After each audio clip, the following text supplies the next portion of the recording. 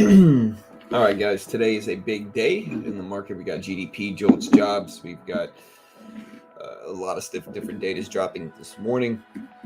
The dollar index is kind of mixed this morning as a lot of people await this data release. We've got the SPY up here to 395.80s after a pretty choppy, terrible day yesterday. Didn't really trade much. Got out pretty close to break even. The Q's pretty low volume as well. 8:30 is when the data drops, guys. 8:30.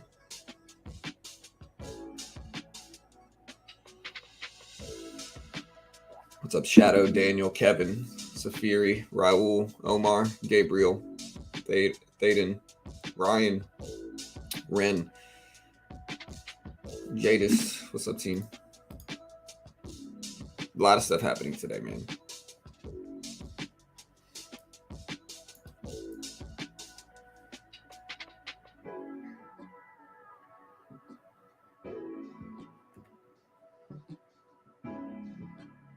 So we did have French CPI that dropped this morning.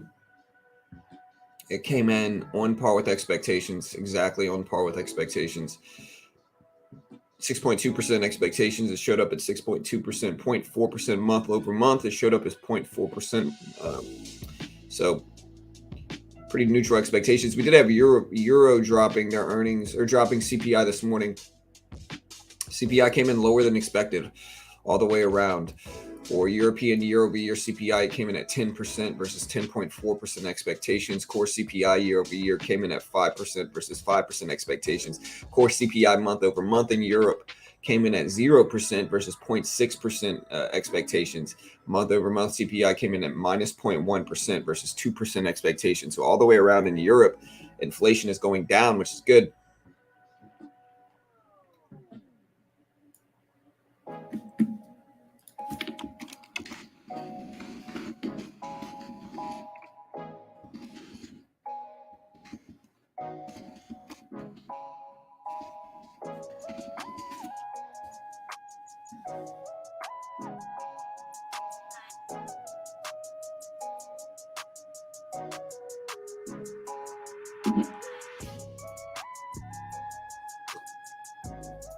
And then we got PCE dropping.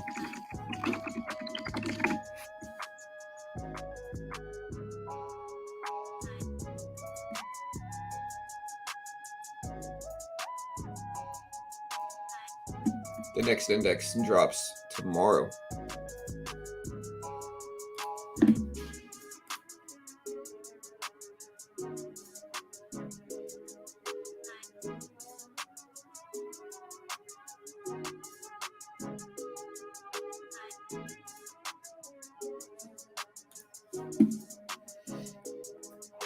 Hey, what's up, Beach?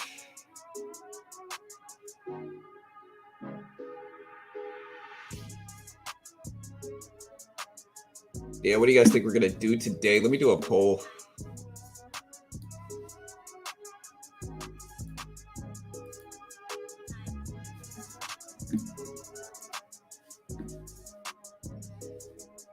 Do me a favor, hit the like button as you join the stream.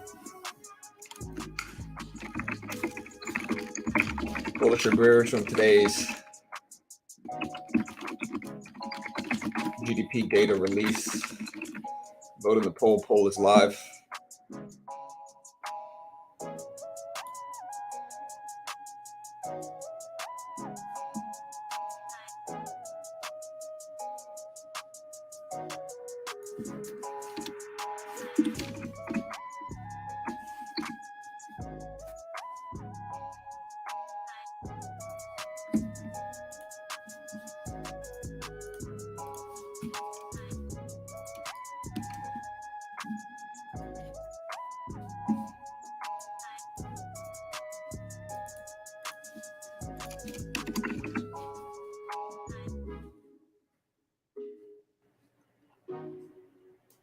All right, so basically what we got going on today, guys, just to list it real quick.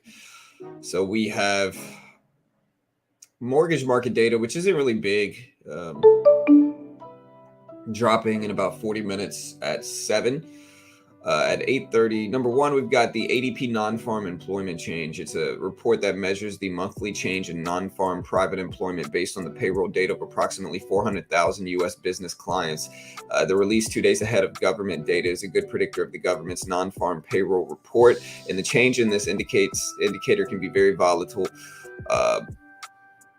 Expectations for that are 200,000. That drops at 8:15 this morning, 8:15 for the non-farm payroll employment change. It's going to be a predictor of non-farm payroll numbers that drop on Friday. So Friday we have non-farm numbers. They drop on Friday. So y'all be ready for that. And this is kind of a little bit of a predictor into that. Then we have GDP dropping at 8:30, which is certainly the biggest release of the day. Expectations are for 2.7% growth quarter over quarter. Last time we did 2.6% growth. I think this is one of those things where if we do higher than expected, the market's going to crash. Not crash, but the market's going to drop if we put in higher than expected results here for GDP. I think the market's going to go down. And vice versa. I think if we do lower than expected GDP growth, the market might go up. Again, pure speculation, though. Nobody really knows 100% what's going to happen here, and we'll have to wait and see what happens. But yeah, that's the biggest one. 2.7% is what they're expecting. That's the biggest release up until the JOLTS job report comes out at 10 a.m. The JOLTS job openings. It's a survey done by the U.S. Bureau of Labor Statistics to help measure job vacancies. It collects data from employers about their businesses' employment, job openings, recruitment, hires, and separations. It defines job openings as positions that are open, not filled on the last business day of the month. A job is, quote, open only if it meets all three of the following conditions. A specific position exists and there's work available for that position. The job could start within 30 days. There's an active recruiting going on for that job, and so forth and so on. So basically, somewhat of a look into unemployment data for the JOLTS job opening report. Expectations for the jobs open are for 10.3 million.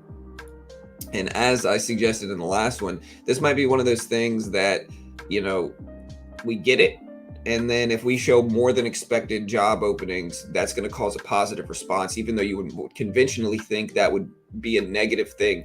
But right now in a high inflationary market and fear, more job openings is going to indicate better for inflationary problems.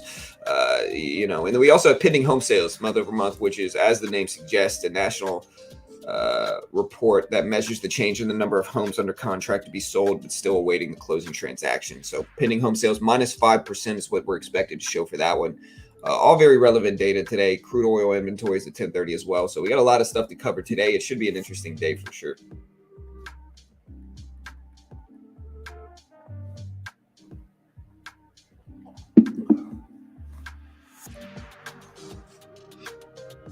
Yeah, we're going to stream live the speech as well for sure. Hey, what's up, Liz? All right, so yeah, Q up, Tech up, SPY up, Dixie down slightly.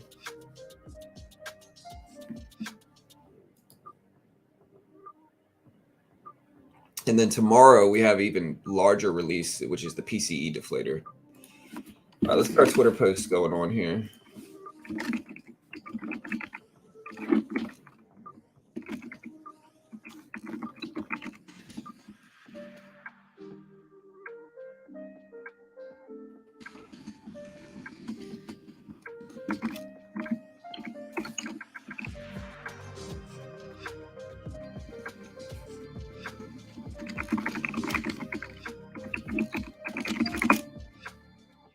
All right, so GDP drops with the expectation of 2.7%.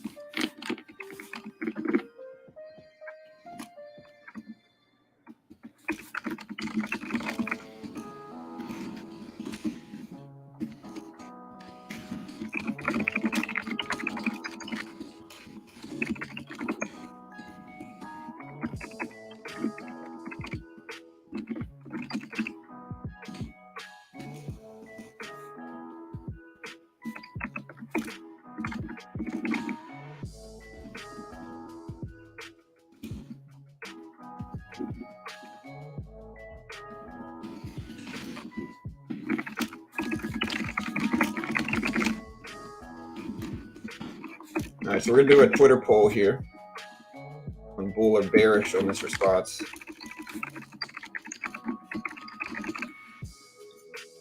we will make this poll, what, 4 hours. Y'all do me a favor, hit the like button when you join the stream as well. How many hours left till the speech? No, that's not right. So the speech is at 1:30 Eastern Standard Time. It is now 6:30 in the morning. And so 6:30, 7:30, 8:30, 9:30, 10:30, 11:30, 12:30, 1:30. The speech is in 7 hours. So 7 hours until the actual Jerome Powell speech. And then we do have the speech. The speech is today. The speech is at 1:30 Eastern Standard Time in 7 hours.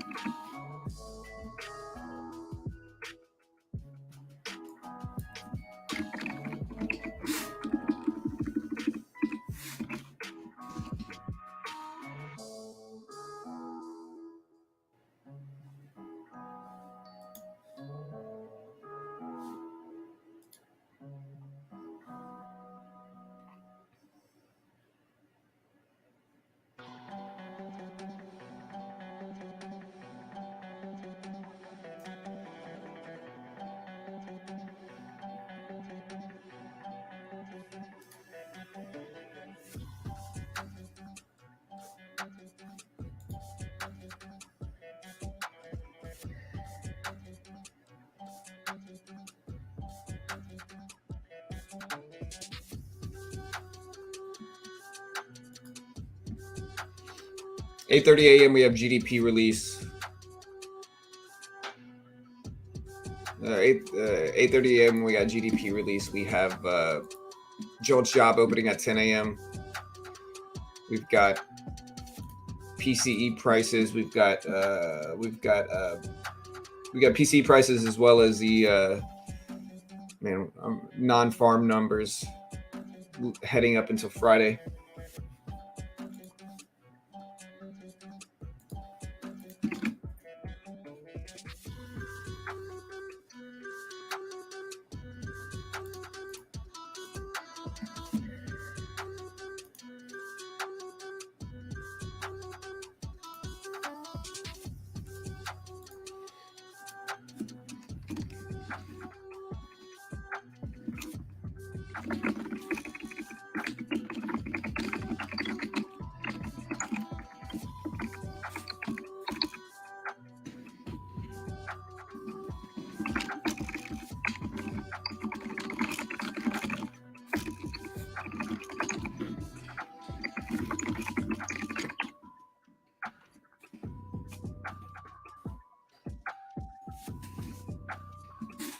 All right, guys.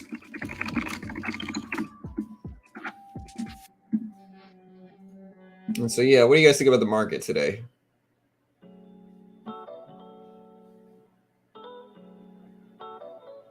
Do you really count hours? Yes.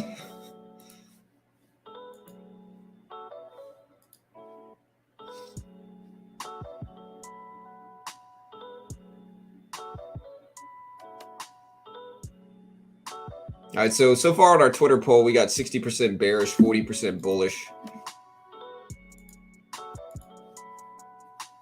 If you look at our actual YouTube poll here, we got about 70 votes already, 60% bullish, 40% bearish. So they're actually split down, or they're actually backwards. Man, I had a weird dream last night, bro.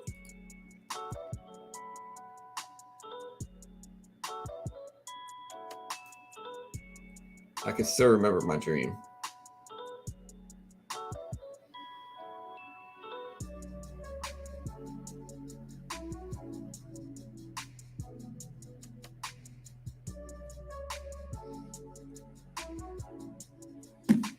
All right, so we bought Disney yesterday. It might be time for me to start adding into Disney a little bit more here. Not quite, though. We're not down enough, but it's definitely going to be an add level. We're up a little bit today on the trade.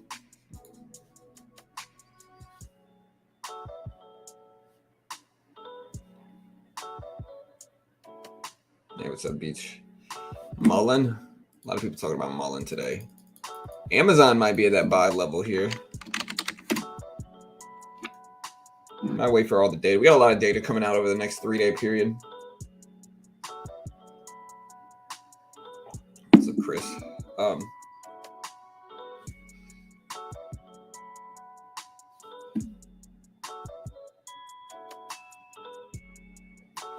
Yeah, my dream, man, I'm trying to remember. It kind of slowly goes away.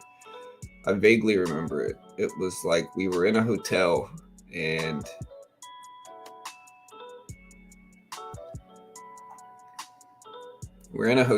like I had to take care of my son. My son was really young and people kept coming over, and he couldn't sleep. And they brought something that they had was going to get us in trouble. And like, that's the dream. That's all I remember. And my mom was there. And so it was just a weird dream. Spy at 396 is here. Let's see if it actually holds.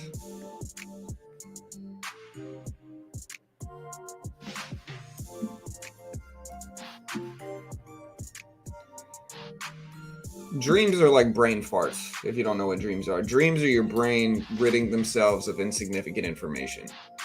And so you notice you'll dream about things that are somewhat relevant to your life, but not completely relevant, like old friends and old people. It's because your brain is slowly getting rid of that data, right? And so it's kind of like a brain fart, if you will. Not to be weird, but that's what a dream is. It's kind of like a dream ridding itself of insignificant information. At least that's what they think it is. Nobody really knows.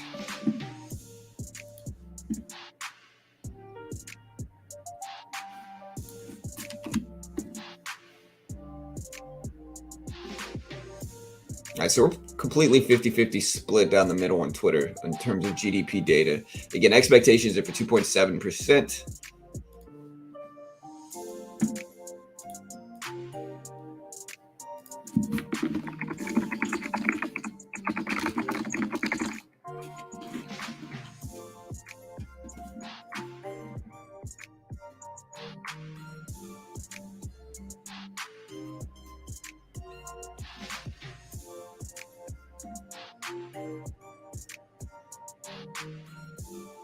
What's up, Pawn?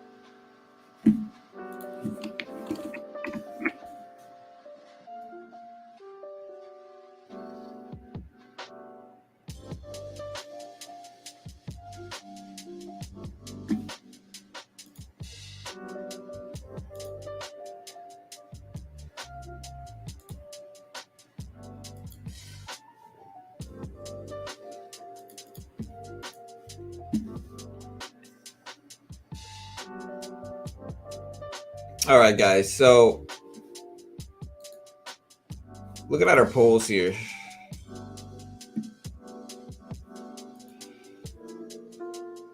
Again, on Twitter, we're 54.5% of people are bullish, 45.5% are bearish. If we look on YouTube, 51% are bullish, 49% are bearish. So pretty similar. Oh, I remember Mr. Robot. I was a programmer, so I like Mr. Robot. I didn't finish it though, but I started it. I watched like the first season.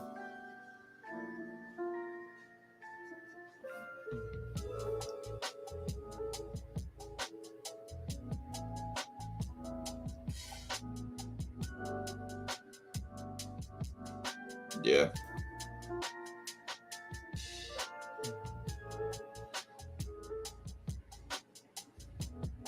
Yeah, it's cold outside here today. It's been warm. It was like hot in Texas yesterday. It had to be like 80 something degrees yesterday. And then this morning when I woke up, it's cold.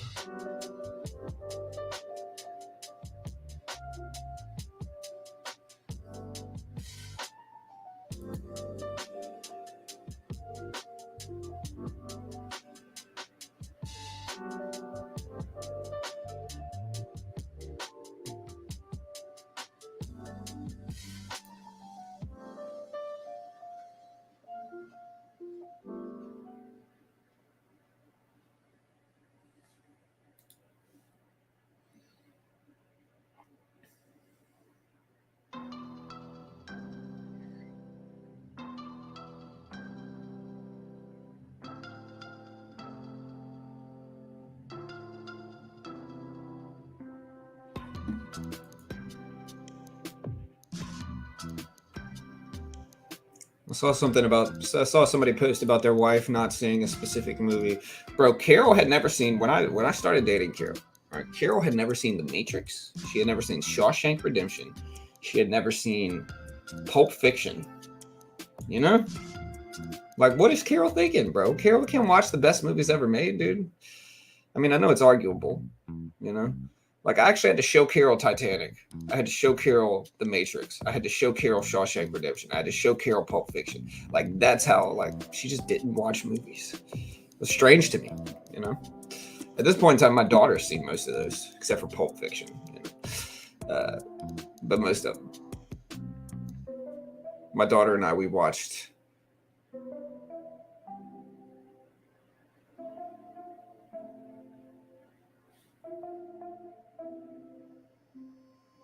we watched Joyride, the movie Joyride, the other day, you know?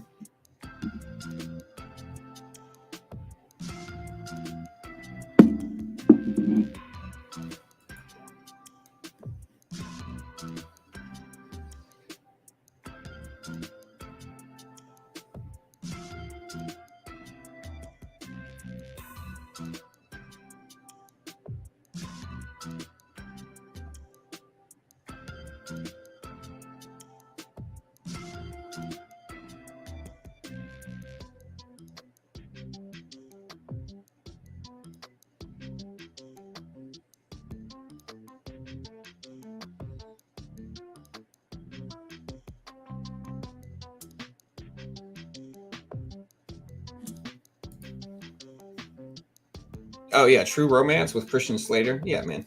Dude, I've seen all the great movies, bro. Like all of them. Like I'm kind of like a movie buff, dude. I love movies. I've kind of seen all of them. Most of them. There's some I haven't seen, of course, but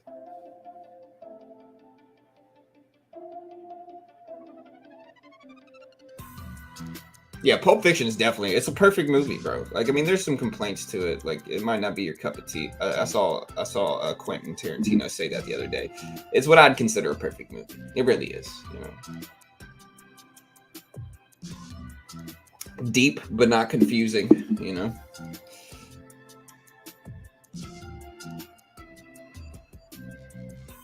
Yeah, I know.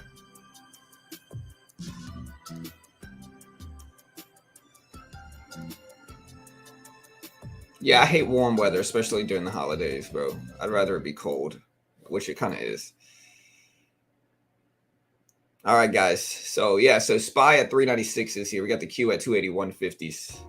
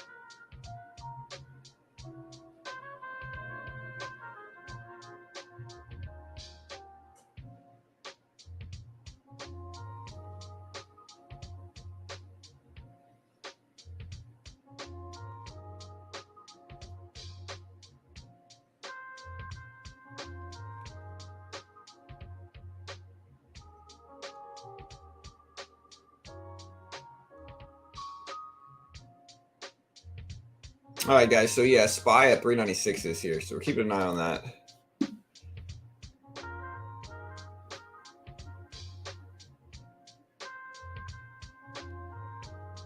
this day, I still can't fully figure out the complete timeline of scenes in Pulp Fiction. Great movie there. Yeah, so I don't know if you're supposed to know the exact timeline. You're just supposed to know when they intersect, I think. I have to rewatch it again. It's been like, I think I watched it like a year ago.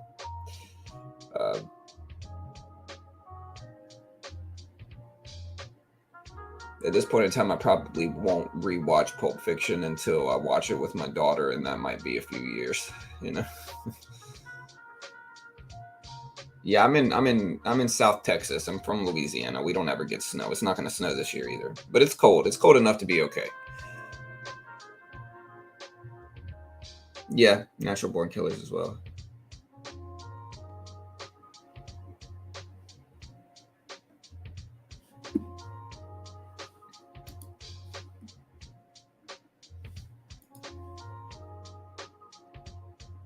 I've seen most of Quentin's stuff except for like the one I haven't seen that I realized yesterday is Jackie Brown. I think is yeah, I never saw Jackie Brown. I didn't realize it was a Quentin Tarantino movie, to be honest.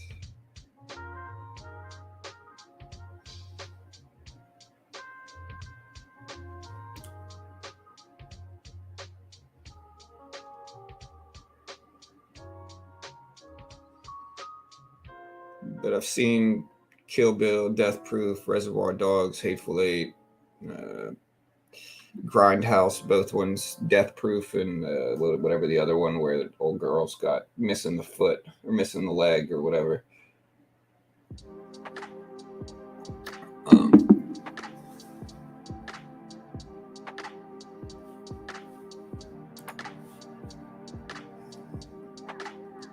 All right, guys. So yeah, so Q up to 281.50s, Spies at 396.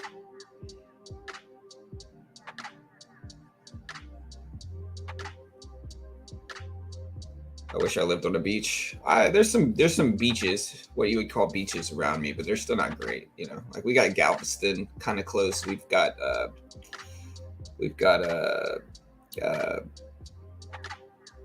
Lake Charles Beach kind of close, but it's still not the same. Yeah.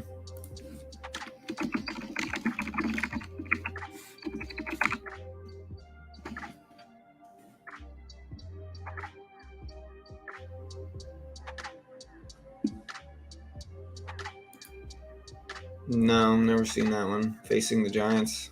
No.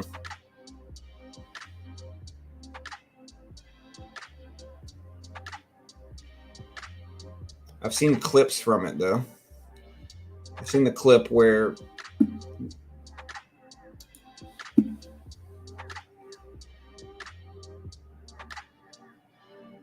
PDD. I have no idea.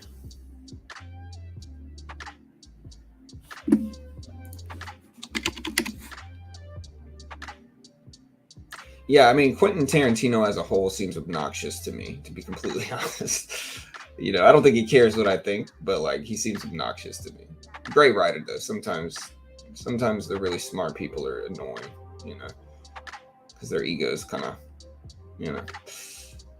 But no, I don't know about PDD, man. I saw PDD had good earnings a couple days ago. It's been kind of on a run since then. You know, since their earnings were released, it was at about $63 when their earnings came out. It is now at 83 bucks, 82 something for PDD. So just a favorable earnings run over the last couple days for this one. I don't know if it's going to continue. Of course, we'll have to wait and see what happens. But yeah, just a favorable earnings run for PDD. It's at 82.20s right now. So we'll see. I really don't know what it's going to do. Mullen at 20 cents.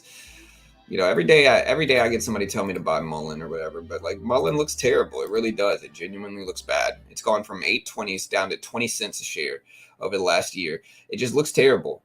It's an up and coming EV brand that doesn't really have the consumer base it needs to really survive long term. It doesn't have enough people that actually want to buy the cars, and so in that regard, it's risky. It's a vulnerable long term bet, but high risk, high reward. And I've said it a million times. But am I buying it down here? No. I think maybe it gets bought out. You know, I think that's probably best case scenario is that Mullen gets bought out by a big time, you know, EV brand like Tesla or something. But I don't know.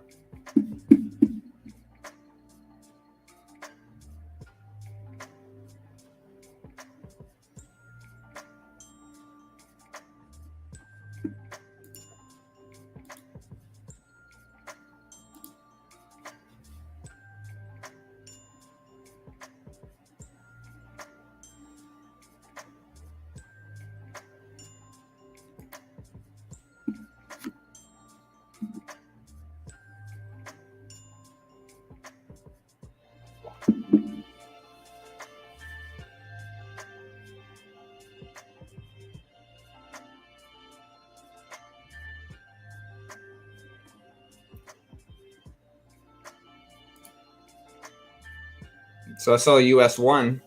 Props to the US.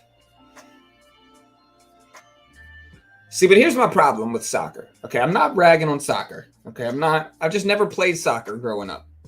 You know? And so I don't have that passion for it like I would with like baseball or football, you know. I just don't have the passion, the same type of passion I would have for like baseball or football, you know. And so in that regard, I watched the replay from yesterday's game. I checked to see who won. I saw we won, and then I watched the replay. And to be honest, I wasn't super impressed by the replay. Like sometimes, like I'll watch replays of sports and I'll be like, "Oh, that looks interesting. Maybe I'll catch a game. You know, maybe I'll watch one of those games. It looks interesting." I watched the replay yesterday. Didn't really bring me in. You know, it's just kind of like, "Oh, they scored one goal in how many hours? Oh, that's cool, I guess." You know, like how long is a soccer match?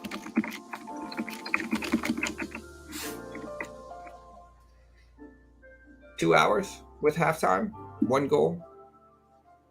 It's a lot of back and forth, you know. I don't know. And then you only have the championships like once every 4 years, right?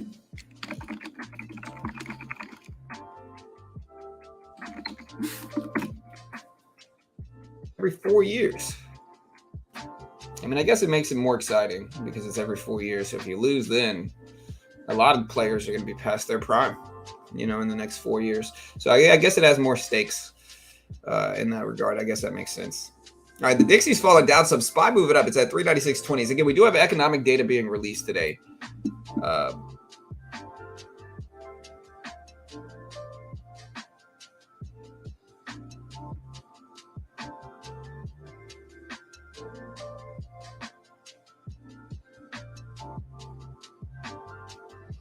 Hey, what's up, Chris? Good battery tech. Yeah, I heard they had good battery tech. So yeah, I heard they had good tech. Again, though, my issue is simple. Who's going to buy their cars? You know? I mean, here's Mullen. Genuine question. What kind of numbers are they really going to be doing? You know how expensive it is to run an automobile company? Especially like something like Mullen. It's incredibly expensive. You know? Incredibly expensive. And so my problem with them is simple. Who's going to buy their cars? I think that's the question we should ask every up-and-coming EV brand. You know, and I mean, look, here is a 20-day chart for Mullen. Number one, it's been split. You can see it's been split. It was never $1,000 a share. So this isn't even its real price. This is probably it's 20 cents a share post-split. Okay, which means that like 20 cents a share isn't even its real price. It's probably less than that if it didn't split. So if you look at it over the last year, same thing. And again, people just get really hyped up about these companies. Most of the time, they just get talked into it by a YouTube video, and they're just kind of sit in these companies. Again, it's exactly as the Wolf of Wall Street made it seem in these penny stock games. Aerotime International, you know, cutting edge firm out the Midwest. It's a shack. I don't know. Even if you only have a couple $1,000, like why put it in terrible penny stocks? You know what I mean? Like, even if you only have a couple thousand, like you can make 20, 30, 40% in some swing trades if you get in at the right time. And blue chips.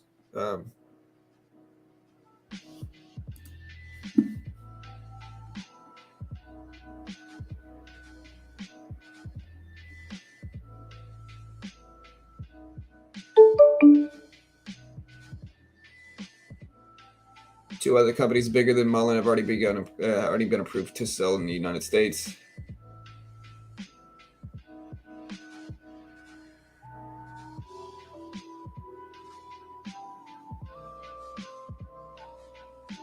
Yesterday, you gave me a good tip about the S&P 500 futures live audio feed. You told me to check Benzinga, but when I spoke to their rep, he explained they don't have it.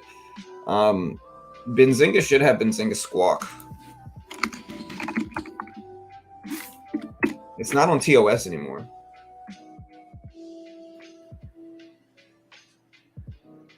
Yeah. Yeah, they got it. Look, here's Benzinga Pro. Here's Benzinga Squawk. You go to probenzinga.com/features/squawk. Here's the URL. I'll send you this. The URL. Go to this. You don't even need to use my affiliate link. Just go to that. Yeah, it's cold today, bro.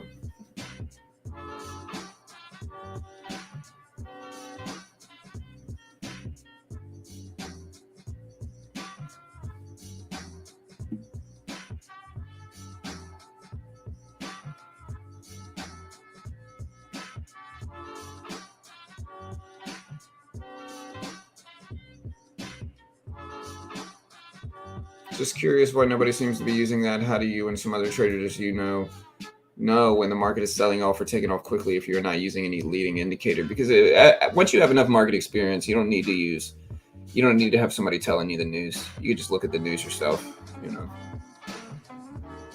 You can watch the market run or go up or down and then jump on the move. Yeah, I don't know, Nathan. Like I said, ask them, brother. Here, I'll ask. I know Mitch. I know Money Mitch over there at Benzinga. Let me reach out to him and ask him. Hold on.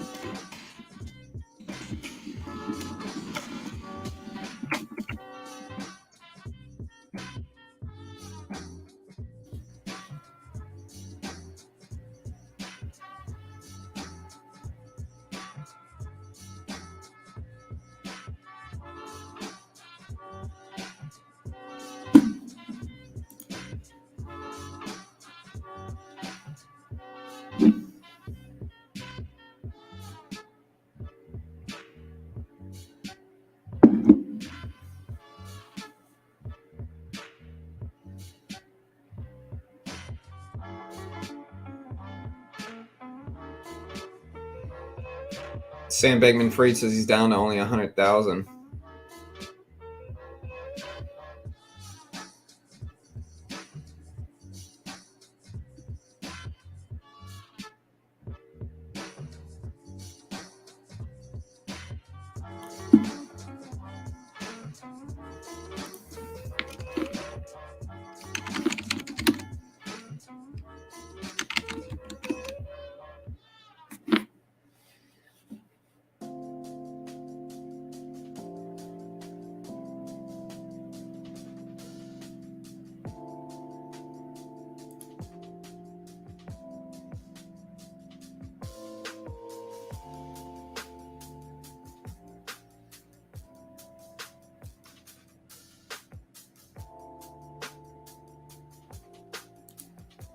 All right, guys. So the Dixie at 106.50s. Q started to move up a little bit. SPY started to move up. We got a lot of data dropping today, guys. We really do. We got a bunch of stuff happening right now.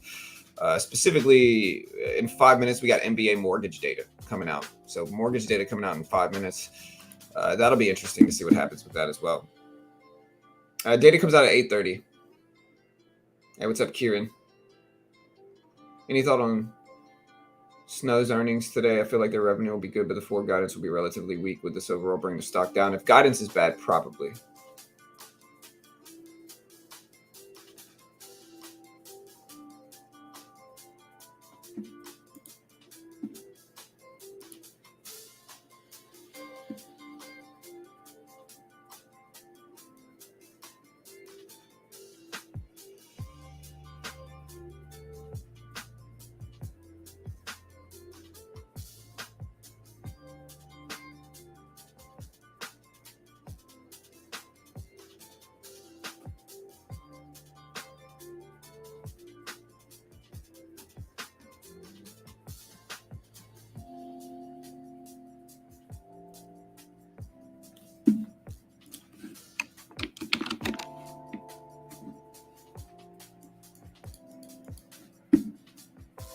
SPY at 396.20s here. We got the Dixie at 106.50s. We got about 21 votes on the GDP poll. We asked people bullish or bearish on GDP. About 52% said they're bullish. About 48% said they're bearish. If we look at our YouTube polls here, we got a similar number. About 53% are bullish and 47% are bearish. So almost exactly what the Twitter poll showed. So it kind of looks like people's biases are similar.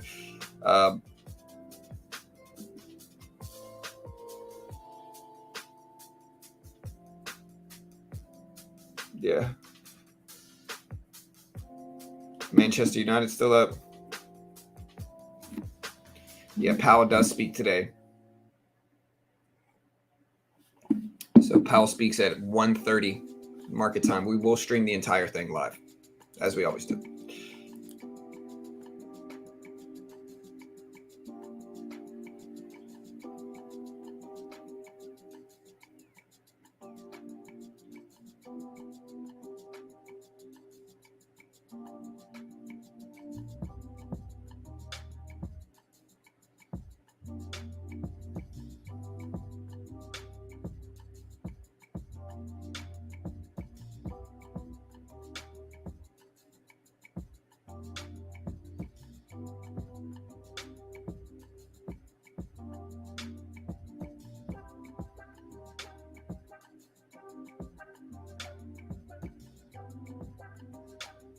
All right, guys. So again, Dixie at 106.50s.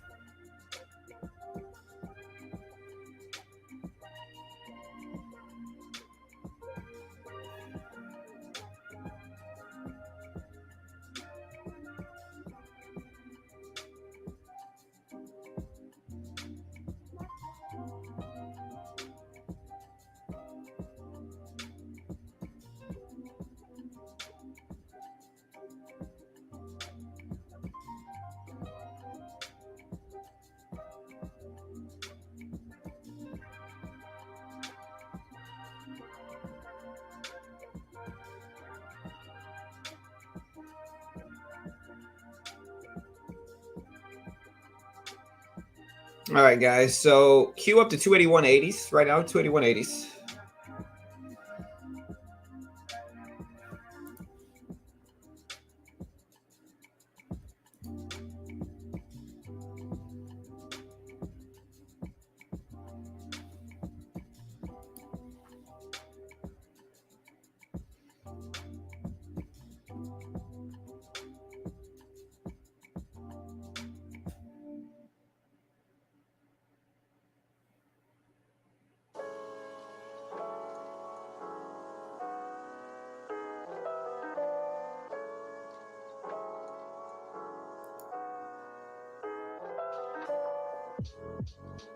So we got an AMC at 740s. We are in AMC right now, and we're kind of green today, but it's got to break even as well. The SPY slowly moving up. The volume's actually pretty low today. I think the market is kind of nervous ahead of this big Fed meeting, or big Jerome Powell conference, as well as the GDP release, as well as the mortgage market data that just dropped. Let's see what the mortgage market data is and see how it impacts markets here. 30-year mortgage rate came in at 6.49%. Previously, it was 6.67%.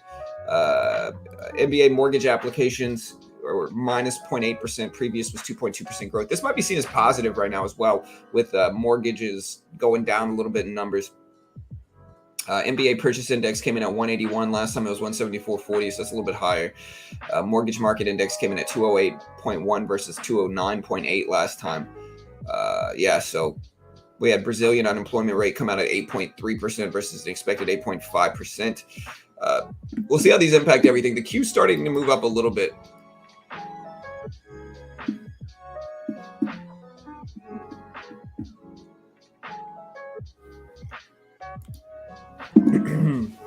We do have the GDP numbers coming out.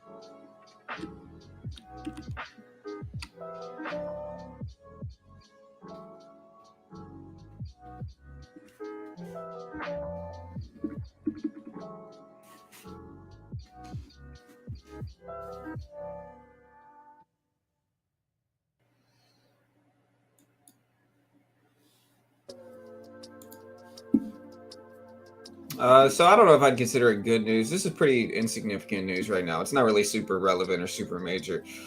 What is better for inflation, lower or higher GDP? I would say lower GDP. It's going to be interpreted as better for inflationary problems. Now, I'm not 100% sure how the market's going to respond. Nobody really knows what we're going to get in that. Like, nobody knows how the market's going to respond here. Nobody.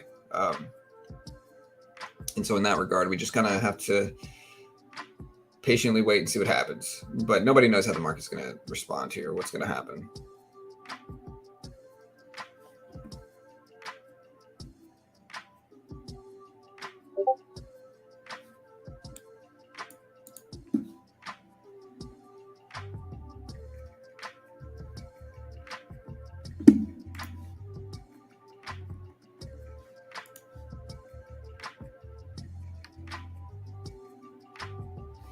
We also have Jerome Powell today, which would be very relevant and interesting.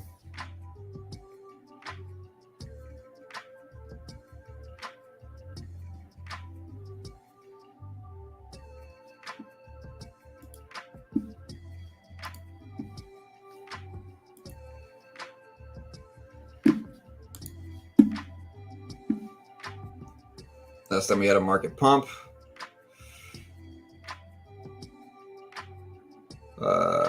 Seems to me supply chain issues. Powell must restrain the market. I don't know, man. I think the reality of it is we're seeing some damage to inflation. If you look at inflationary numbers all around this last month, really, if you look at inflationary problem numbers this last month, right? If you look all the way around to that stuff, what you'll notice is that inflation has gone down for almost everybody. It's gone down for this morning. We had Europe drop their CPI. It came in lower than expected on everything, either on par or lower than expected on everything for European CPI. So CPI month over month came in lower, actually negative versus a positive expectation. Year over year, CPI came in 0.4% lower than expected at 10%. Core CPI year over year came in at 5%, which is on par with expectations. And core CPI month over month came in 0.6% lower than expected in Europe. So good numbers. We did see a little bit higher numbers in Italy, though. Italy showed higher than expected CPI numbers at 0.5% versus 0.2% and 11.8% versus 11.3% expectations. But Italy doesn't really matter that much. They're not really a major impact on the economy. Now we do have French CPI. French CPI came in noticeably lower than expected as well. French GDP came in on par with expectations also. Or French CPI came in on par with expectations. GDP came on par with expectations as well. So in most places, we're seeing some damage to inflation from what I'm showing here. Now, I'm, again, not 100% sure what we're going to get, but in most places, we're seeing some damage to inflation. Now, with that in mind, does that mean that the Fed is going to potentially raise rates less in December, in the next 2 weeks? Does that mean less rate hikes? Does that mean maybe 50 basis points? What happens with CPI? So CPI next month comes out on the 13th. So on the 13th at 8:30, we get the CPI report. On the 14th, we get the rate hike decision. So it's consecutive days. We get CPI and then rate hike decision. And, understand that that doesn't really matter that much. It'll be interesting for volatility in the market, but the Fed is not going to be using the 13th CPI report to influence the rate hike decision on the 14th. Like, they're going to be looking at the last CPI report, which came in about 0.3% better than expected for CPI. We expected 8%. We showed 7.7%. I know people are going to say, oh, well, that's still conventionally high. That's true, but we've been in conventionally high territory for a while now. The first signs of lowering, the first signs of less inflationary problems is better than expected CPI, better than expected PCE deflators tomorrow. So the PCE deflator is incredibly relevant. Also, that drops tomorrow, and that'll impact everything as well here. So it'll be really important to watch this stuff. But we'll see what we get.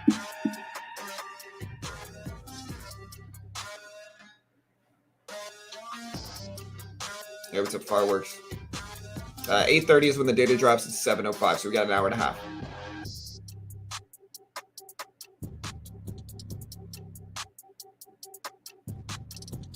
CPI may not be lower, but the consumer is in all-time debt. Yeah. Again, lower CPI is good.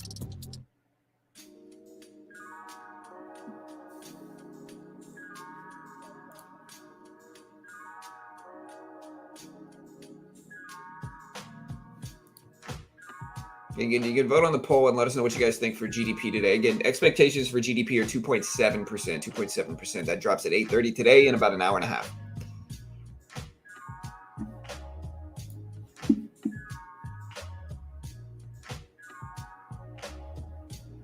Anyone else notice background noise? Do you guys hear any background noise from the mic? Let me check. You shouldn't. Test, test. Yeah, I got my heater going behind me. Hey, what's up, Rod? Hey, good morning, man.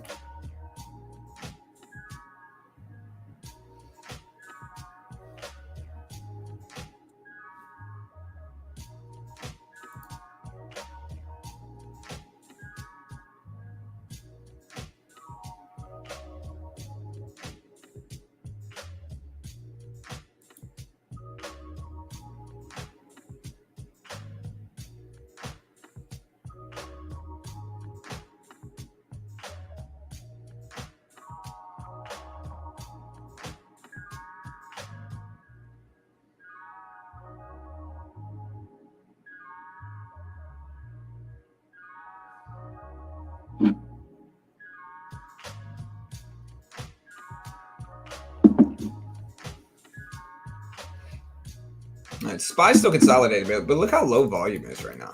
I guess everybody's just waiting for the data to come out, but look how low volume is. It really is low. With that said, though, we're going to start buying up Disney. I think actually I'm going to buy Amazon instead. Amazon's objectively cheap here. We're going to buy, what do we got? 60 shares. Let's see what the range really looks like here. All right, so we got 60 shares of Amazon.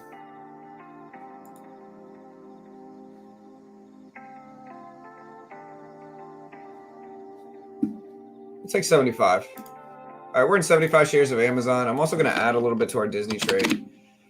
We bought Disney a little bit here. This is a little bit high relative to what I usually buy it in, but I'll add another 15 shares here to make it 30.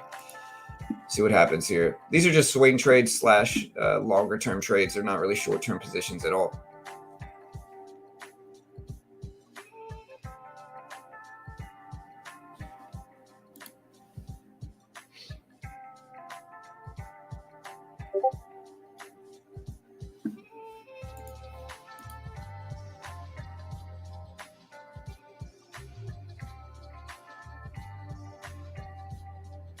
Oh, sorry. My mic is picking up me moving around. My bad, guys. All right, let me check. I did get the new mic thing. I might have to install it, though.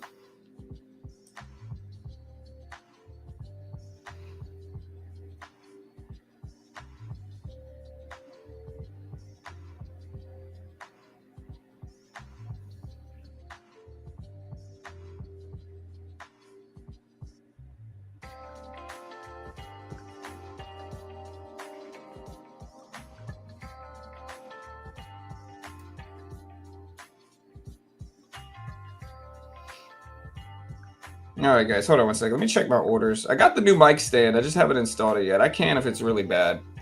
I also have a few other mics that I could use if this one's really bad.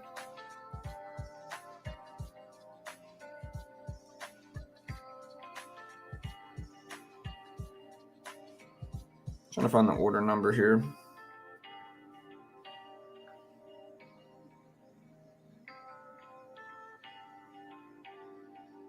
Okay.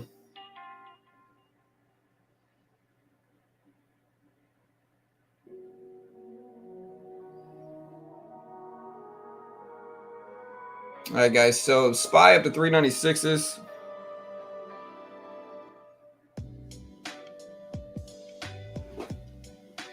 You know what I might buy myself for Christmas, bro? I might buy myself a 50-inch monitor and just replace these bottom rows here and just throw a 50-inch up. I think that would be pretty cool.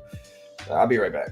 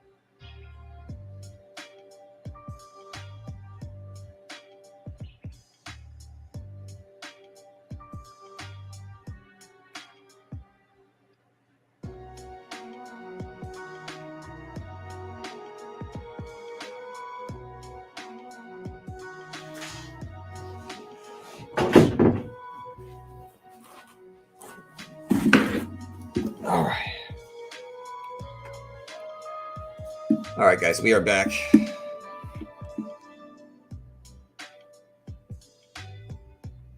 You sound normal. Mike seems okay to me. Hey, what's up, guys?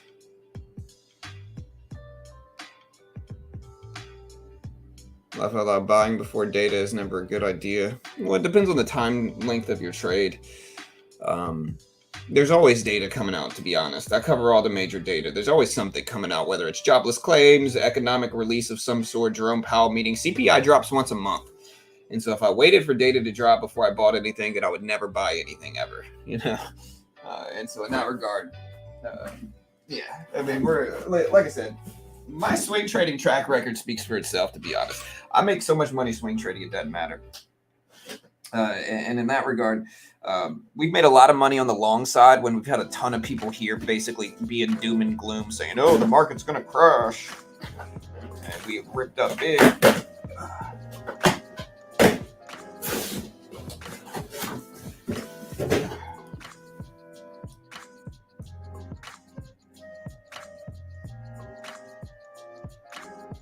This isn't what I bought. Did Carol buy something under my name?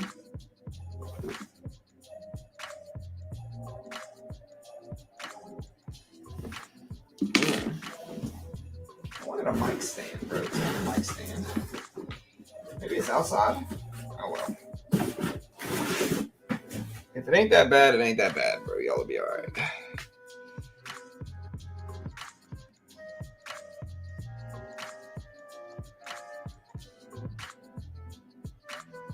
Yeah. I mean, I can switch sides if it's easier, so it doesn't pick up me moving my mouse and stuff. Like here. Hold on.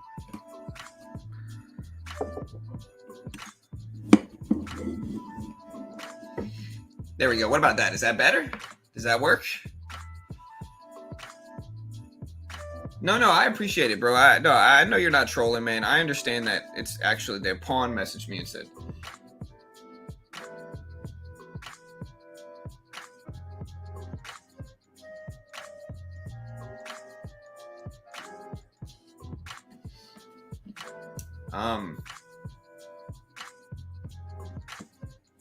Alright, so here's the Dixie, guys. Dixie at 106s. SPY is pretty slow. SPY at 396.30s. I mean, I can bring the mic closer. Does that work? Is that better?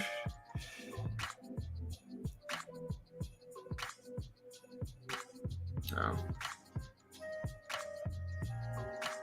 Hey, what's up, Break? Hey, we're good, man. We're good. Okay. Well, there we go, guys. This will have to be how it stays. Disney at 94.90s here. And again, I don't know what we're going to do with this. We bought up a little bit. I'll keep adding on the downside. We're not really going to add too much more. This is only a 30 share position. We did buy Amazon. I think Amazon is very cheap right now at 90 something bucks. So we bought 75 shares of Amazon. We'll see if we add to anything else.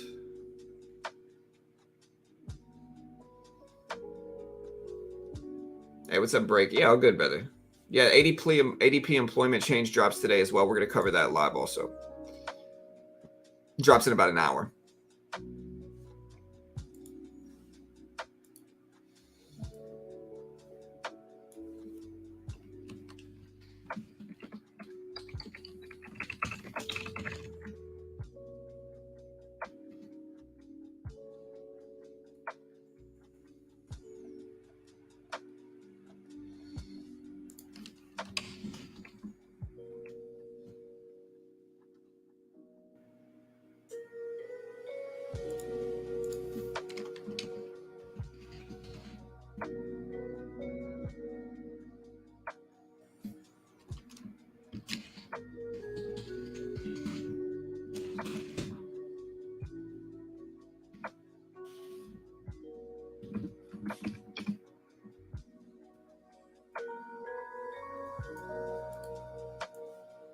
Yeah, so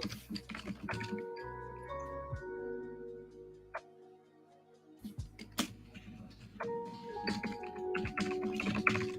think you're smart until you have to spell employment. You know?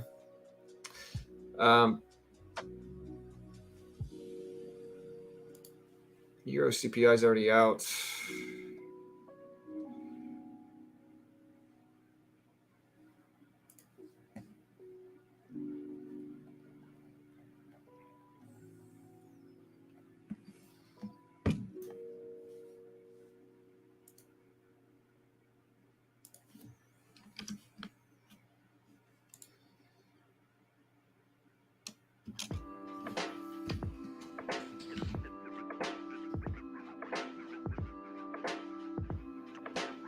Amazon's up there. SPY pulled it back to 396. Very slow day, though.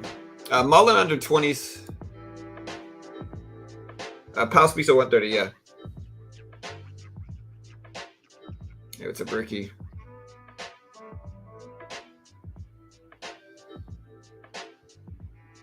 Target? I don't know, man. Didn't we have some earnings today? I think we did.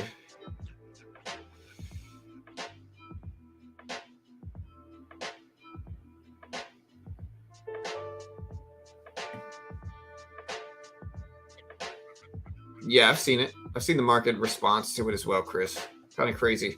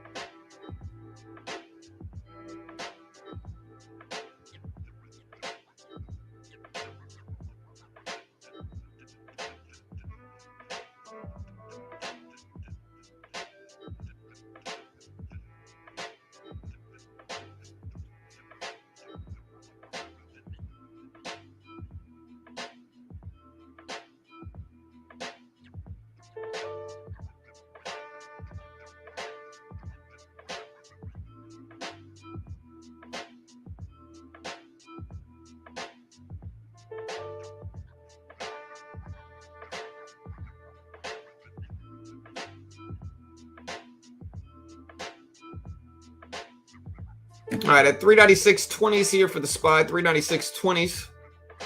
Amazon up to 92.70s here. We'll see if we hold.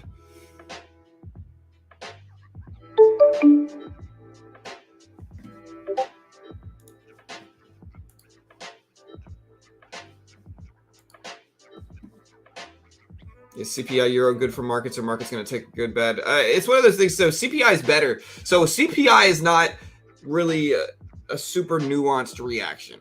You know, CPI is basic, is just consumer inflation. It's just consumer inflation. It's inflation for consumers. It's consumer price index. And so regardless of what's going on, you want to see lower CPI report. A lower CPI report is always positive, regardless of where it is, what it is. We want to see lower inflation, right? No matter what the other nuance of the market is, the other nuances of the market is. And so with that, Europe did have lower than expected CPI. So Europe did have lower than expected CPI. Europe showed 5% core CPI year over year, 10% CPI year over year, 0% core CPI month over month. So all of that was better than expected or on par with expectations. And so, yeah, CPI came in better than expected. CPI month over month. CPI year over year came in better than expected. Core CPI year over year was on par with expectations, and core CPI month over month in Europe was better than expected at 0% versus 0.6% expectations. And so, again, better than expected CPI data in Europe. That data dropped at 5 a.m. We'll put that on the screen just so people can see it, because I've had a few people ask about it.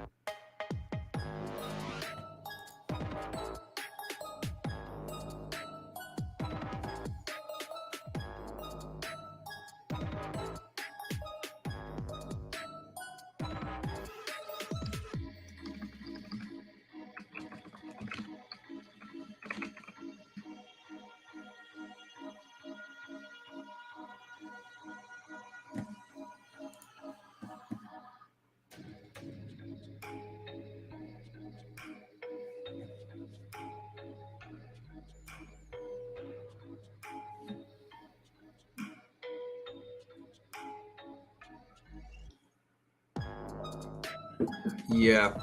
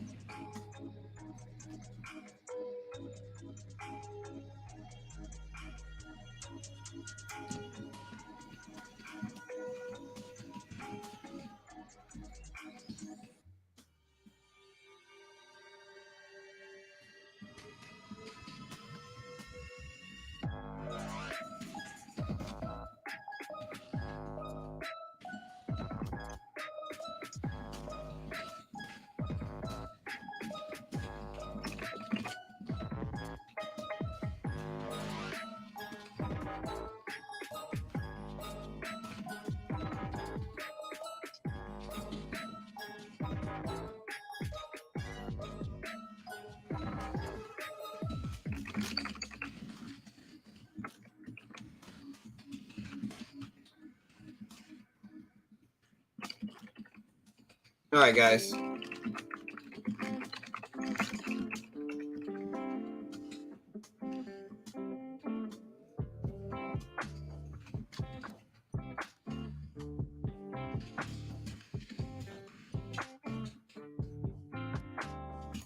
All right, team.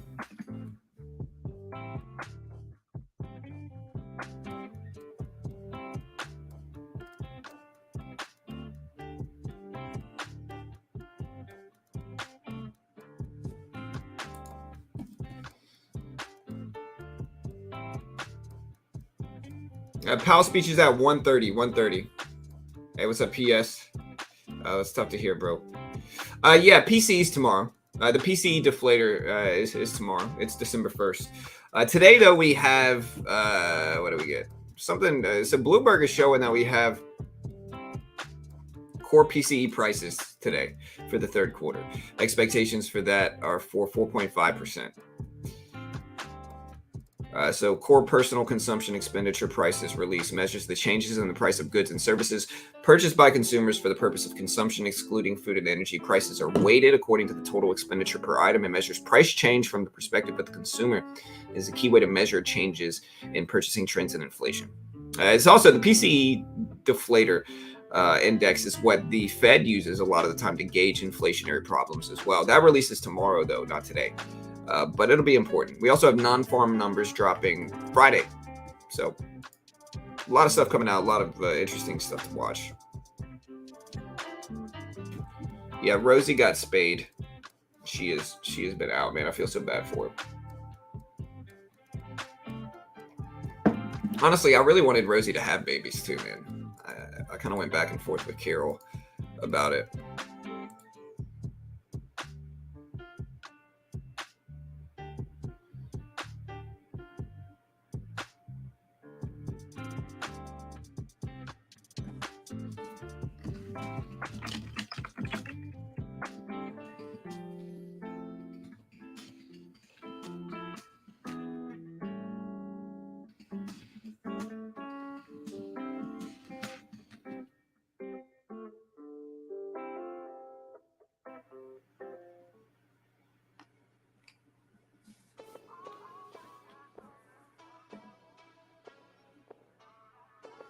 All right, the Dixie's up to 106.40s.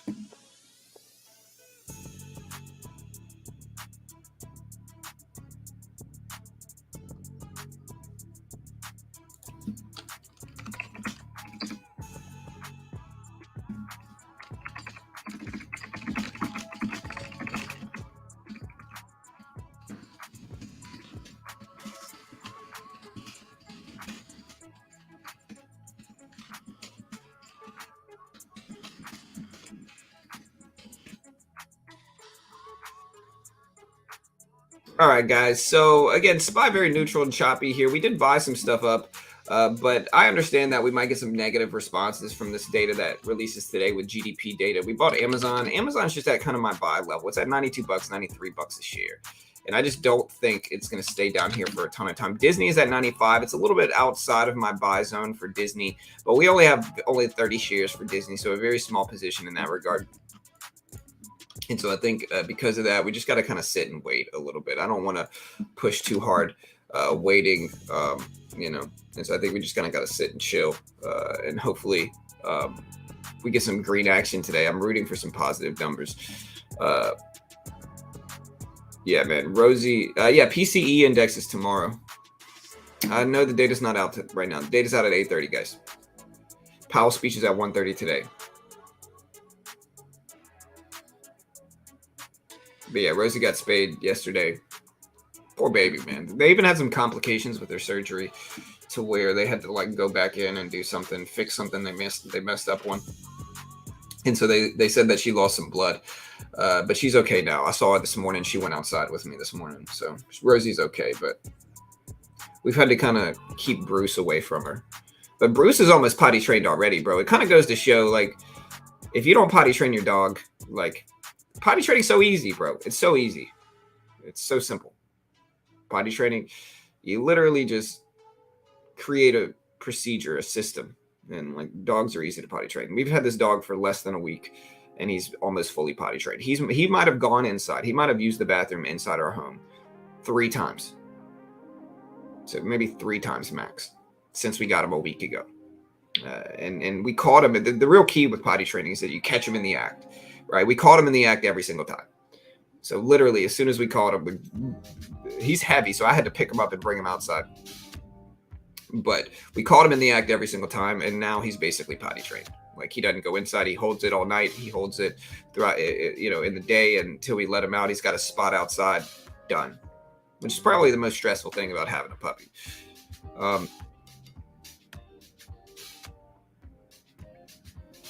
Anyways, SPY at 396 is here. We've been very neutral here, man. Look how like I'm going to zoom in here just to show you guys how neutral we are. Like, look how neutral we are right now.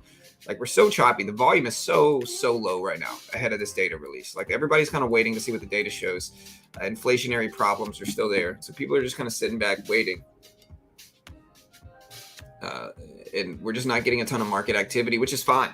Again, we do have data releases today. We got a lot of stuff coming out. Really, in about 30 minutes, we have some more data coming out. So in about 30 minutes, we have specifically ADP non-farm payroll employment change.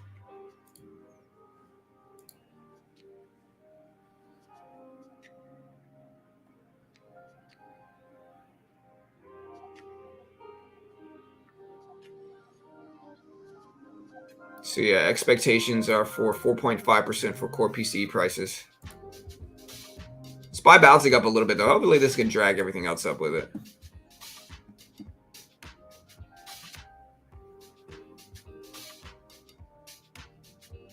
Are you bullish or bearish? I don't know. I really have no idea. I want the market to go up, but whether I'm bullish or bearish, I really don't know. I want to see the market do well. I want to see the market go up.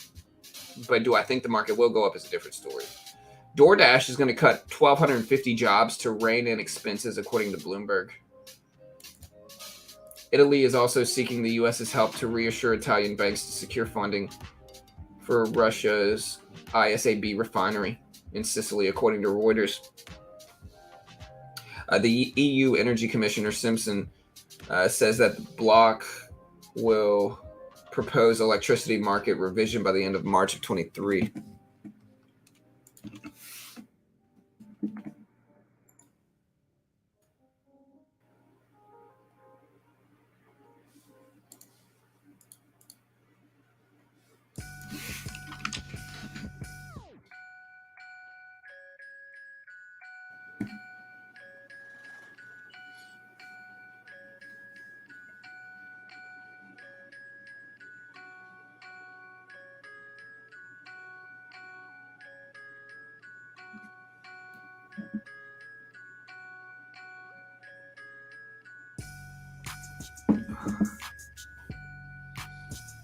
All right, guys. Amazon at 93s. We got the Dixie at 106.40s.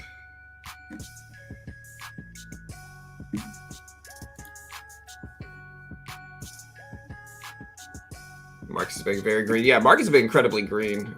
That's the only problem with some of these dip buys is extension, maybe. I think Disney on the daily chart, though, looks pretty weak. Disney has been underperforming the market as a whole.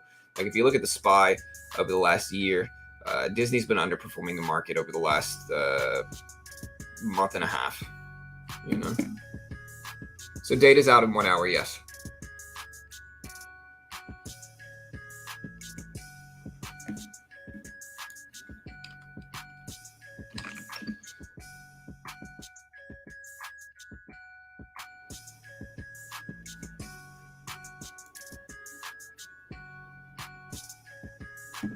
So yeah, data's out in 1 hour.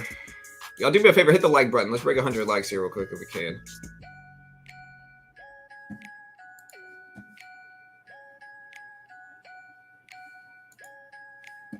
We got over 400 people here already at 7:30 in the morning, so hit that like button, hit the subscribe button.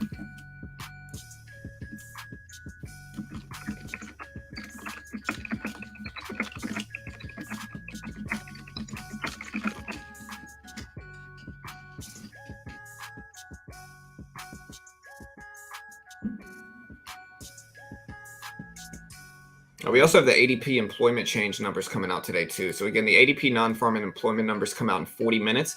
The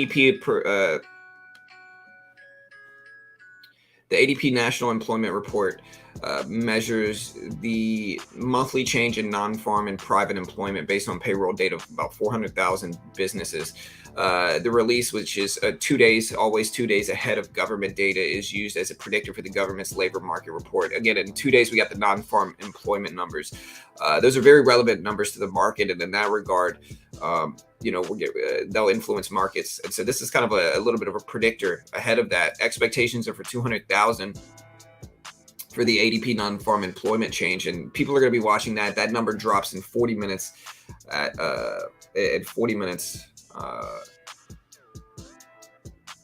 So I believe this comes out at 8:15 market time. So about 15 minutes before everything else, that numbers drop. But yeah, a lot of stuff coming out today, a lot of data.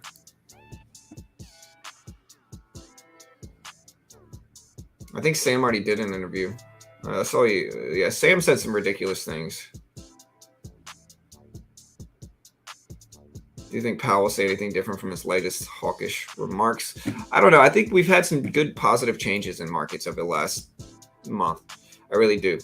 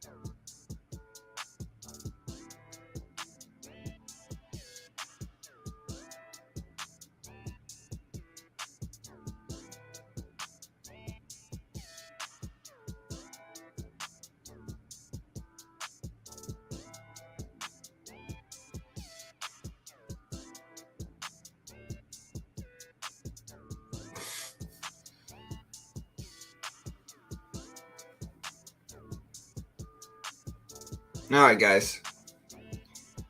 Dixie up to 106.50s here. 106.50s. Got Amazon at 92.70s. We'll see if that works. Anything else extended here? I know CrowdStrike dropped their earnings yesterday, and they did pretty badly on those earnings reports. DoorDash is going to cut 1,250 jobs as well. But yeah, if we look at CrowdStrike here, CRWD, they're doing pretty rough in their earnings report. They dropped drastically from about 140s down to 113s. Again, these are just risky bets, to be honest. CrowdStrike showed third quarter loss per share of 24 cents, third quarter revenue of 580.9 million.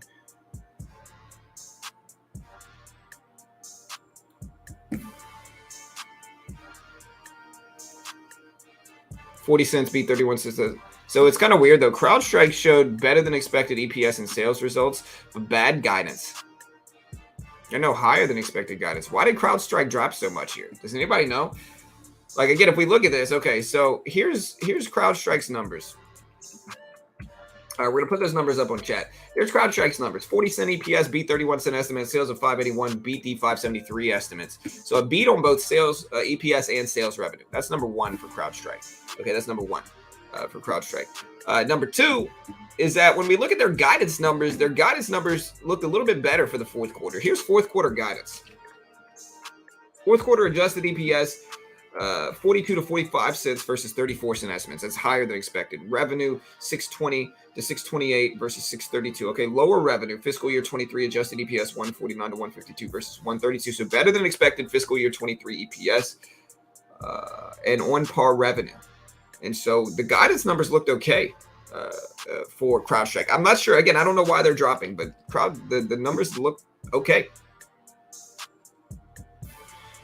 They only had one miss in terms of guidance, which was their total revenue, which was slightly lower than expected, but not by much. Their fiscal year adjusted 23 EPS was better than expected. Their total revenue was better than expected. Their fourth quarter adjusted EPS guidance was better than expected. Their actual EPS for that quarter was better than expected. Their sales revenue was better than expected. And so again, CrowdStrike drops from 140 down to 113. And it's not like I'm holding CrowdStrike. Again, it's one of those companies that I just don't know well enough to put my money in. Still, interesting.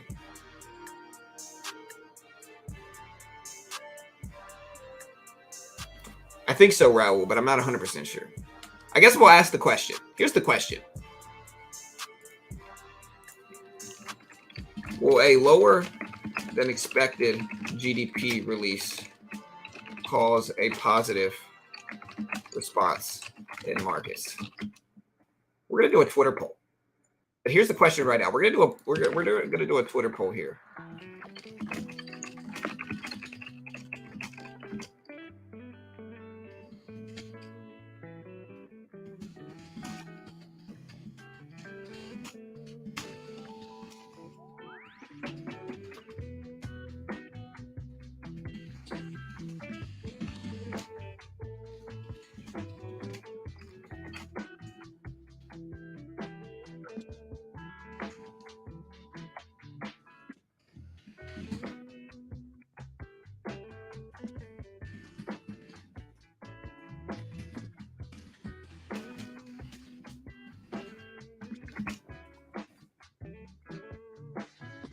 Do me a favor, hit that like button, guys. Let's try to break 200 likes real quick. Again, we're going to do a Twitter poll. Poll is, we're going to make this 1 hour long. Will a lower than expected GDP data release cause a positive response in markets? Expectations are for 2.7%. I believe it's 2.7%, right? Let me make sure I got this number right. Yeah, 2.7%. Will it cause a positive response? We're doing a Twitter poll.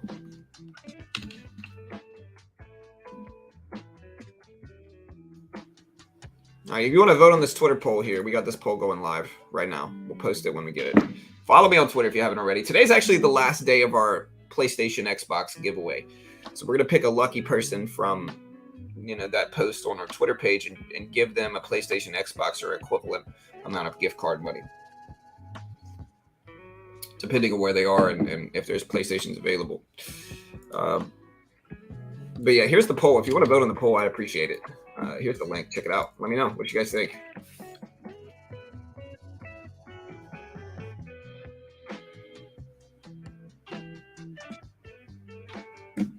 Way lower. Will a lower than expected GDP data release cause a positive response in markets?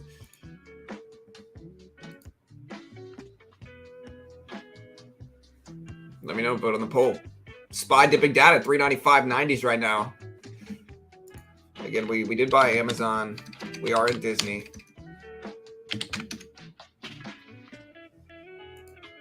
No, in 75 shares of Amazon right now.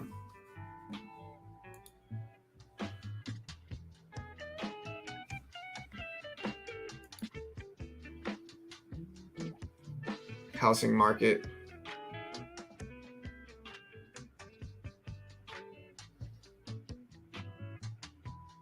All right, so according to some people, the housing market is crashing the fastest in U.S. history. I'm not going to say I told you guys so, but I definitely told you guys so.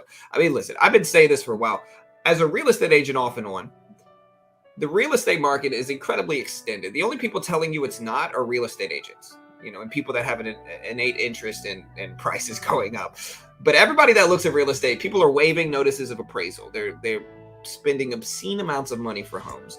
They're getting 5 or 6 offers above list price, waiving appraisals, all this ridiculous stuff, right? Everything points to a bubble, right? But if you ask a lot of these real estate agents, they're out here being like, oh, no, everything's fine. The real estate market is strong. It's like, oh, you don't think there's a conflict of interest there, huh? But of course, there's a bubble. I've been saying this for years. The market's going to correct. It's going to correct fast. And as of right now, the housing market is dropping the fastest in U.S. history. Faster than 77, faster than 83, faster than 94, 99, 04, 2015, 2022.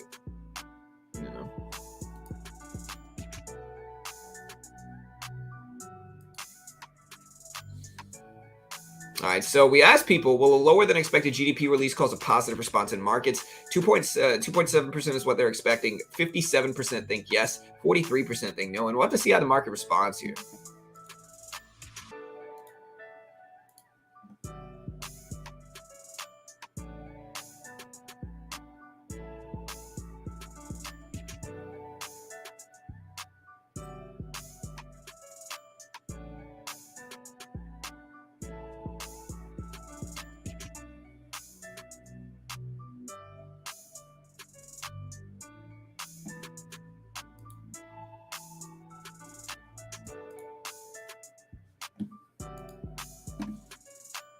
Yeah, what's up, Space? Realtors always say that. They really do.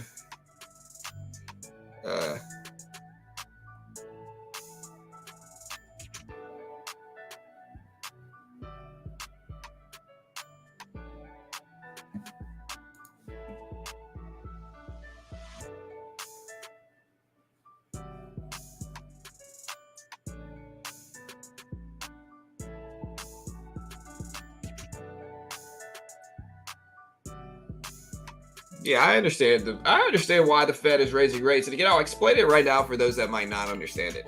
All right, so every 6 weeks, the Fed determines if they're going to raise or lower rates. In times of high inflationary problem and fear, they raise rates aggressively in order to slow down the economy enough to discourage spending enough to cause businesses to in turn lower prices.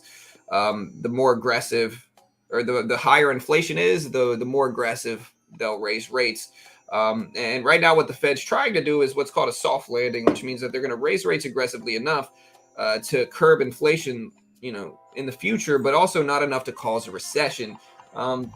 It's arguable whether they've accomplished that or not, depending on what numbers you look at and how you interpret it.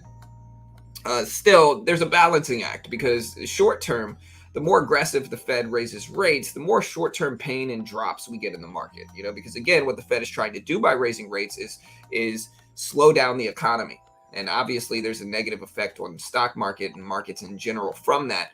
At the same time, though, we do have. Oh, okay. Yeah, all right. It's 6:45. All right.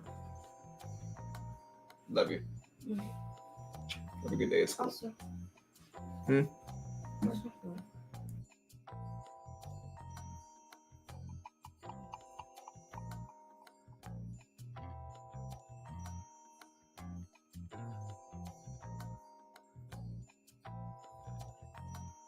All right, but yeah. So, anyways, the Fed raises rates aggressively whenever inflation's really bad, and whenever we see inflation starting to ease, they're going to slow down on their rate hikes. But it is a balancing act, and the Fed takes a lot of things into account. They take into account GDP growth. They take into account PCE prices, which is tomorrow. They take into account CPI, PPI. So inflation from all the different angles. They analyze it to determine if they're going to raise rates aggressively. And at the same time, we are starting to see some curbs to inflation, in my opinion. During the last CPI report, we came in 0.3% better than expected. We had the lowest inflation since the beginning of this year. And so there's a lot of optimistic signs. Like Europe dropped inflationary data with CPI this morning, and they came in better than expected as well. And so I think we're starting to see some optimistic signs. And in that regard, maybe the Fed is going to decide to raise rates less aggressively during this next December rate hike decision, which is going to be December 14th. The Jerome Powell meeting today is going to be relevant because it's going to impact, people's stances on what the Fed might do in the next rate hike decision. Everybody's going to be analyzing Jerome Powell's tone and what he says. When they analyze it, they look for what's called dovish or hawkish tones. Hawkish means a contractionary monetary, policy, and dovish means a expanding monetary policy. And so again, we're going to be watching to see what happens today. In that regard, though, GDP drops today. It's at 2.7% is what they're expecting. It's one of those things where, conventionally GDP growth is good. It's what a lot of politicians, tout whenever they're running. But at the same time, right now, it's going to be something where if we come in higher than expected for GDP, we come in over 2.7%, we're almost certainly going to get a negative response in markets and crypto as well. The reason for that is simple, is because we're trying to curb the economy. We want less spending. And so anything that could be interpreted anything that could be interpreted as more spending, of impacting spending, causing more spending right now, is going to be causing a negative response in markets for the most part. And that includes employment numbers. It's one of those things where unemployment, usually people want it to go down. Right now, if we have higher than expected unemployment, market's going to go up. If we have higher jobless claims numbers, market's probably going to go up. And so in that regard, it's something that we're kind of in backwards land relative to convention, if that makes sense, right? Right now, anything that would cause an influx of spending is going to be interpreted as a negative. And with that in mind, we're going to see an inverse reaction in the market if we get something come out that, signifies more spending. And so that's kind of the nuance of the market right now. Again, let me know what you guys think will happen. Expectations for GDP are at 2.7%. We also got a lot of other stuff dropping this morning as well. We have the PCE prices for the third quarter dropping. We have consumer spending dropping. We have wholesale inventories, Chicago PMI. We got the JOLTS Job Openings report. Before all of that, though, we have the ADP non-farm employment change for November. This measures the monthly change in non-farm employment and private employment based on the payroll data of approximately 400,000 businesses. It comes in 2 days ahead of the actual government data release, which is Friday. Non-farm payroll numbers, which is, again, job numbers, which will influence markets. And again, if we have more job numbers than expected, it's going to make the market go down probably. And so with that in mind, this comes in 2 days ahead of that data release, which is, again, Friday. And so today's Wednesday, so it drops today. And it drops in about 25 minutes. With that, a higher than expected number there is going to probably cause the market to go up or market to go down. And so again, more people working is worse right now. And I'm not saying I agree with it. I'm not saying I want that to happen. But the nuance of the market is that more people working is worse, because that means what? As we just suggested, that means more spending. And more spending is bad right now for the economy, at least with what the rate hikes are ultimately trying to do. Now, for me personally, I think I think it's possible. I'm not saying we're going to have it, but I think it's possible the Fed raises rates less aggressively to maybe 50 basis points. I still think we'll probably do 75 on the 14th of December, but I think there's a chance that we do 50. I don't think there's any chance we do 100, but I guess it's possible. But I would give it about a 30% chance we do 50, about a 60% chance we do 75.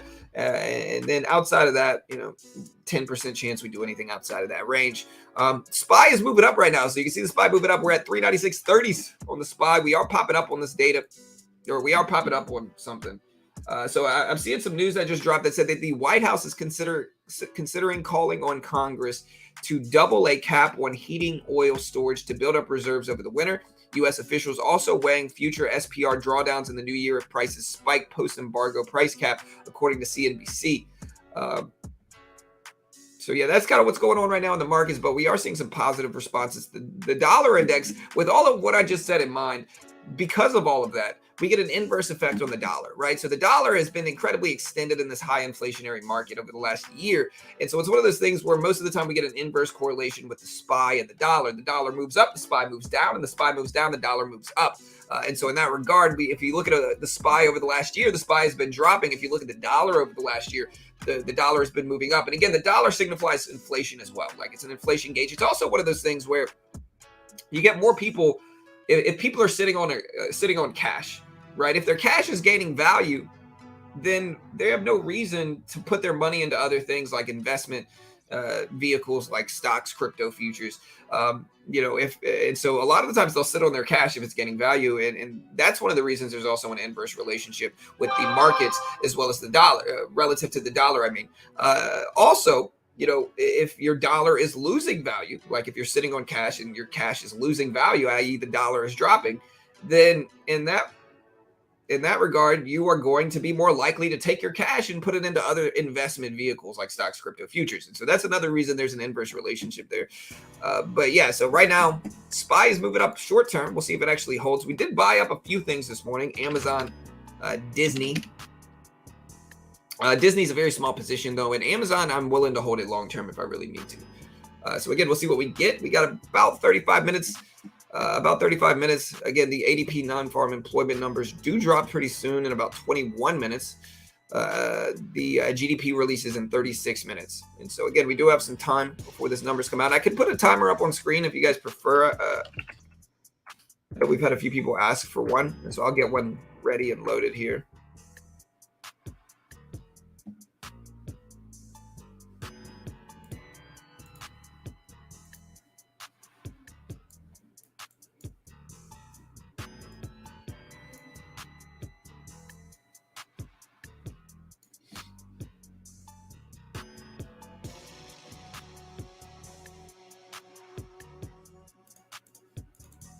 All right, so we do have the timer set.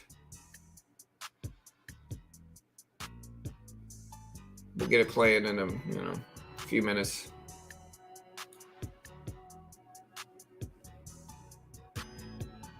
But yeah, the Dixie been moving down some. Here, we'll put this chart up. Hey, what's up, Spac? What's up, my guy? Hey, what's up, brother? Hope you're doing good, man. What's up? Absolute Boss. Hey, what's up, man? Yeah, hit that like button, hit that subscribe button, guys. We appreciate it.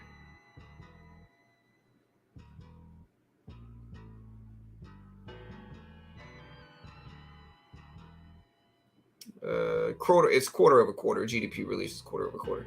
I'm pretty sure. Let me see. Yeah, it's the third quarter GDP release. All right, guys, we got a timer going on. You're welcome.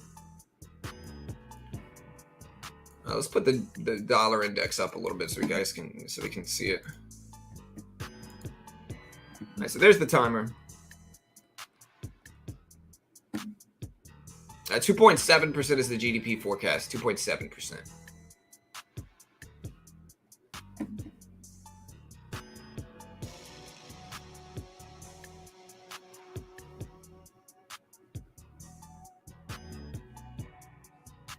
Yeah, all good. And again, looking at our voting here, we asked people bullish or bearish on today's GDP release. 53% are bullish, 47% are bearish. If we look at our actual YouTube poll, we did do a poll on YouTube regarding all this as well. We asked people, will lower than expected GDP data release cause a positive response in markets? Expectations are for 2.7%. Honestly, we are completely 50-50 split down the middle here.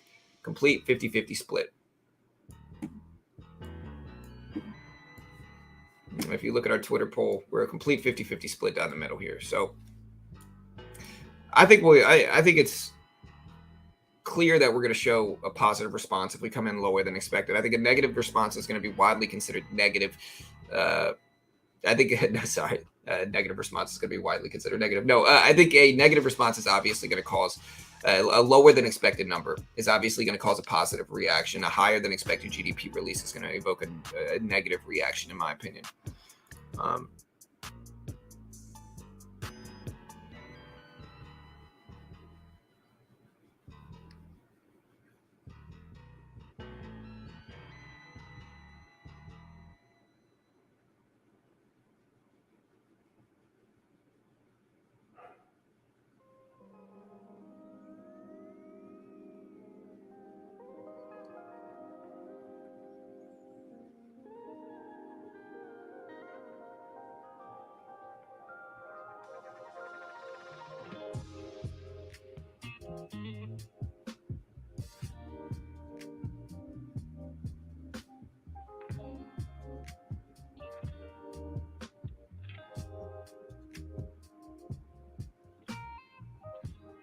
All right, guys. SPY turning pretty quickly here. Again, looking at data.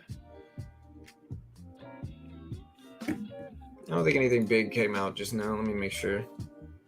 No, we had some Brazilian numbers come out. Again, 17 minutes until the non-farm employment change numbers. Expectations for that are for 200,000. 17 minutes.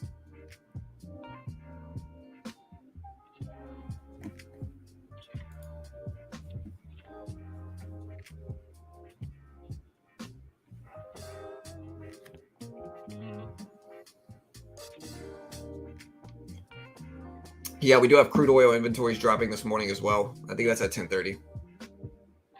You think the ADP report at 8:15 will do anything? I think it'll impact markets some. According to a few different places, its popularity rating is pretty big, which usually means it's going to have some impact over markets.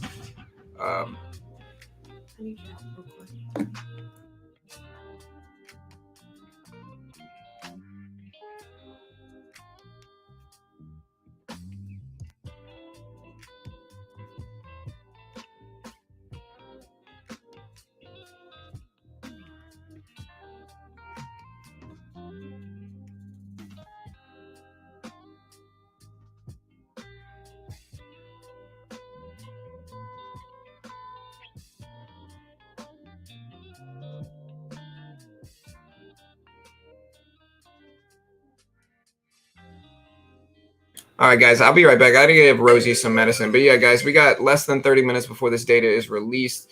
But yeah, I think the ADP report will influence markets at least a little bit. The popularity rating is big, which means it's going to have some impact. It's also a little bit of foreshadowing, or not foreshadowing. It's a little bit of foresight into what we might show for non-farm payroll numbers on Friday. Very important release.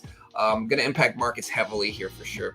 You as well, JD. Thank you, brother. Thank you, brother. Again, what are you right now while I'm doing this here? What is your expectations for GDP release?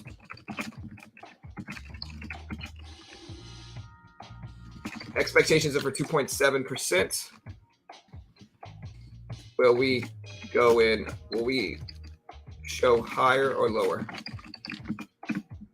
Let me know. Put that in the post here right now. Again, GDP release, 2.7% expectations. Are we going to show higher or lower? Let me know what you guys think.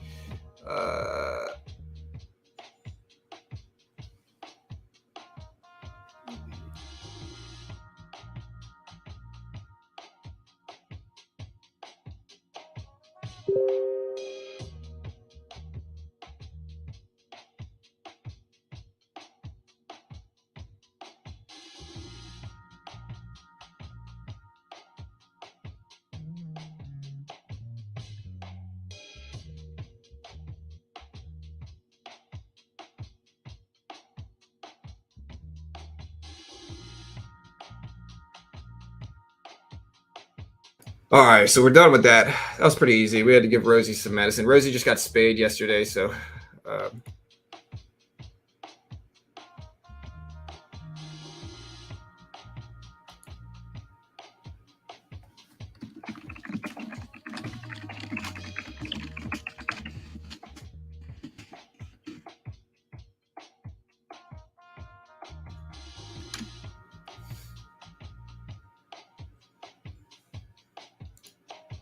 Yeah, GDP should be higher considering it's Q4. Yeah, we'll see if employment is higher. Yeah, 100%. He does not want higher employment or GDP growth. 100%. I mean, the market doesn't really. Again, that's going to be seen as higher inflationary problems. So Biden says that exports are up. We've added jobs every single month of my presidency, and more than 700,000 of those new jobs are in manufacturing, with more to come. Rosie's pretty big. Rosie just got spayed yesterday, so she's feeling it a little bit, man. But she's doing good, man. She's a great dog, man. Just a great dog. Such a good dog. It was hard for me to watch. It was hard for me to see her when she got home from being spayed.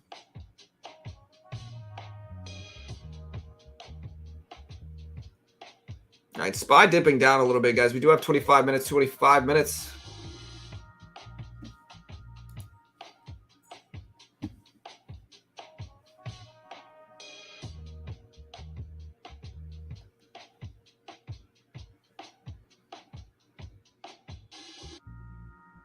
Lower GDP means bullish or bearish? Bullish is what it's going to probably mean. Nobody knows for sure, but we can only speculate. But most likely bullish.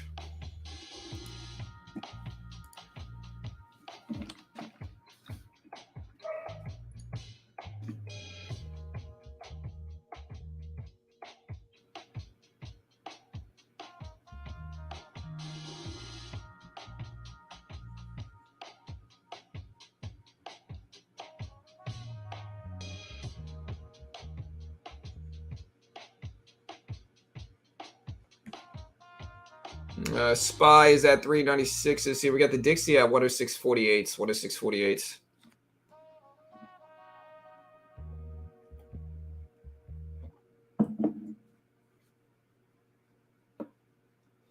Dixie's at 106.50s.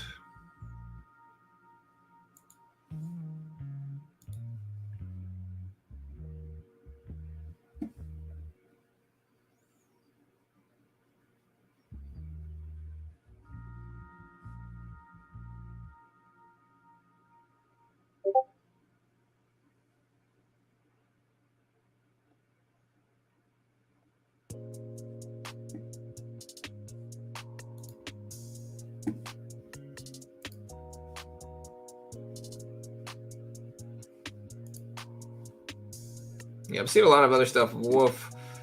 What is Wolf? Is Wolf isn't Wolf a website, right? Petco. Wolf up to 1080s, gapping up some on something. Less than 25 minutes. And again, the big numbers that dropped today, guys, are a little bit earlier than that. So the ADP non-farm employment numbers drop in 10 minutes.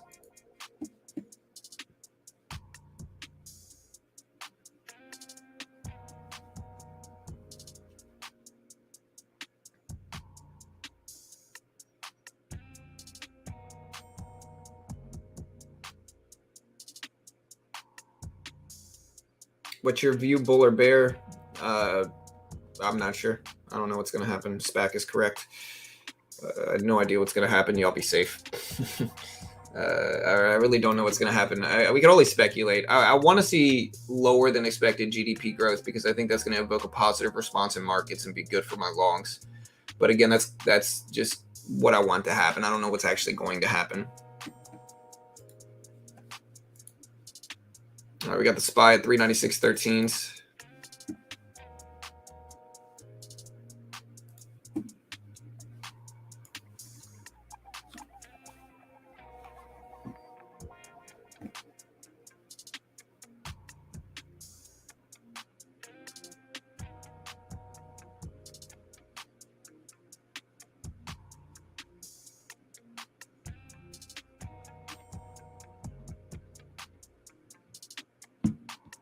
All right, guys, market's bouncing back up a little bit. Again, we do have the ADP numbers coming out today.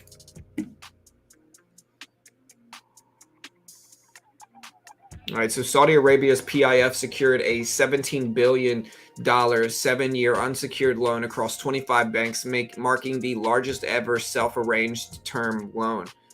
Data just dropped. Petco bouncing up on something here.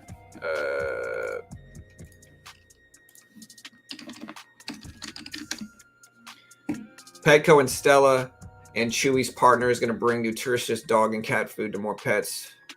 Good revenue went up above expectations. Profit was in line with expectations for pet or for Wolf, which is earnings, and it's going up big on that. Hey, buddy. How you doing, man?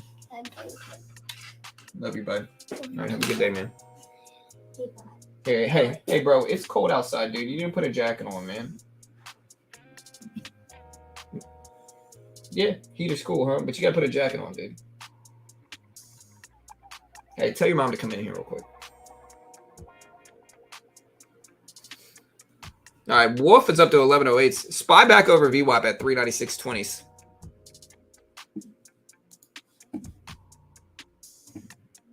JP is speaking at 130. How you doing, bro? You don't get too close to that. Hey, send your mom in here, buddy. Okay. Yeah, watch out. Okay. Hey, Carol.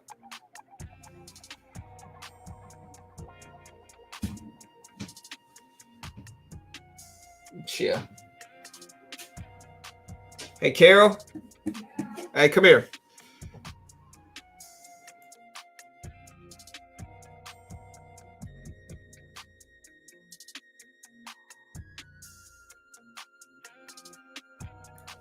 All right. My expectation is that, pal. All right, buddy. I love you, man. Okay. All right. My expectation is that Powell says nothing has changed. Inflation is still out of control and we will continue as planned. Then the markets tank. Higher GDP will be bearish for the market. Probably, Daniel. Probably. We don't know for sure, but probably.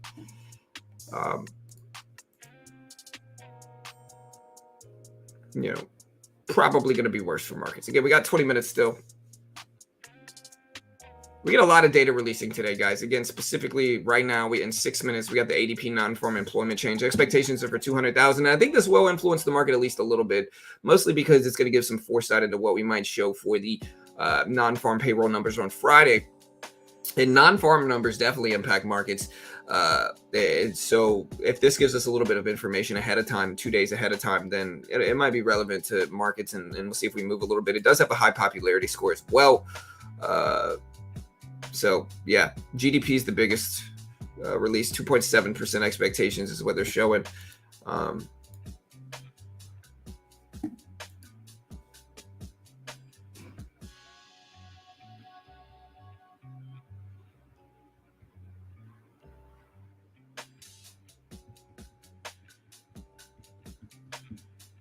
$396 on the SPY.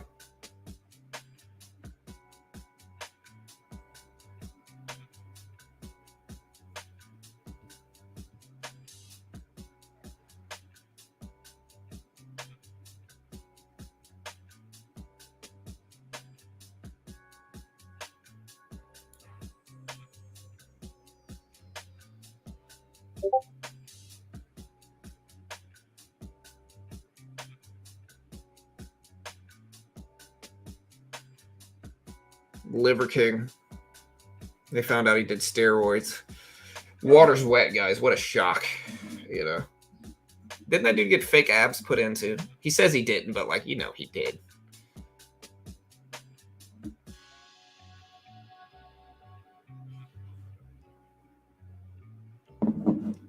Anyways, the Dixie's bouncing at 106.40s here. We got the SPY at 396. Amazon at 92.50s.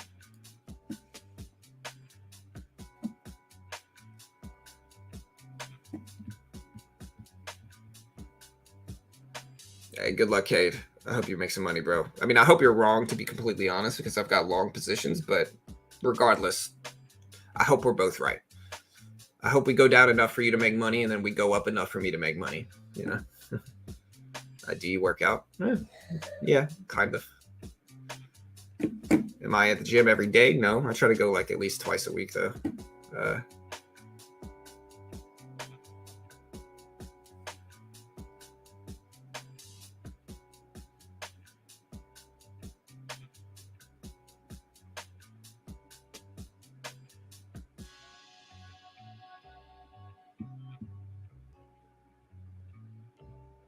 We're at 92.60s, 92.60s. SPY at 396 is here. 15 minutes. We do have the ADP non-farm employment change drops in 3 minutes, guys. 3 minutes.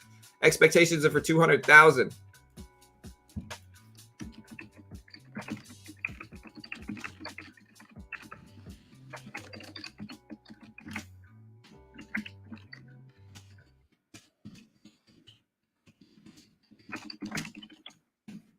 I'll put this up on the screen so you guys can see it. The ADP non-farm employment change drops at 8:15. Expectations are for 200,000 here.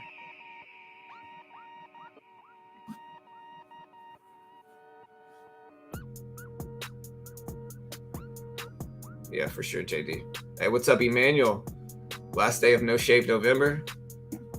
I used to do that. I used to do No Shave November. But now I have a beard anyway, and so I don't think anybody would really notice, and I just kind of clean it up.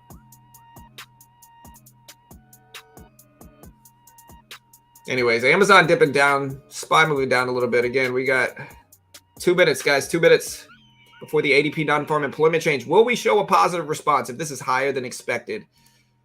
Again, this measures the monthly change in non-farm private employment.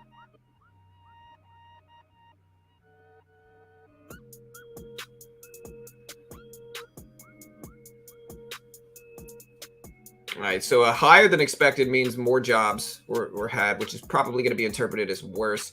Lower than expected is probably going to be interpreted as better. It means less money going around, which of course is conventionally bad. But right now in this market, it's kind of backwards land where, lower than expected number is probably going to evoke a positive response. But I'm not 100% sure. Nobody really knows what we're going to get here. We got about a minute left, guys. 1 minute left. Let me know what you guys think. More in work break. I don't know how impactful it's going to be. I honestly, this is kind of the first time I'm watching this metric. I don't usually watch it. I watch non-farm payroll numbers every time they drop, which the drop is Friday, but I've never really watched this one ahead of time. But we're going to pay attention, and I'll see. And now I'll know for next time if this one really is impactful. The popularity score is very high, which generally means it's impactful. But we'll wait and see. We got 40 seconds, guys.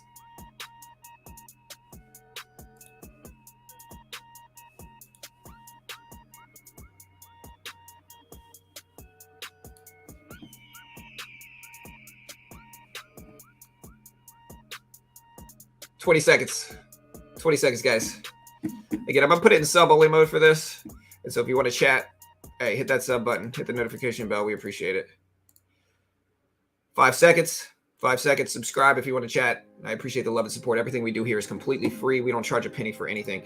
All right, here goes the data. Let's see what it's at. 200,000 expectation. And 127, way worse than expected. And the market is flying up, guys. Way worse than expected. It definitely impacted markets. We showed 127,000 versus 200,000 expected. Way lower than expected. And as we suggested here, less is more. It causes the market to go up. So now we know. Now we know it does impact markets for sure. But again, this is a little bit of foresight into what we might show for Friday. So Friday's the real number, but this is kind of a predictor into that. But yeah, we showed 127,000 versus 200,000 expected. So way lower than expected, which is good. We'll put this data up on screen. There's the numbers on screen right now. But yeah, market popped up. Looks good. Again, we still got the bigger number, which is GDP today, which is in about 15 minutes. And so we do have the bigger number, which is GDP today. Not really going to give out my sources for that necessarily. I'm going to kind of keep some secrets here. Y'all will be okay. There's a lot of places that show this data. I just found one that shows it very fast. Amazon at 92.70s. 92.70s. We got the SPY at 396.50s.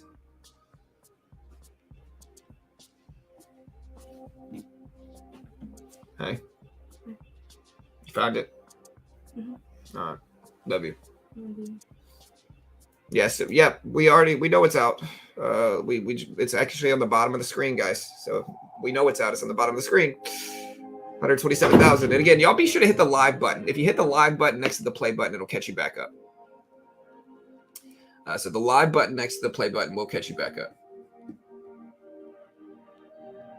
I see a lot of people that are like, oh, you're late. You're late. And it's like, okay, well, y'all are probably behind on stream. If it lags or if you pause it or whatever, you're going to be behind on stream. Hit the play button. It'll catch you back up. So hit this button right here. Let me show you. Just so I know you guys catch up.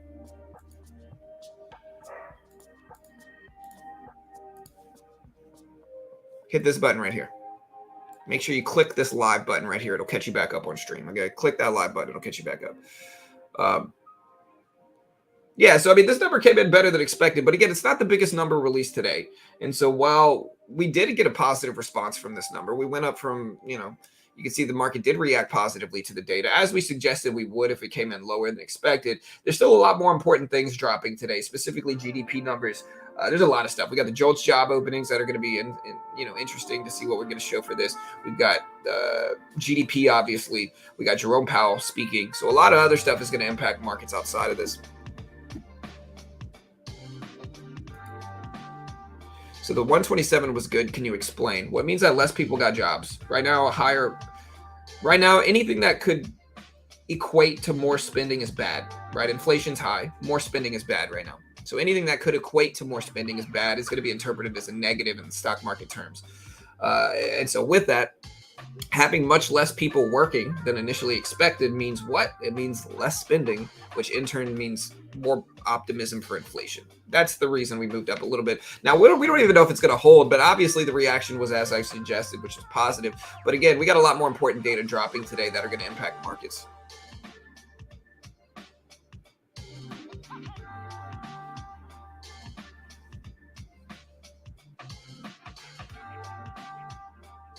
GDP expectations are for 2.7%, 2.7%.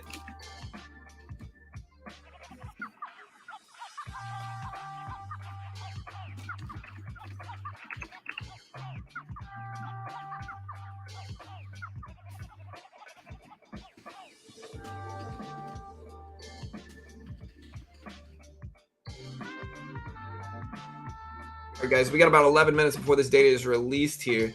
We have over 800 people here, so if you haven't yet, hit that subscribe button, guys. You want to. Just try it one time. It might feel good.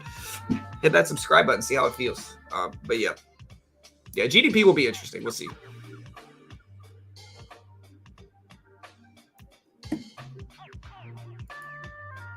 All right, so again, SPY consolidating, still slightly green from this.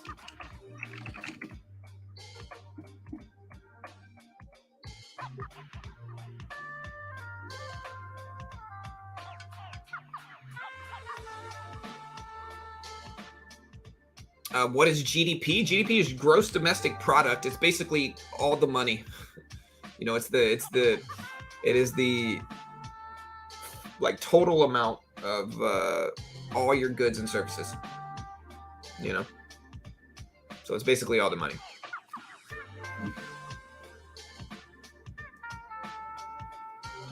And basically, it's what your country is producing. All right, so again, we are moving up a little bit. This is good. This is nice. We'll see if we continue. And Amazon right now. We're almost green in Amazon as we speak. All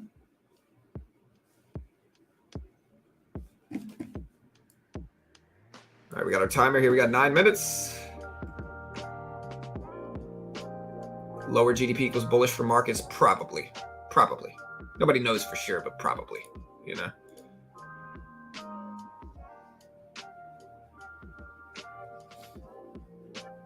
Do me a favor, hit that subscribe button if you haven't already. Hit the notification bell. We appreciate it. Also, guys, y'all check out Top Step. Top Step is a funded account program for futures, right? So if you want to trade these big economic releases here, let's give you an example. Here's the E-mini on the right, and here is the SPY on the left, or in the middle right here. And you'll notice something. This is the same as this. You can trade this right side here. A lot of traders are restricted by the PDT rule. There's no PDT in futures, and you can day trade the S&P 500 essentially in the E-mini. You can also trade the NASDAQ and all this stuff. So you can trade these big economic releases in the futures market without PDT restriction. PDT rule in stocks means that you can't day trade actively in a margin account with less than 25K. There's no restrictions in futures, and Top Step is the most legitimate funded account program in the world. What they do is they give you a demo. If you can hit the target on the demo while following their rules and conditions, then they fund you between $50,000 up to $150,000 with a 90% split. So if you make 10K once you're funded, you keep 9K. They're the most legitimate futures funded account program prop firm in the world. They pay out millions, fund thousands of traders a year. It's a great way to get started. Paper trading accounts can be expensive as well in some places. And so it's like, if you think about it, the base package on Top Step is $50K. If you can hit $3K in profit on that demo without losing over 2K total and following the rest of their rules, then they fund you 50,000, and it makes you a better trader. It builds you to be a better trader, and it's very cheap. The base one is only 130 something a month if you use my link. They are a sponsor of my video. Great way to help support the channel. Check them out. Here is the link if you're interested. You can also find the link in the description as well. Amazon is popping up. We got the SPY moving up as well with it. We're at 396.50s on the SPY. You can see the E-mini moving up. We're also watching the dollar index, which is interesting to pay attention to also. So the dollar index is falling, which is, again, going to be seen as positive. We did have the non-farm numbers come out. We got about 8 minutes before the actual GDP data is released as well. You can use a bunch of different brokers. You can use Tradeovate. You can use Quant Tower. You can use, I use Quant Tower personally myself, which is this platform. But again, you can use a number of different ones. There's like you can use like, there's like 10 plus platforms. A lot of big ones that people know.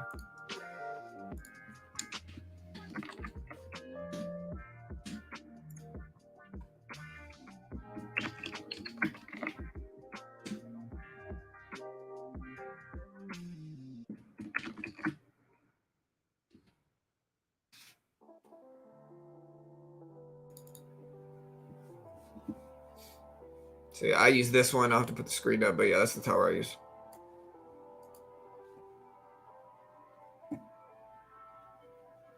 Markets moves, Larry. I mean, move is relative. They were impacted by it.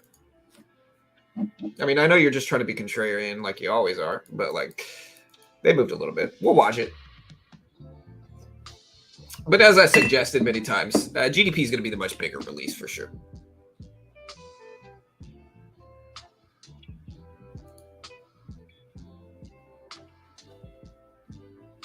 So is GDP the most important news today? Probably, yes. There's some other arguable ones. Like the biggest releases today were ADP non-farm in terms of popularity, GDP. The next one is the JOLTS job openings. None of these are as big as GDP though. We have crude oil inventories at 10:30. That one's pretty big, but it's still not as big as GDP. So again, the biggest ones are GDP, crude oil inventories, JOLTS job openings, and the non-farm employment change.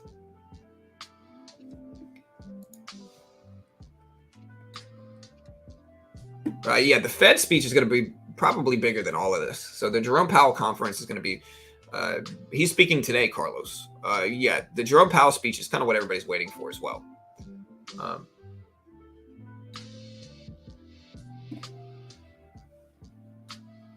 Yeah, and we'll stream the entire Powell speech live right here. So don't worry, we will stream it all completely live right here.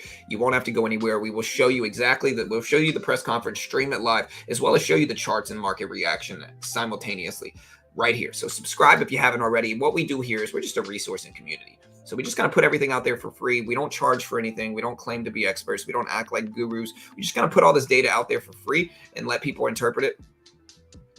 My big thing is like there's a lot of gurus out here selling courses on publicly available content for thousands of dollars. It's just unnecessary. Like you can find everything that a lot of these courses have for free at this channel. You can get free data. You don't have to pay for it, this channel. And we just try to show people free content, give people free data without charging for anything. We have sponsors, of course, and commercials for affiliates of ours, which should be understandable. But like we don't have any paywalls behind our content. It's all 100% free. So if you appreciate that, subscribe. You want to.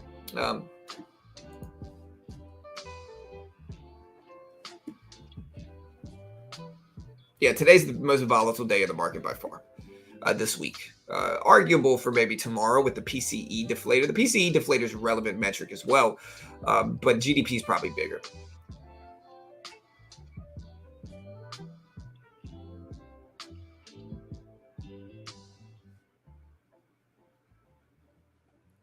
Yeah, we're going to stream the full speech.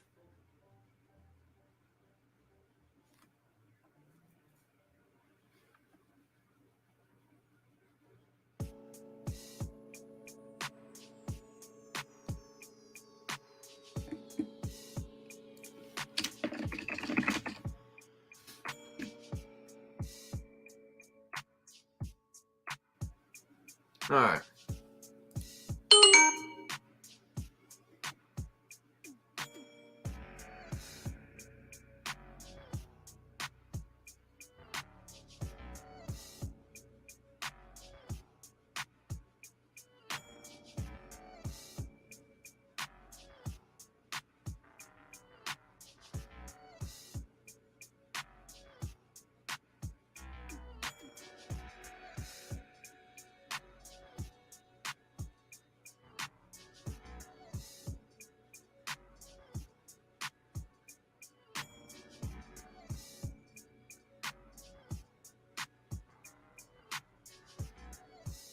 So yeah, the Dixie bounced it up a little bit here. Again, we got about 2.5 minutes before the GDP release. 2.5 minutes, guys.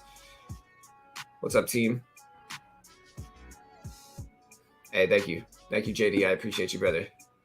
Yeah, so quarterly data release for GDP is pretty important. Do you think Fed will look at CPI and PPI data for December before making the rate decision? Probably. They're going to look at all the data, most likely. PCE. PCE's tomorrow, though, so PCE is going to be the end of the month. But they'll probably look at everything. All right, guys, less than 2 minutes.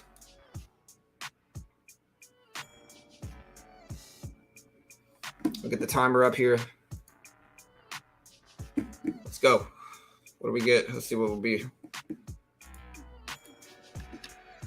Again, sub to chat if you want to chat.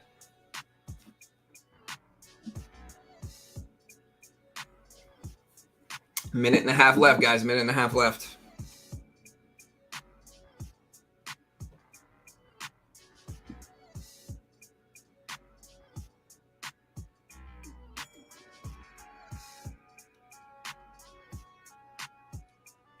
All right, guys, less than a minute and a half. We got about a minute left here. You can see the timer on screen. Somebody get some drums in here.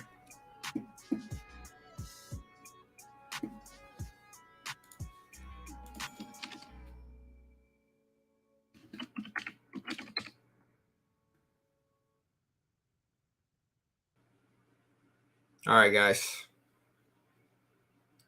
You guys ready? We got 40 seconds.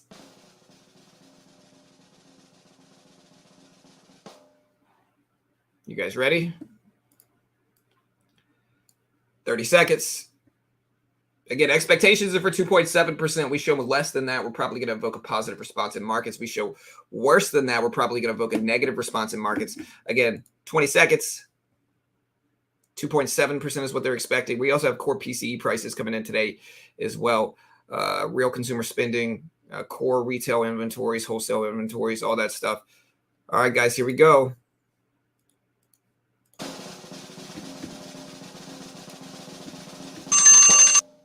All right, guys, so waiting for the data to release. There is the dot, waiting for the data to come out, waiting for GDP. 2.9%, 2.9%, evoking a negative response. 2.9% is what we showed for GDP, 2.9%. So we came in higher than expected, which is, again, going to evoke a negative response in markets, which is exactly what we got. Again, 2.9% is what we showed for GDP. 2.9%. We'll get this ready to put on screen, but 2.9% is what we showed for GDP. The market is dropping down. 2.9% is what we showed for GDP growth this quarter. We'll put this number up on screen. 2.9%. Market is dropping down some with that. But again, let me know what you guys think. Good, bad, bad, good.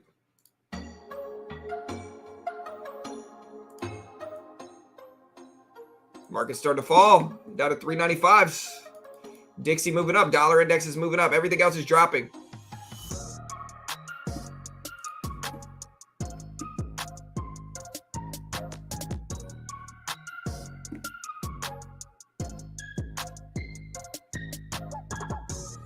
Crypto might take a little while to move. All right, so we're dropped out a little bit in markets. We'll see if we bounce back. Might take this opportunity to add to my Disney trade as well.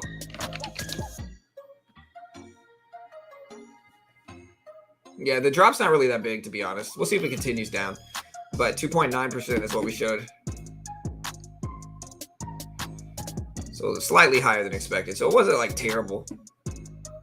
This is going to be interpreted as bad, Michael. It shows that the whole point of the Fed raising rates aggressively is to curb, is to slow down the economy. And so if the economy is not slowing down, and then in turn it's actually showing positive gains, 2.9% versus 2.7% expected, then that's seen as a bad sign for inflation. And that's why we're dropping right now. At the same time, though, I mean, we're not dropping substantially. I mean, we're down a little bit. We're actually starting to come back up, though. We had a lot of other data released at that point in time, though. So we had GDP sales came in higher. GDP price index came in higher.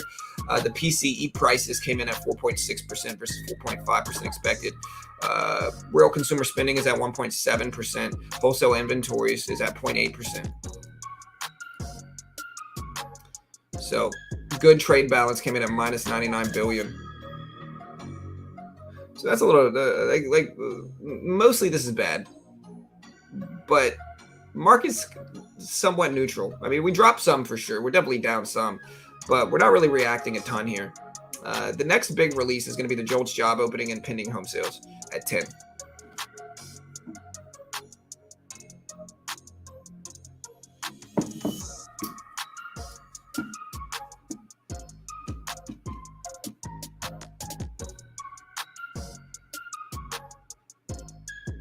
Yeah, so I mean, we're down. Market's falling down some more here. Look at the SPY drops. So the SPY is dropping.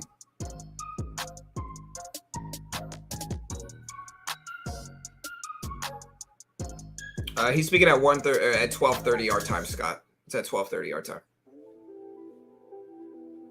And yeah, we do have the Jerome Powell meeting today that will be impactful over stuff, so y'all be ready. That's at 1:30 p.m. Eastern Standard Time. Dixie started to bounce back up a little bit. We'll add a little bit to our Amazon trade.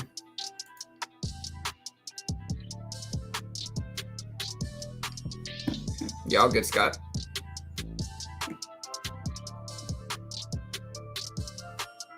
Yeah, like I said, the GDP didn't give like a huge reaction. Like we're down some, but it's not like, trust me, when you watch these data releases each time, if you watch these data releases each time, you kind of see what's big and what's not. And this isn't the biggest reaction for GDP for sure. I mean, we're down. We're not reacting positively, that's for sure. But it's not like terrible down. It's not like horrible down, you know.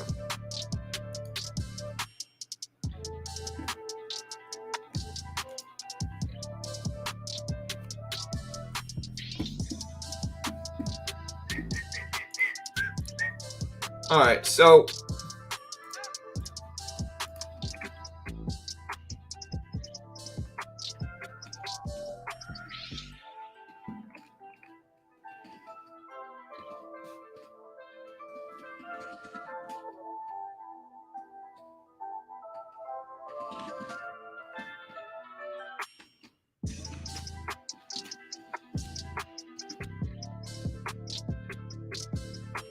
all right, so we got a little down wick here. We'll see if it bounces. The Dixie is also an important metric to watch here as well. So here's the dollar index. Dollar index, as we said, there's an inverse correlation here with the market and the dollar. So with the market going down, the dollar is going up right now. So prelim GDP deflator came in at 4.3% versus 4.1%. US PCE prices prelim came in at 4.3%.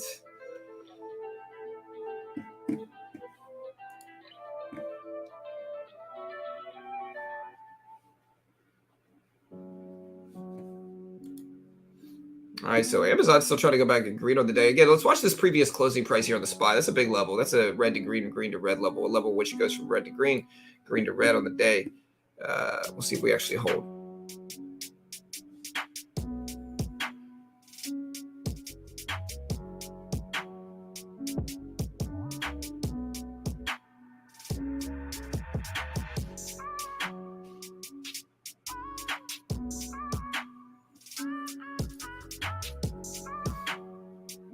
But yeah, GDP came in slightly worse than expected. Not a ton worse. That's probably why we're not getting some huge, big response.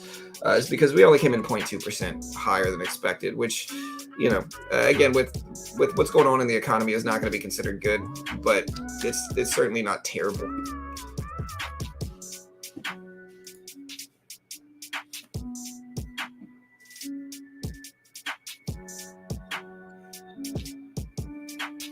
Bad is good, good is bad, when is good, bad is good, and good. Yeah, that's kind of how the market right now. Don't get mad at me. That's just how the market is. Again, like I said, the nuance of it is anything that could be seen as more spending is bad. Also, guys, another one of the ways we trade these big economic releases is by checking out Chart Prime. You know, Chart Prime is a trading view indicator service, and if you've ever thought about checking them out, they have a great deal going on right now, all the way to December, where you can get a 40% discount on their stuff. You get a 40% discount if you use the code Holiday40 right now. So if you look at Chart Prime, a 40% discount on their stuff right now. And they are a sponsor of mine as well. You can see the Dixie starting to move up here, but they are a sponsor of mine as well. And one of the ways I use them is these are incredibly useful for identifying momentum in chart action, right? And the way I try to use this the most, and let me put my banner up. The way I use this the most is by, let me get this down here. Hold on. The way I use this the most, let me do, yeah, that'll work. But yeah, the way I use this the most is this is a trading view indicator service. And you can see it's actually really accurate in terms of like identifying tops and bottoms on charting, right? So like if just looking at this, basically, they have a predictive algorithm. That's where this blue is. And it'll show things going up, predict possible reversal up bounce. But what I really like using this for, and one of the ways that I've found it to be wildly successful short term, and I can't guarantee you're going to make money, but when you can find a lot of one type of candle. So they identify candlesticks as well. You can see 3 bearish engulfing candles. Look at the huge drop that you get following that. Crazy good predictor. But of course, I can't guarantee you're going to make money with this. Nobody can.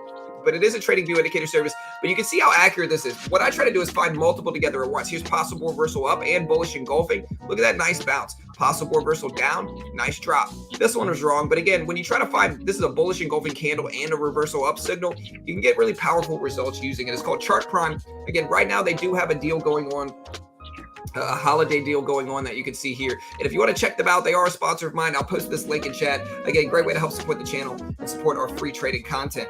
But yeah, so again, GDP did come out. I'll put this link up on screen.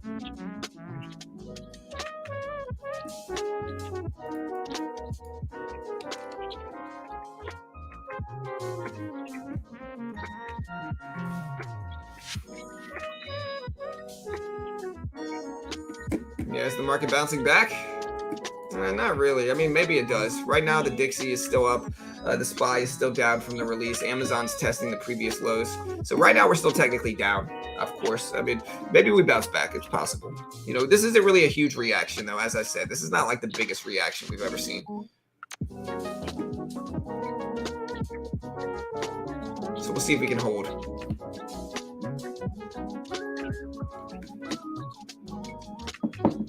All right, but yeah, you can see the GDP numbers on the screen. What's up, Kim? Yeah, let me get a list of all this stuff here so we can put up a banner.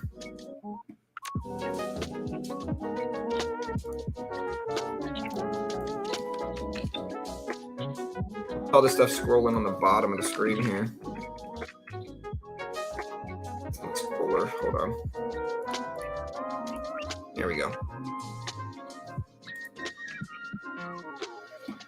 Predictions for the Powell speech today. Powell does have a speech today. It might get crazy. We'll see how the market responds.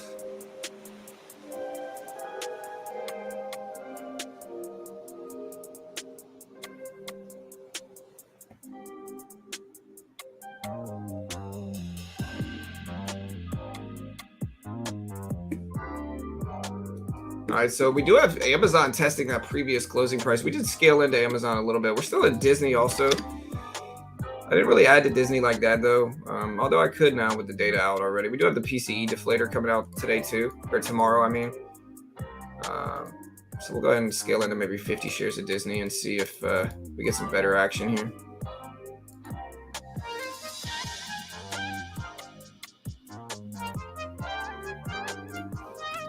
All right, so next we have JOLTS Jobs hitting home sales.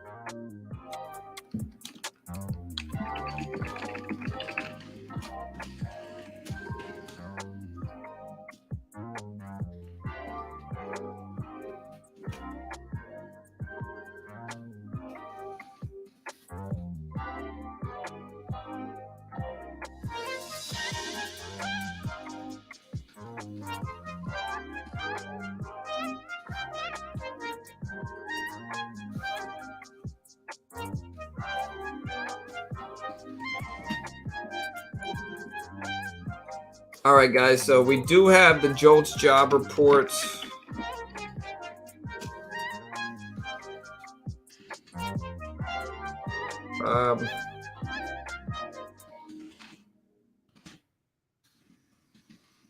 And then home sales today.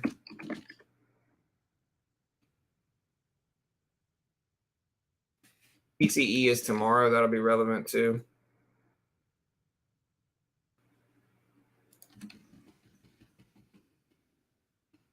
And then we got non-farm on Friday.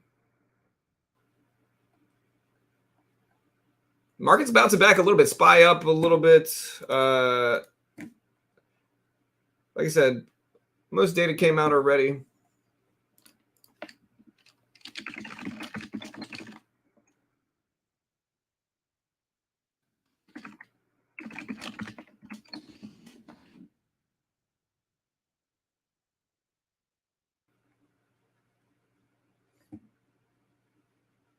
We did have the GDP data come out. Let me put some more music up.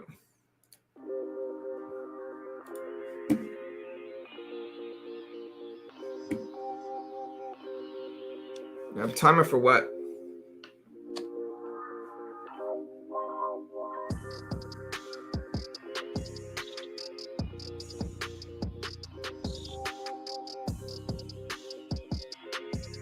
Yeah, what do you guys think Powell's going to show? I think Powell slaps the market down again. Powell should be more aggressive. He really wants to solve the problem. So yeah, the Dixie popping back up again. We're mostly consolidating here.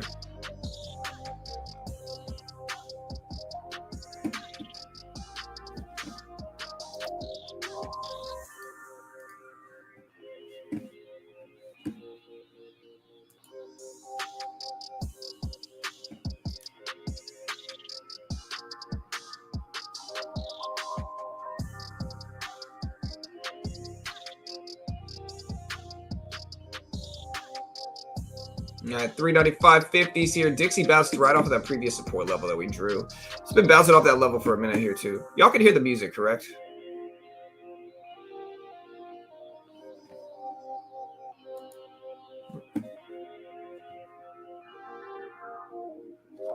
No, it's not that my keyboard isn't quiet. It's that my mic stand is broken, so you guys can hear me type a little bit more than normal.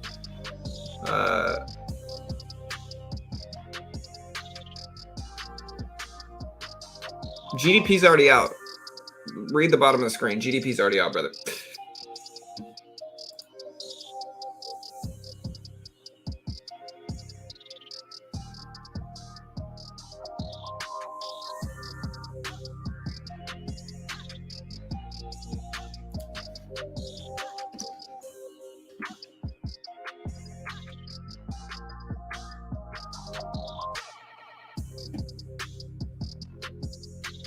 All right, guys.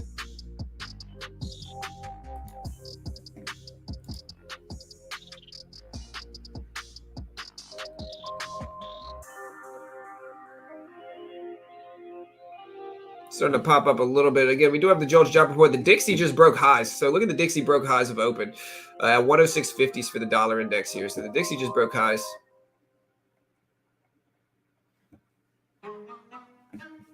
So 50 basis points for the next month means bullish despite still being a rate increase. Yes, correct, 100%. Again, when everybody expects 75, it's all relative to expectation. So if we think we're going to do 75 and we show 50 instead, it's going to be interpreted as positive. For sure.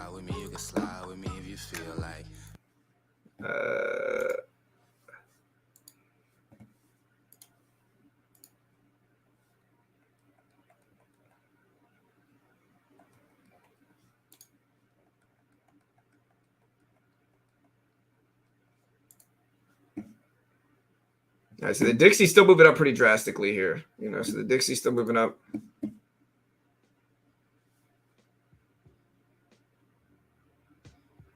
How much will the Fed raise rates? Yeah, we're going to end this poll.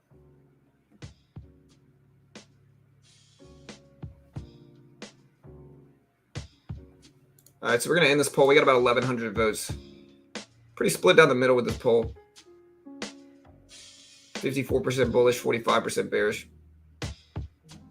The last song was just a song with music. Again, I'm on Epidemic Sounds, and so they've got a bunch of random songs. I do like that last song though, but yeah, I can't play it.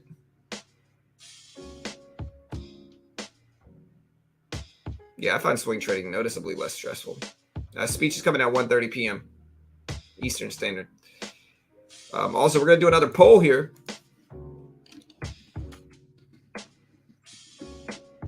Will the Jerome Powell press conference or speech, that's literally what it is,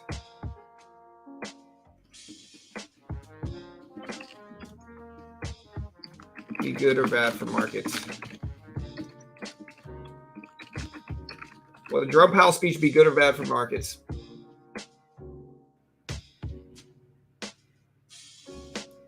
How about this? That's a little bit too plain. Will the Jerome Powell speech cause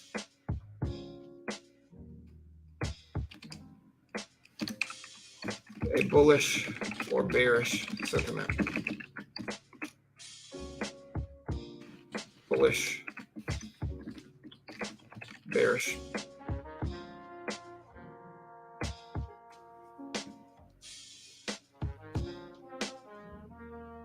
Yeah, every major large cap probably went red. Oh, what's the name of that last song though? Hold on. I don't know. I can't see it anymore.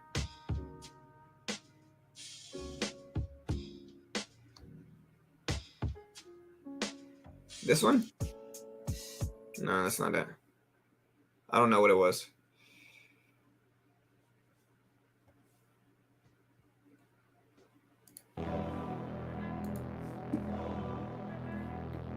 Bullish. I will see.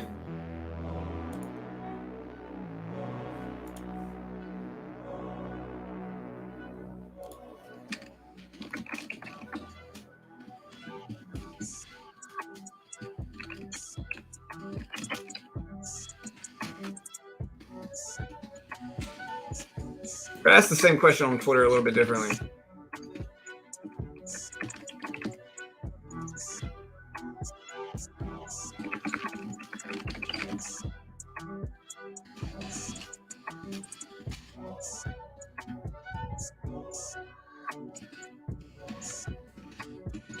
All right, so again, will today's Jerome Powell speech cause a positive or negative reaction in markets?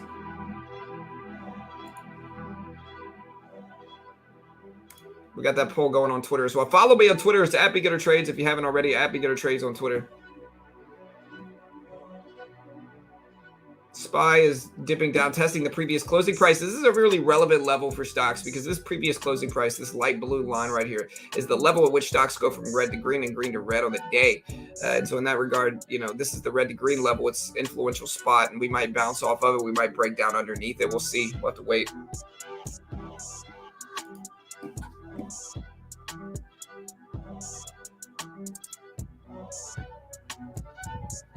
No, not really. Every time he's spoken, it hasn't dropped. Most of the time, no.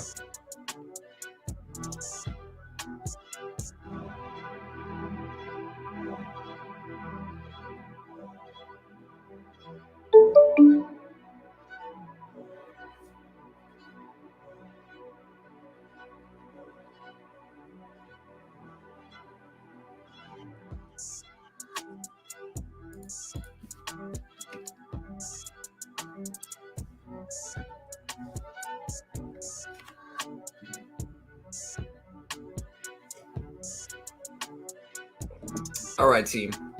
So again, the Dixie started to dip down a little bit. Hopefully that evokes a positive response in markets. Again, I am kind of scaling into Amazon right now. We got about 100 and a little bit over 100 shares of Amazon. We'll see if that works out. Again, I don't mind just consistently adding into Amazon as it drops. Amazon is one that I can bet pretty safely on long term.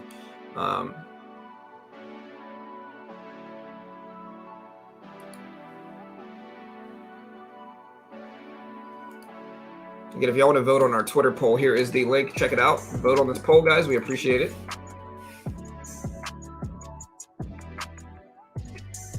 What are some key words Powell might say to pay attention to when suggesting bull or bear market?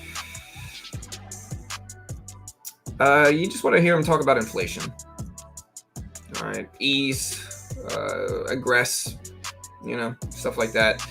What you really want to analyze in terms of his tone is you want to analyze whether he's optimistic leading into the future.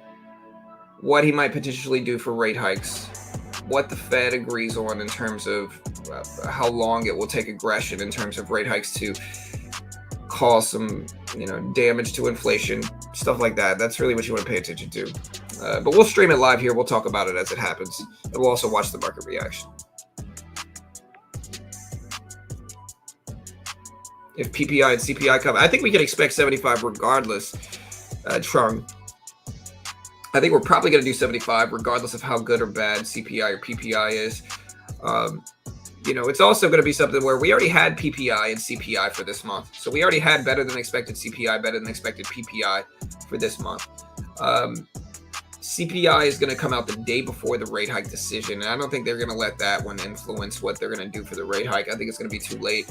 But they will analyze this month's CPI and PPI, which did come in noticeably lower than expected. I think we came in at 7.7%. We expected 8%. And so because of that, hopefully that's an optimistic sign, and hopefully they raise rates less aggressively and we do 50. I still think it's a smaller chance that we do 50 basis points, but I think it is much more of a possibility during this next rate hike decision than it has been for the previous ones. I don't think 75 is not going to be a blow for the market. I think 75 is probably what they're expecting. And so I think if we do 75, it's pretty normal. I think that's neutral. I think 50 would be a pleasant surprise for markets.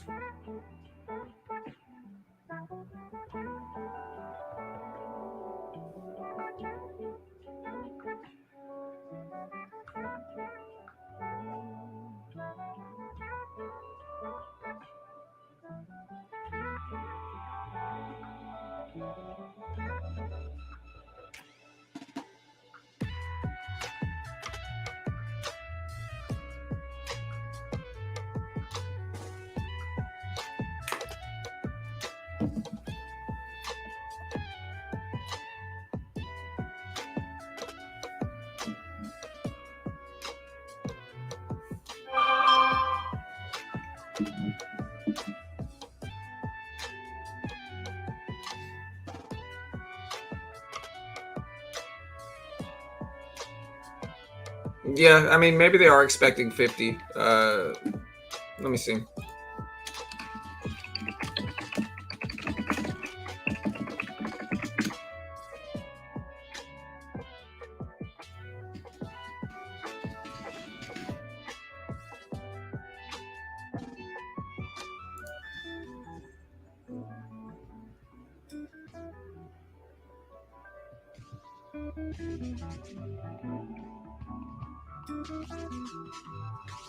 Okay, yeah, so I guess they are expecting 50. And I think that's probably going to cause a positive response.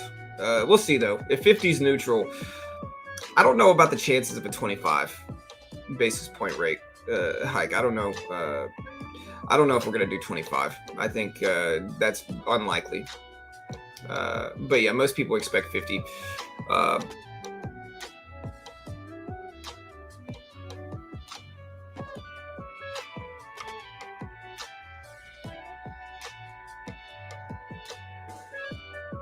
But we'll see. How much do you guys think they're going to raise rates? You can watch it live right here, Moss. So we'll stream the entire speech live right here. You won't have to go anywhere. You'll be able to watch the entire thing right here. You'll be able to watch the market reaction as well. It's going to be 0. Nah, that's not happening. I hope it does, but it's not going to happen. What do you guys think? Like I said, how much do you think they'll raise rates?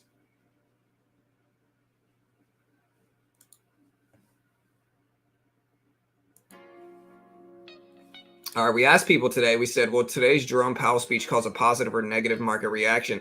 40% of people out of 25 votes in the last 6 minutes said positive. 60% said negative. So it looks like most people are expecting a negative market reaction here. And we'll see if that's what we get. Again, it's not always negative, though. Like, Jerome Powell's not always negative with the press conferences. Sometimes they're positive. It just depends on what he says. Like the Fed minutes, we had a positive reaction. And the GDP didn't really give us this big, huge reaction like a lot of people expected to. We got somewhat of a drop, but we're still actually green on the day as we speak. We're at 395.30s here. Amazon's red. Disney's neutral. But the market's still pretty, it's somewhat, it's mostly neutral. Like it's close to middle range. You can see the previous closing price here, but it is slightly above it, which is technically slightly green on the day. The other thing though is that the dollar index, you can see here, is starting to move up a little bit. We did start to bounce. So the dollar index is pulling back and then bouncing up a little bit. And again, we'll see what happens here. But the stronger the dollar gets, the worse it's going to be for markets. And so with that, hopefully we get some dollar index. We get the dollar index dropping.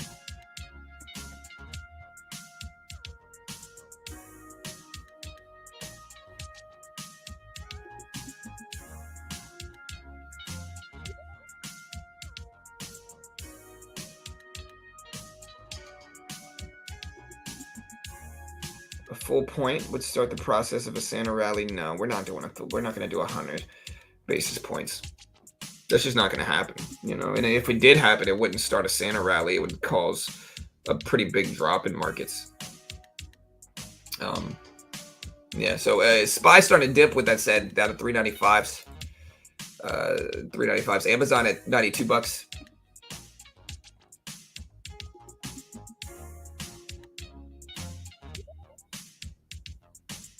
If we didn't have the Fed speech. Yeah, that's probably accurate. Daniel says we didn't have the Fed speech, I think the market would have reacted more to the GDP. I think that's probably true. A lot of times ahead of these big economic releases, you get some indecision. People are apprehensive to take large trades. And so because of that, a lot of the time ahead of these big Fed speeches especially, you get people just sitting on their hands because they don't want to take any big polarized position and put themselves in a vulnerable spot. And so with that, ahead of these big meetings, we get a lot of slow, choppy action.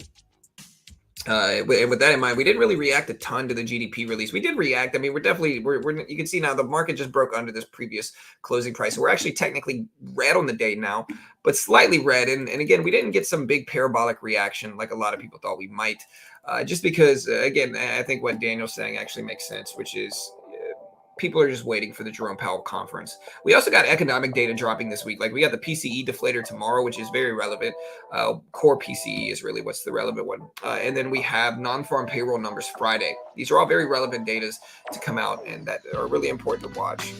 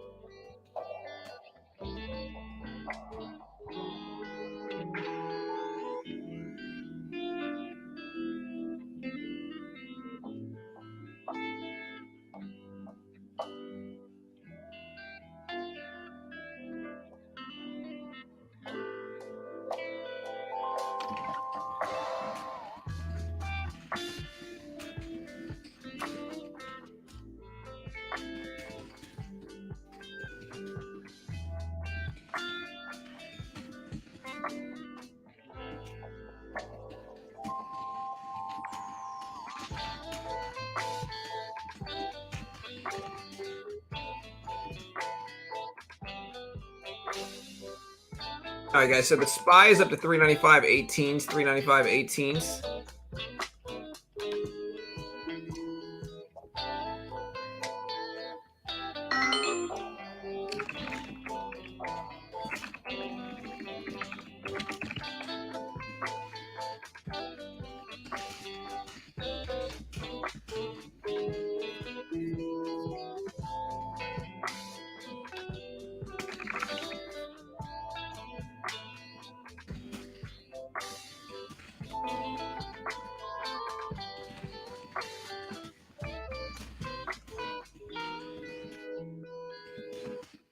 All right, guys. So we got less than 30 minutes.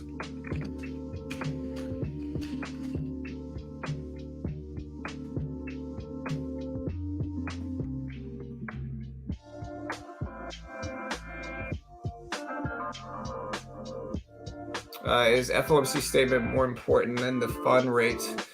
What do you mean? So I know we get the federal funds rate and the FOMC statement. They're both just related.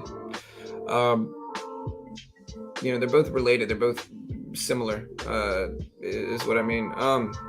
Now, the press conference is different. What happens is, like, every 6 weeks, the Fed meets to determine how much they want to raise or lower rates. They announce that at 2 p.m. on the day. So if the rate hike decision was today, it would come out at 2 p.m. The actual rate amount, like how much they were going to raise rates, would come out at 2 p.m. And then at 2:30, they do a press conference. And the rate hike is going to be the more influential thing, but the press conference is also wildly influential as well, just because everybody's analyzing the tone. So with that, people are kind of waiting to see what they say. But I would say whether the rate is more significant, I'd say the rate's going to be more influential over the actual press conference. But they're both very related in terms of, like, the action that they get. They're both the same. Like, they're both similar.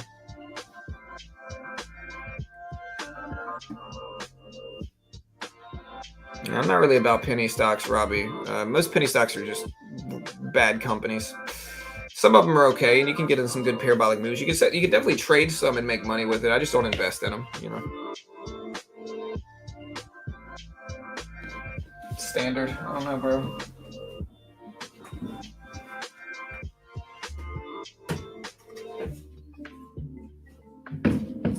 I mean, just by my data here, Standard. I've got the bull winning here. Carol got me this. This thing's actually pretty heavy. It's got to be like 10 pounds, 5 pounds. But, like, Carol got me that. It's actually pretty cool. But realistically, in my opinion, I think the bear would win. Who would really win, bear or bull? I think the bear would probably win. If it was a grizzly bear, definitely win. It would slap the bull, I think. Bears beats Battlestar Galactica. Yeah, 100%, Mike. That's the reason I'm skeptical. I mean, they got some good ones that make money, but, like, I'm just skeptical. Pawn's got some good ones that he calls out every morning, talking about the movers in the market.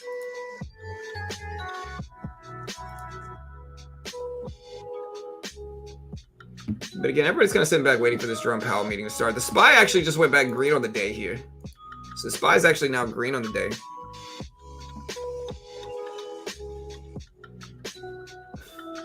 Yeah, we watch The Office a lot in this household, bro. We really do. Like, when I first started dating Carol, I hated The Office, bro. I truly did. I hated The Office. I didn't like it at all. I thought it was too bland and short and too dry humor. But when you actually know the story, it's one of the best series ever made. It really is. Over time, I grew to love it. But it took a while. But if you start to actually watch the true story of it and you understand the characters, it's all about the character development. If you actually understand the characters, it's good. Like, it's really good.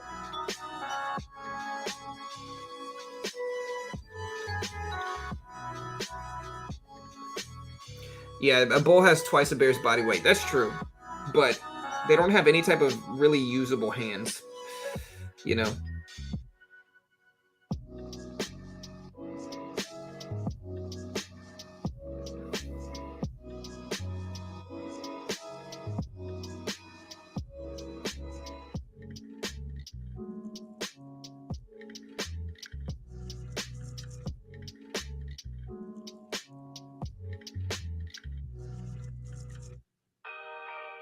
Oh, I definitely would be. Trung. Wonder if Jerome Powell's family asks him for his rate hike decisions. I'd be like, Dad, yo, what's up, bro? Why don't you slide me that rate hike decision a little bit early, son? Or pop, Dad, Just gonna put it on this piece of loose leaf paper,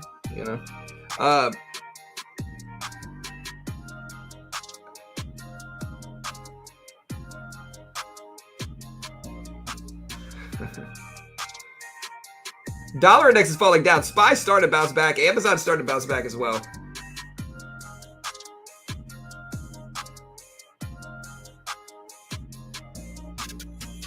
Yeah, I mean, regardless of the hand factor, right? Which I don't even know if a bear's hands are called hands. I guess they're, I don't know, paws. A bear's paws are wildly sharp and probably could take out a bull. I also think the bite force of a bear is going to be the determining factor of who wins, because the bite force of a bear is no joke. And, he might get popped a few times by the bull, but eventually that bear is going to get it. And that's just my guess here. We'll never know, though.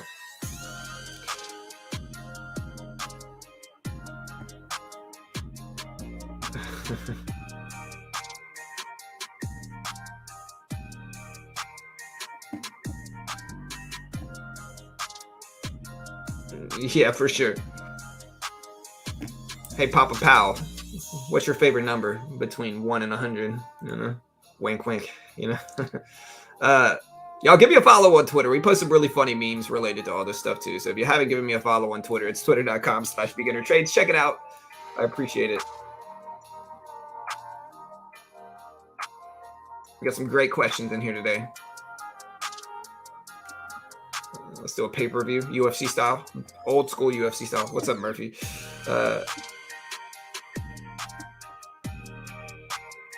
Yeah, I'm gonna set that up. All right, we're starting to bounce back though. The market's still green. SPY's still green. We're at 395.50s. We got less than 20 minutes before the market opens up. Hopefully, we get some good stuff.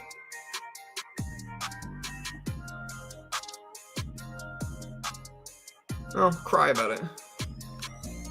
Mara, cry about it then. You'll be okay.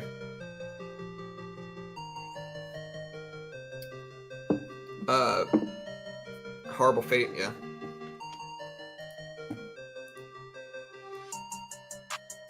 But Amazon teetering around that previous closing price. We do have the SPY at 395.60s. Amazon at 92.20s. Dollar index is actually starting to break down a little bit, so we'll see if it actually holds here. The market yesterday was complete garbage. Just didn't really do anything. And y'all be careful today. Again, we do have a Jerome Powell press conference today, and so the market might be choppy just like it was yesterday leading into the press conference. Press conference is at 1:30 p.m. Eastern Standard Time. We will stream the entire thing live as we always do.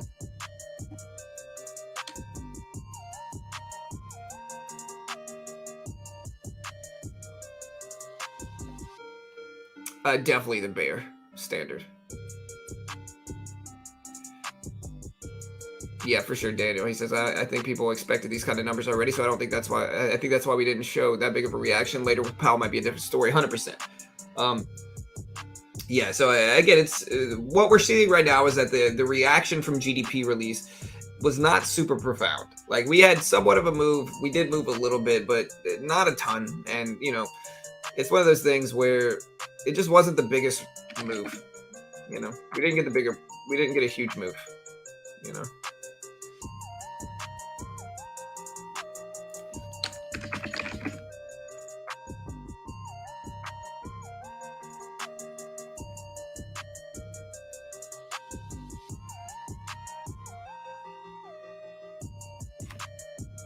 Amazon's starting to creep back up. We are in Disney. We're in Amazon. Starting to bounce back a little bit here.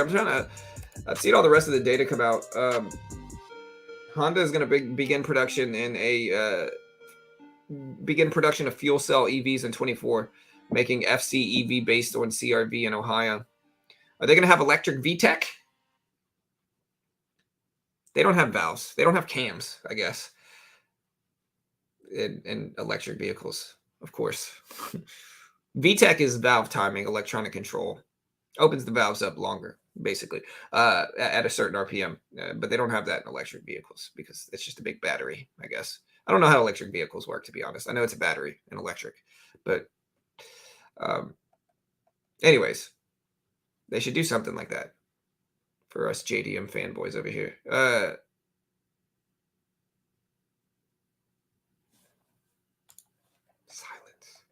All right, let me put some music on. Sorry, guys. Market's moving up. We're almost up to 396s here.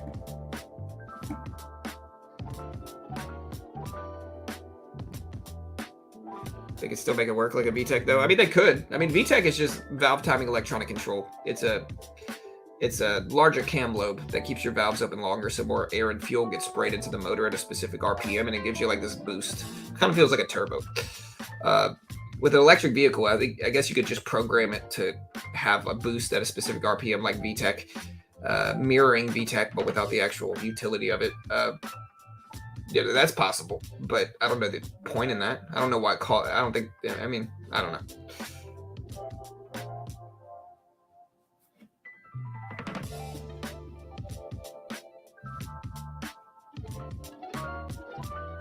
Honda looking to get the hydrogen thing going. Yeah, for sure. All right, guys, we do have the JOLTS job opening numbers at 10 a.m. in about 45 minutes. Neo, I think Neo's too hard to judge because of overseas stuff. Like, I don't know what's going on overseas, and so it's too hard for me to judge how well or poorly Neo is going to be doing. You know, with that in mind, I really don't know. Again, EV, I think Neo's the second strongest EV brand in the world behind Tesla, but it's too hard to gauge what's going on. You know.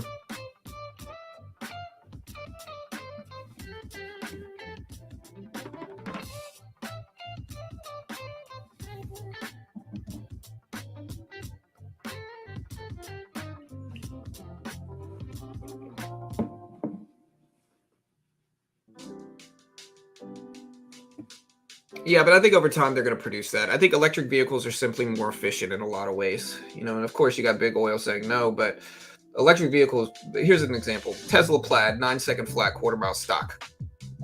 You know, that's incredibly impressive. You know, in order to get that, that's a drag car in a fuel-powered motor.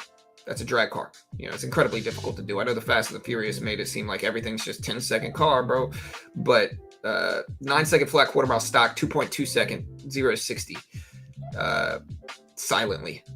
You know, I think the electric vehicles have better gas mileage, they're faster, and they're more efficient. And so I think over time, I think we're always going to need oil, you know, for lubricants specifically. You know, I think we're always going to need lubricants, and regardless of what type of motor it is. But I think that electric vehicles are simply more efficient in a lot of ways. And anytime you have that better efficiency, technology will catch up to it with use. You know, maybe not though. Of course, we're just speculating. The dollar index is starting to drop though. Amazon is at 92.20s.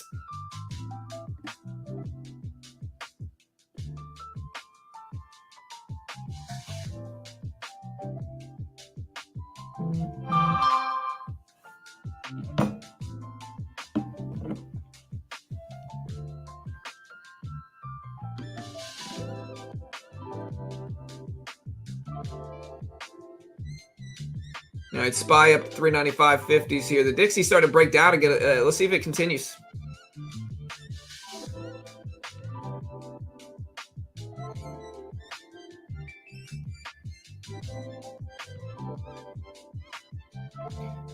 Yeah, but I think the grid will catch up for it.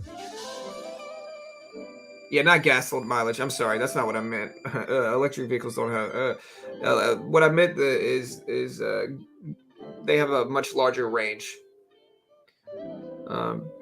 That's exactly right, Matt. That's what I meant. They're more efficient in terms of range. GDP's already out. You can read the numbers at the bottom of the screen, Jeanette. Numbers are out at the bottom of the screen.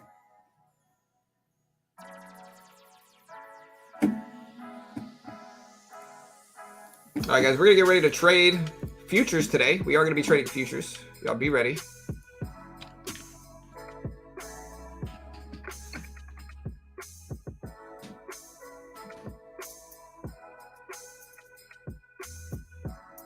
I'm going to exit out of Quant Tower. Quant Tower is acting kind of weird. Hold on.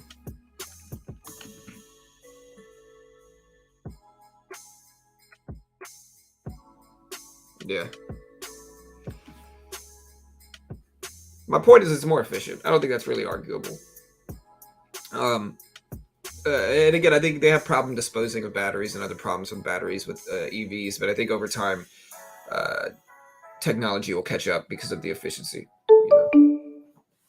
Unless big oil has something to do with it, which they might. You know, they got a lot of enemies in that regard too.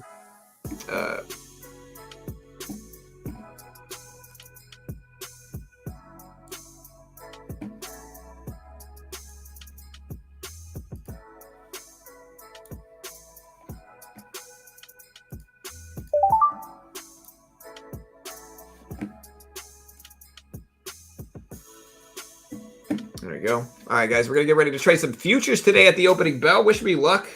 Again, Top Step is a funded account program for futures. They give you a demo. If you can hit the target on the demo while following their rules and conditions, and they fund you between 50 up to 150,000 with a 90% split. They're regulated by the Chicago Mercantile Exchange. They pay out millions, fund thousands of traders a year. And if you want to get around the PDT rule, you can essentially trade the S&P 500 on Top Step with no PDT restrictions. You can day trade, you can short. And this is a great middle ground for traders. Like, listen, if you're struggling to become profitable, this is a great way to condition yourself to be a better trader. You know, like you can condition yourself through repetition to be a better trader. That's what it takes to become a better trader. And Top Step funds traders. And so they give you a demo. If you can hit the target on demo while following rules, then they fund you between 50 to 150,000 with 90% profit split. And again, this is regulated by the Chicago Mercantile Exchange. They pay out millions of dollars. They paid out over 7 million since 2020. So they're actually paying out millions of dollars in actual withdrawals every year. They're funding thousands of traders a year. And I think it's just a good middle ground. You know, I think what's going to happen is a lot of traders are going to try out Top Step and they're going to lose. And that's okay, because I think it's going to save them from losing money in a real futures account. You know, I think this is a great middle ground to where you got some pressure, but not the full extent of putting up 10K yourself and risking that. And so it's a great middle ground. You have the chance to get funded. So if you can do it successfully, they will fund you. And it's just a good way, you know, it's a good middle ground for traders who are almost profitable or not quite there, or who want to test themselves and really participate in the challenge. I'm in the 150K one, but there's a cheap one at 130 something bucks for the 50K one. And again, if you want to check it out, I'll post this link.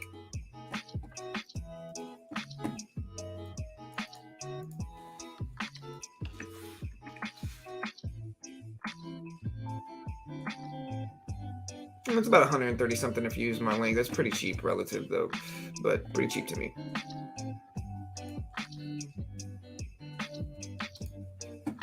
All right, NEO still pumping up. Market's starting to rebound here. You're going to see the S&P 500. We are starting to bounce back some. You know, here was the data release with GDP. So GDP came out here. You can see the non-farm numbers came out here, right? GDP, non-farm. And so you can see the GDP release came out here. And we've mostly been down, but we've started to rebound over the last few minutes.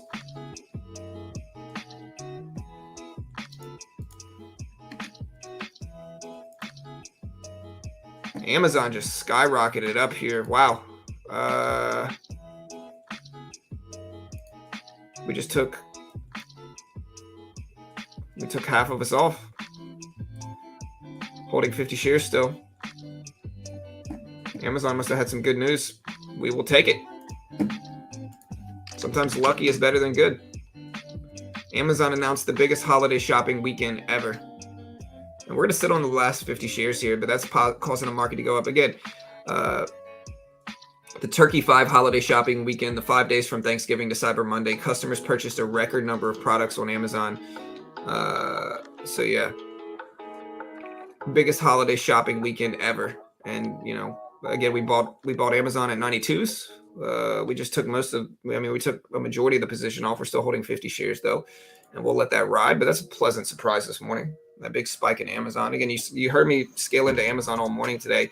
And one of the reasons was because of, you know, the holiday spending that we're going to get in Amazon. And it looks like that was the right move. We are making money in this. Nice little pleasant surprise to my morning here. We'll take it.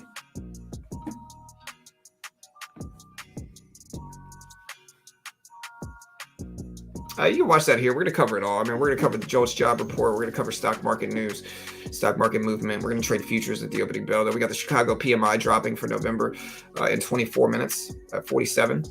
JOLTS job opening in 40 minutes. Pending home sales in 40 minutes.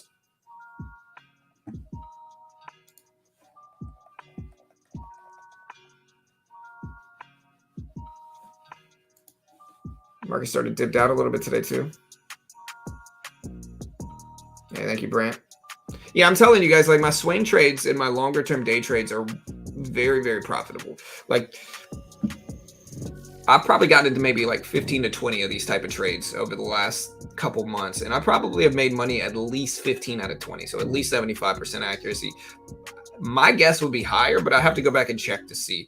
I can look at TOS and see how much I've made over the last few months. So I can look at that. And so in the last 60 days, I have made swing trading specifically. I have made $2,200 $219. So this is how much I've made swing trading in the last 60 days. Made money on Google, made about 1,800 on Disney.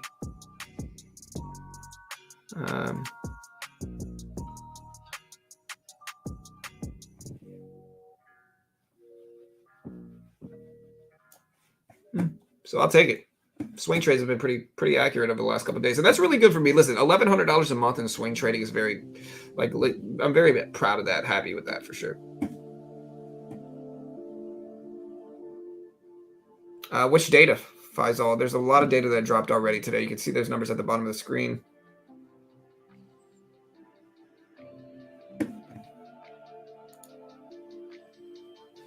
It looks like taking the profit at 93s, 93.50s was the right move with Amazon because it's kind of giving it back a little bit, but we already took a lot of profit off and we're only holding a small percentage of the trade that we can be a lot more loose with at this point in time.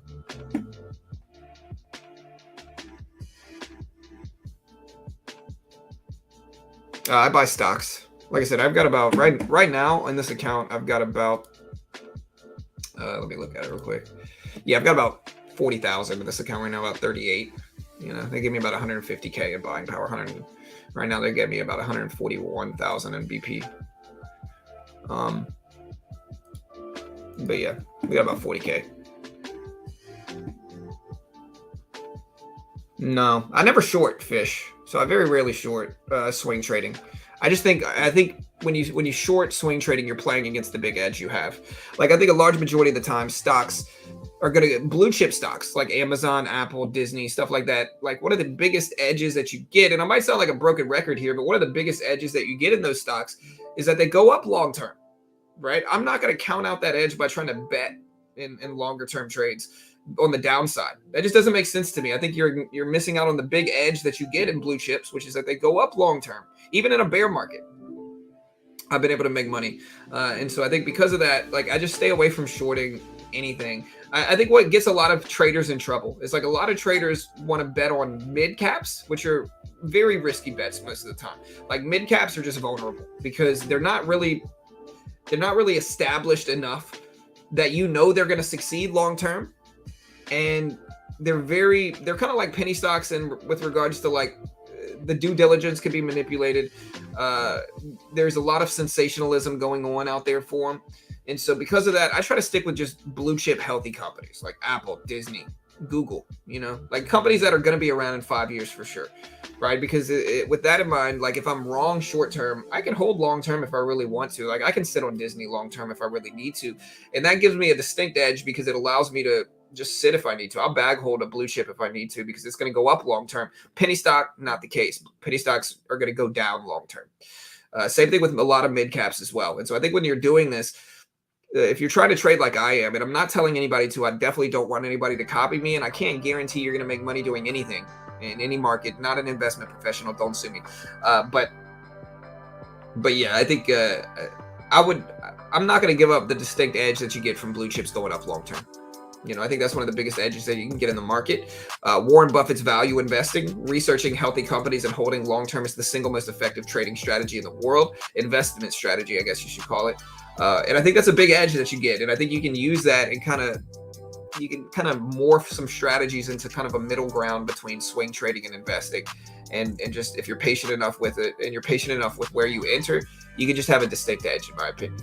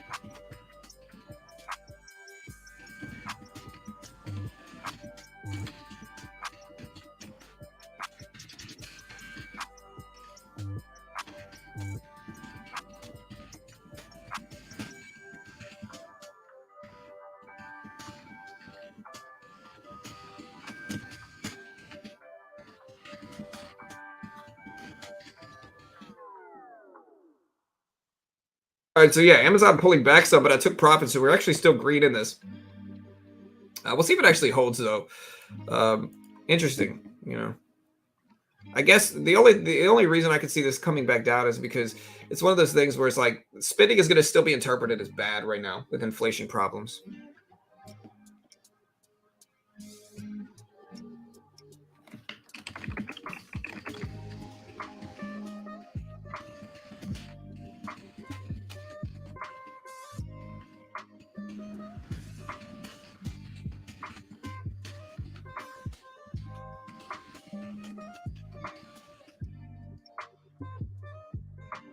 Sorry if my keyboard's loud. Swing trading is longer time frame than day trading. Hey, what's up, Tiny? Hey, thank you, Fish. Did I shave? I mean, I didn't shave a ton. If I did, I trim myself up every day, but I don't really. I don't really. I didn't really shave a lot. I shaved a little bit yesterday, though. Hey, thank you, Golden. Enjoying the show here today. Fairly new to the channel and impressed with the broad views and deeper knowledge. Thanks for doing what you do here. Hey, thank you, Golden. I appreciate that, man. Thank you very much. Hey, what's up, DS? All right, guys, less than a minute. We got about 30 seconds left until the market opens. Hopefully we get some good stuff today. I'm going to be patient at the opening bell. We'll see, but I'm going to be patient at the opening bell. Yeah, that's true, Cal. That might be true as well. Cal said that possibly those numbers for Amazon were so high because of inflation. 100%.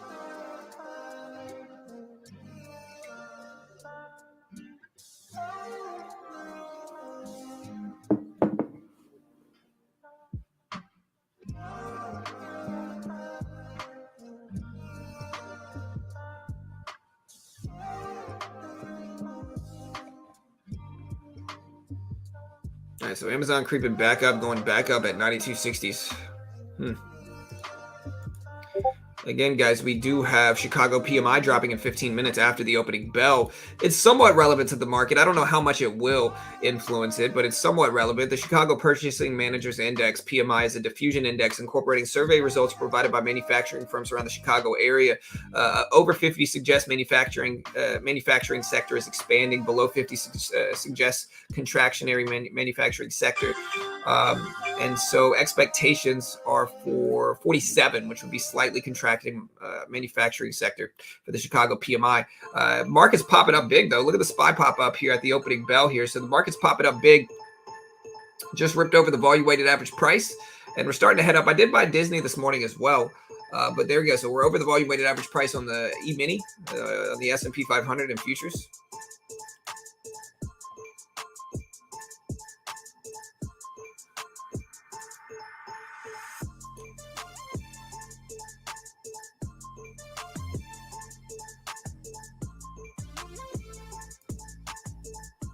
All right, guys, so Disney moving up. Green on Disney on the day, too. That's nice.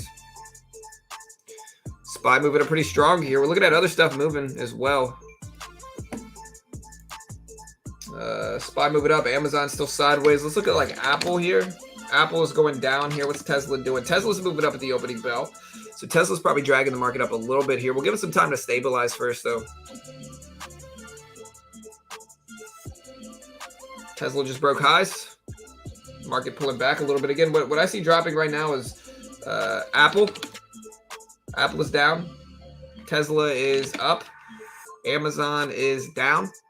Kind of dropping the E-mini here. You can see here starting to dip. Disney dropping down. Still great on the day, but Disney starting to pull back a little bit.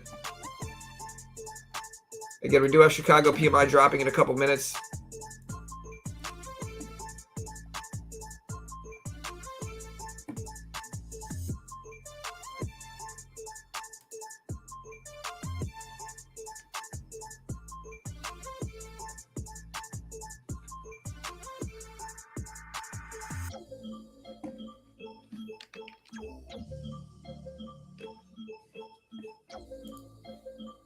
At 13 minutes before Chicago PMI drops. Again, we got the JOLTS report in less than 30.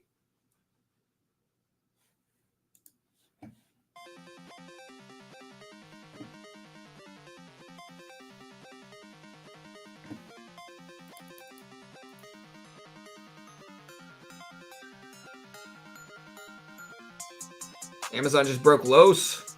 Pretty big. I mean, I could add back to it. I think that is an option. Tesla consolidating. Most stuff is down, though, at the opening bell.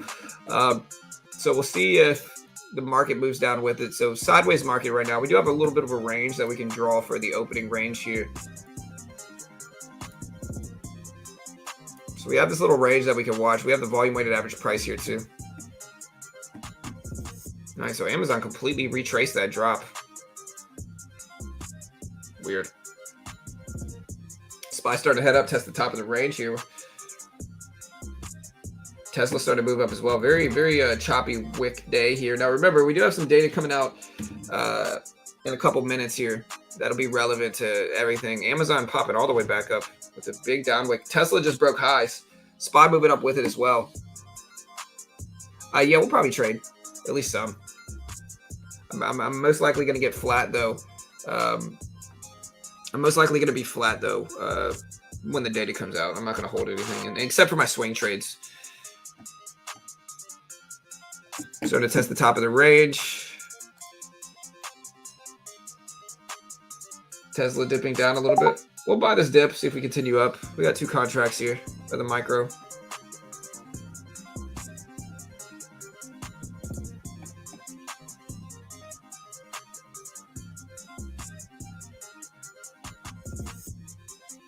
Oh, wait, I got trades up twice. I don't have the actual positions list. It'll give me some time to sit in this. Hold on, guys. Here's the positions list. Give it a little bit of time, see if we get a bigger move up. We get up slightly. We want to see it hold over this level, though, and we're kind of pulling back now. I don't mind that, though. I like the little down wick. That's usually indicative of some strength. We're going to get in 3 contracts. See if we can get a pop and a break of highs here, and then we'll take some profit into it if we can. I got out of most of that. Holding 1 contract left where we're up a little bit.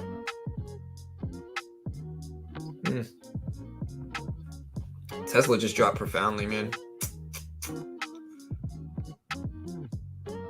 And market's reversing pretty quick, too. We tapped the top of that range. We'll see if we pivot back.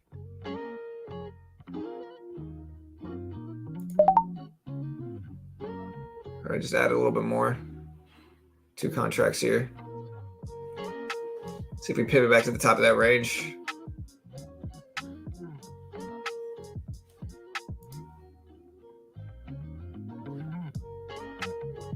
Tesla's still creeping back up. That'll probably drag us up. Yeah, there we go.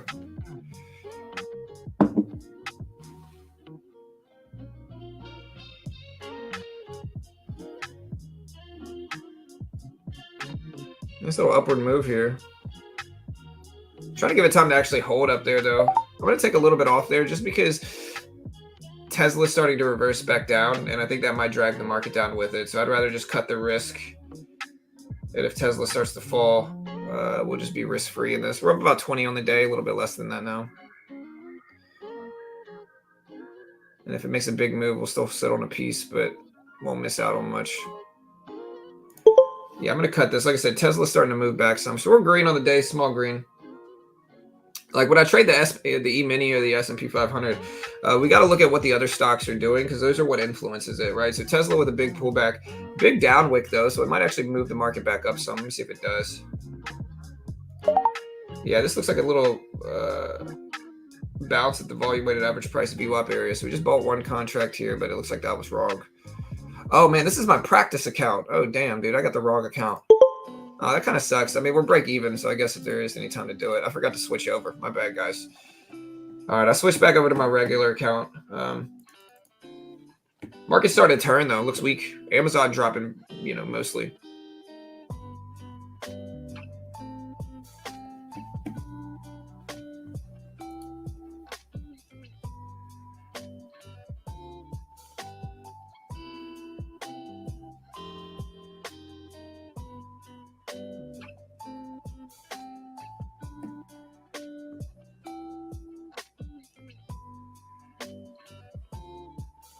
Bill, we have sound, everybody else has sound. All right, market's starting to break down here. We're gonna take 1 short position here towards the bottom. If we break down, great. We'll take 2 now. See, we break this low. We're under the previous closing price, which is a relevant spot. Tesla breaking down too. That should drag us down. There we go. All right, we just got filled on one. And a complete retracement here. Tesla just broke down, though. We are right at the previous close.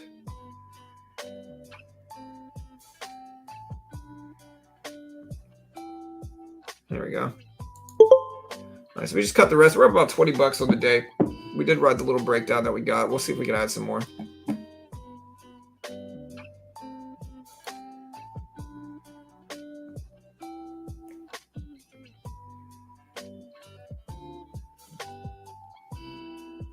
All right, so Tesla with a big downwick candle might pop things back up.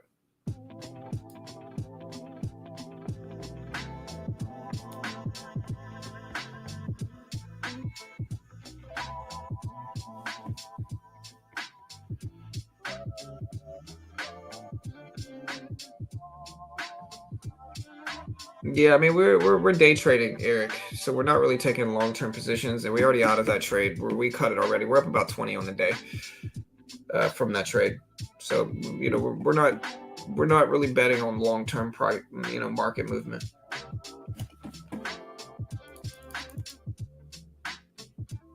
Tesla's back up over volume weighted average price in the 200 EMA. Amazon's right around lows though. I think that's making everybody kind of nervous.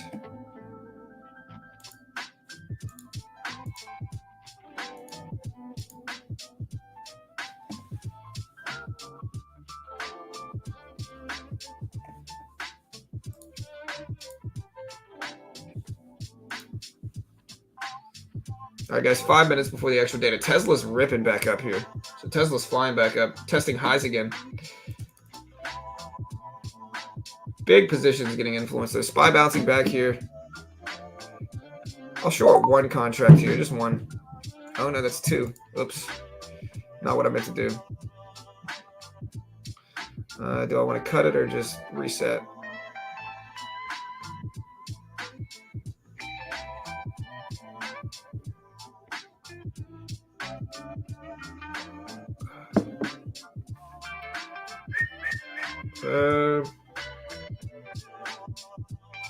The only problem here is that Tesla's flying up.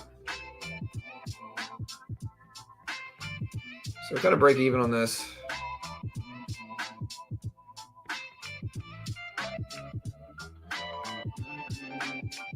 We're right at this level. We break that level, we'll have to cut it. Depends on if it breaks here though. Yeah, I'm gonna get out there. All right, so pretty close to break even on the day. We might get a little pullback here.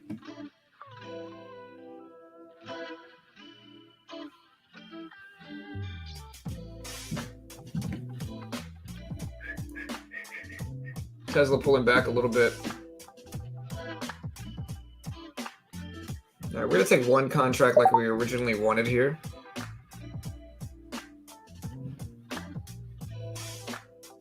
So we can get a breakdown towards lows.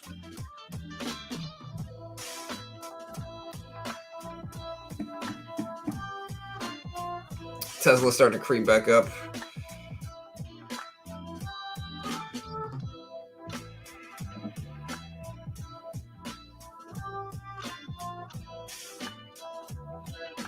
Whoa. Oh, did they release data early? What caused this market pump?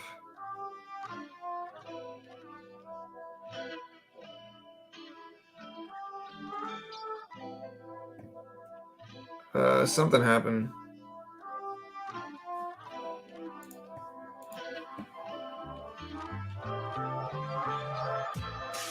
Yeah, I'm going to get flat. I mean, we lost a little bit on that trade. I don't know what caused that spike. It looks like Russian Foreign Minister Lavrov said it's necessary to avoid any military confrontation between nuclear powers. That Senator Brown calls on U.S. Treasury to develop crypto legislation following FTX's collapse, and that Secretary Yellen says that she is not sure what the right unemployment rate should be, but rates in the 4% range are considered healthy as they are beginning to see signs of falling job openings. Yeah, I don't know what that was. I got out though. Luckily, it's small. I mean, it's good for my. We did add right back to our Amazon trade, so we're at 100 shares of Amazon again, and this is really good for Amazon right now. We're up almost 100 on it on the day, but I don't know what that was. You know, like I said, I try to hedge myself throughout the day, so I have some green, some red trades, but weird. We're gonna stop trading until we get some type of range. We also have PMI dropping in 2 minutes.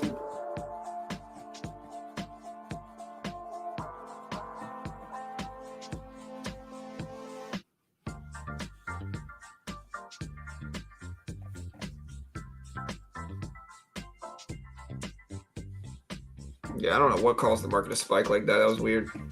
Could be the Lavrov news.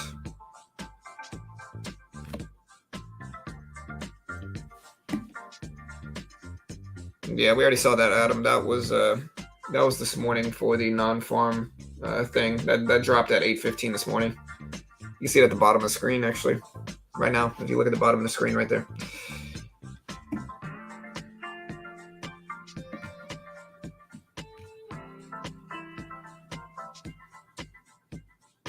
I'm getting a weird pain behind my eyes, man.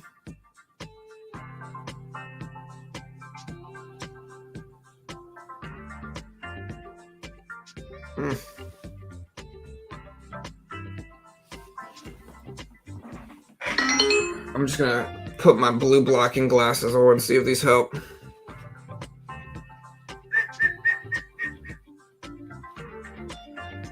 Yeah, you're good, Adam. No worries, man. Yeah, JOLTS job drops in about 14 minutes. Chicago PMI drops pretty soon in about 5 seconds, though. Tesla ripping up, though, right now. All right, so here's the JOLTS. Or no, here's the Chicago PMI. We're waiting for this data to show up. Nothing out yet.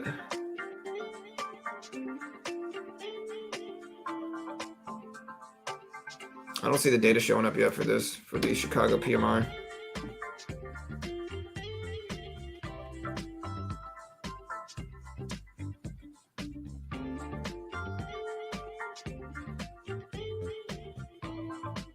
No Chicago PMI data out yet. Expectations were for 47. I don't know if it dropped yet. Amazon's starting to creep up, though. If y'all know what the Chicago PMI was, let me know. I don't see it.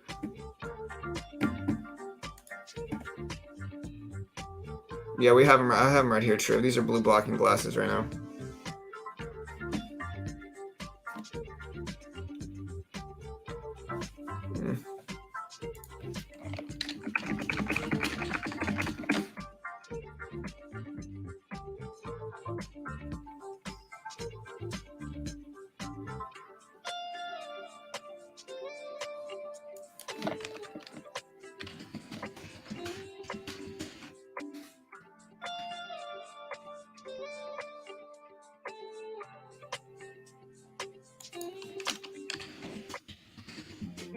See the PMI data.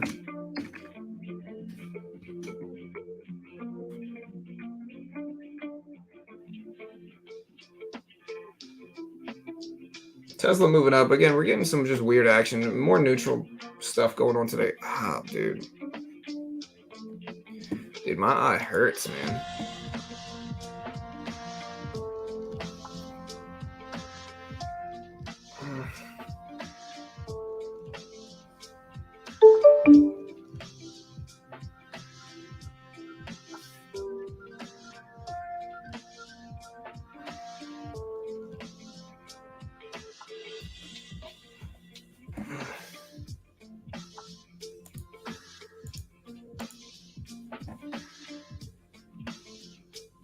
Yeah, I don't think the Chicago PMI data is out. We got Secretary Yellen saying there's legitimate national security concerns regarding TikTok. Oh, dude, sorry guys, my eye is like it's like pounding. It's weird.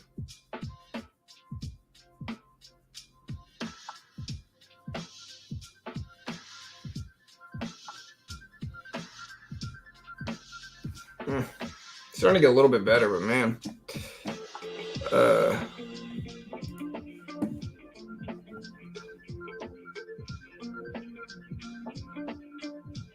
Yeah, I'm gonna stand up.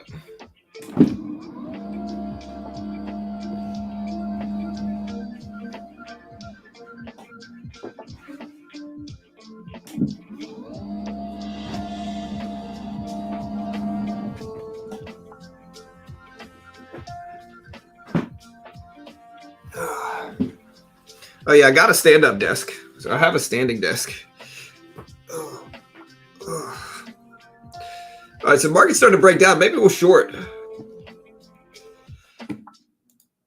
But yeah, Chicago PMI is just not out yet. Oh, there it goes. Chicago PMI came in at 37.2. 37.2 for Chicago PMI. It just dropped. 37.2. Let's see if that impacts markets, causes it to go up. Yeah, look, the data just came out for everybody, and look, it's starting to move up a little bit for Chicago PMI. 37.2 is what it showed up as. Let's see if it causes a positive response in markets right now. We do have the JOLTS job report coming out in 11 minutes.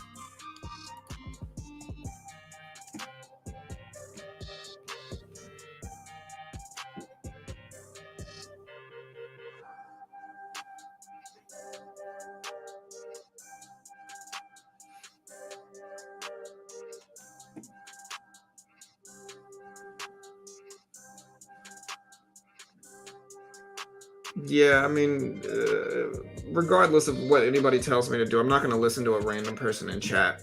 And that shouldn't be a reasonable expectation. Again, I have people telling me to go long. I have people telling me to go short. You know, it's just kind of a normal part of the stream. I got to just kind of tune everybody else out and just take the trades that I feel comfortable with. Right now, the market's pretty choppy right now. It's pretty neutral. I mean, we're going back and forth between highs and lows over and over again. We also have data dropping in 10 minutes now, and so taking a big position just doesn't make sense, you know.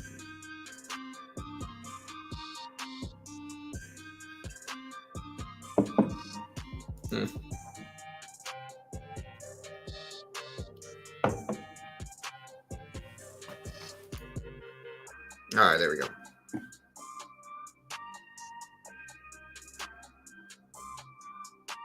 All right, Tesla testing high, so we're kind of in a neutral market. We're actually right at the previous closing price for the SPY, so we're completely break even. Yeah, JDA.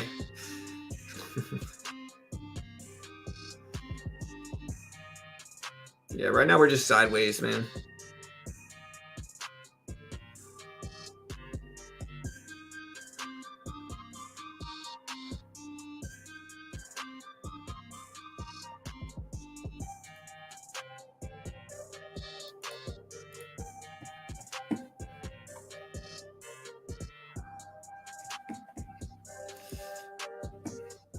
Yeah, the problem with some of that short form content is just not good for you. It's just not good for you.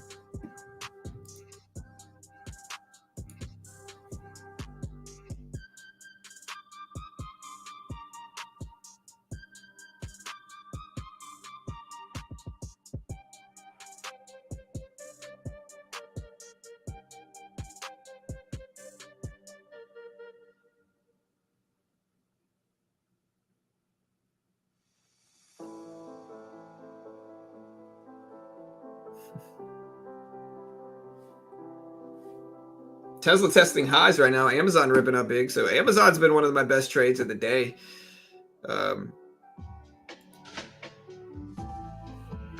We'll take it.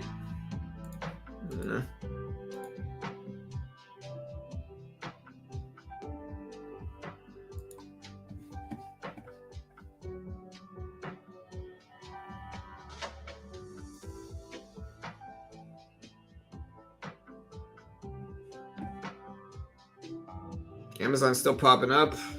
SPY starting to break down. Again, I would short. I mean, I could take a short-term short, pun intended, I guess. See if we can catch a quick little breakdown here. There's two contracts.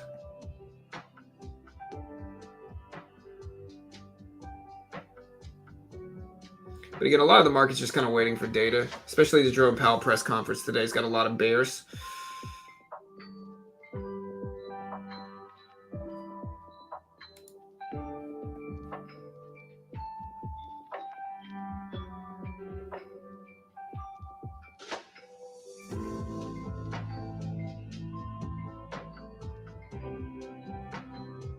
See if we get a break on the downside now, but again, market's just kind of going back and forth. We're right around the lows, which is why I'm shorting here, but I don't know if we're actually going to break.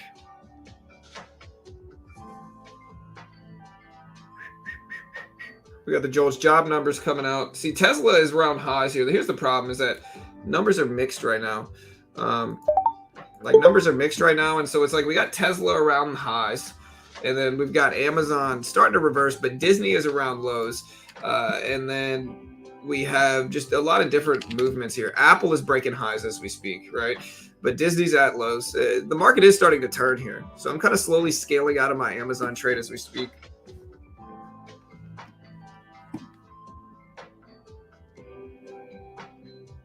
Power should be hawking those numbers, in my opinion. Any thoughts? Inflation has seen better numbers lately. So if there's mixed results, that's why. It's because inflation has seen a little bit better numbers.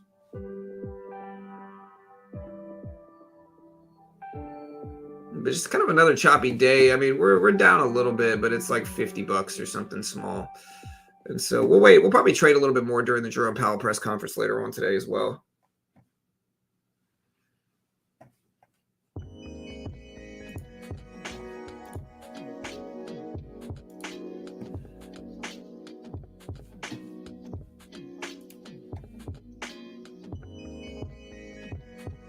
Apple's been doing really strong today. So is Tesla to a certain extent. But again, we got the JOLTS numbers coming out in 6 minutes. Dovish with PMI contracting. Yeah, the PMI numbers were favorable. They were positive. You can watch it right here, Spartan. Press conference is at 1:30 Eastern Standard Time. If y'all are overseas, just type it in Google. Google's your friend. 1 p.m. Eastern Standard Time. 1 p.m. EST. Or 1:30 p.m. I'm sorry. But we'll stream it live right here. So just look for us to start the stream. We'll stream it live right here as it happens. So y'all be ready. But yeah, we'll stream the whole thing live as soon as it happens.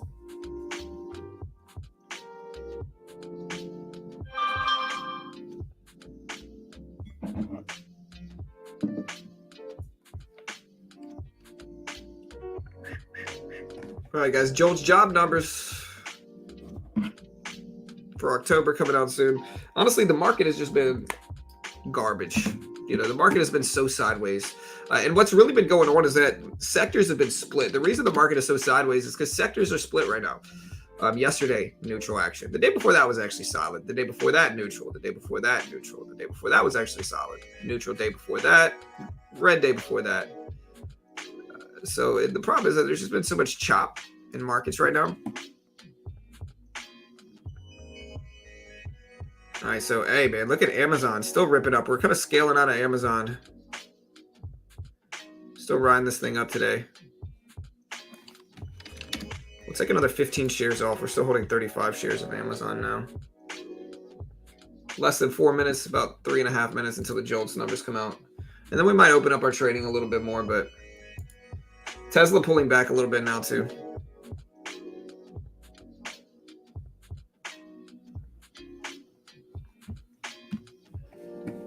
But yeah, Amazon trade did really well.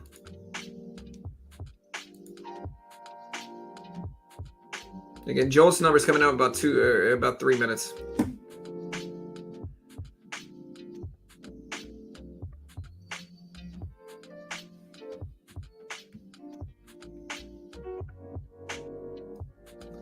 Let's talk about the JOLTS numbers here for a second. JOLTS numbers is a survey done by the Bureau of Labor Statistics. It measures job vacancies, and so it collects data from different businesses about their employment and job openings, recruitment, and hires. It defines job openings as all positions that are open and not filled on the last business day of the month. And so it's one of those things where higher than expected numbers probably going to cause a positive response. Like less people working is probably going to evoke a positive response.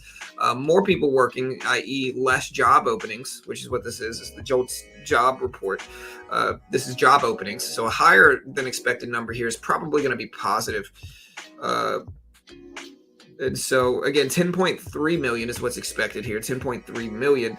Last time was 10.7 million. A number higher than that will probably be interpreted as positive, I'm assuming. Lower than expected will will be interpreted as a negative here. And again, I'm just assuming here. I really don't know what kind of response we're going to get in markets. We can only wait here. We got less than 2 minutes as well.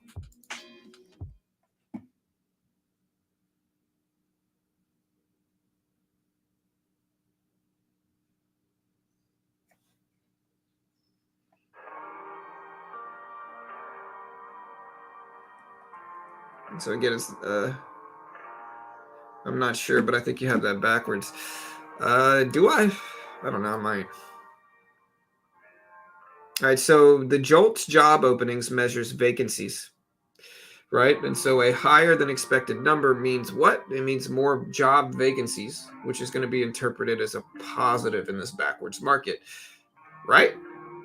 Am I interpreting that wrong? I mean, we'll see in about a minute, but I don't think I'm interpreting that wrong. I think that's right. Chat. We also have pending home sales expected to come in at 0.5% or minus 5%. And that's just kind of self-explanatory. Pending home sale measures a change in the number of homes under contract to be sold, but still awaiting the closing of the transaction. And so minus 5%. We'll watch to see how that impact the real estate market as well. 45 seconds.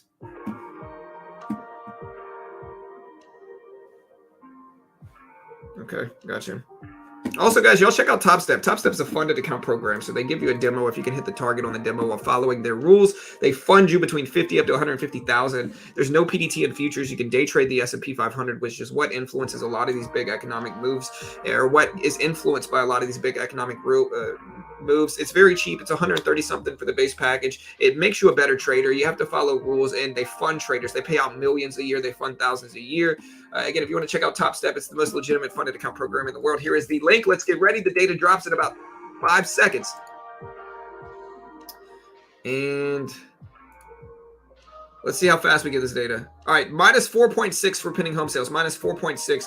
So pending home sales went up 10.334, so higher than expected for job openings, higher than expected, 10.334 million versus 10.3 million expected. And now the market's falling down some. So it could be from pending home sales, though. Pending home sales came in less than expected, if that makes sense, right? So 10.334 million JOLT job openings, 10.3 million expectations, minus 4.6% over minus 5% expected for pending home sales. So the home sale thing could be what is impacting markets negatively, but I could have had it backwards as well. I mean, that's possible too. But yeah, JOLT's job numbers came in at 10.334, slightly higher than expected for job openings. And the market is turning. We will put these numbers on screen so you guys can see it. But yeah, 10.334 million for JOLTS jobs. And then pending home sales change coming at minus 4.6% versus minus 5% expected. And the market is turning red. Big drops.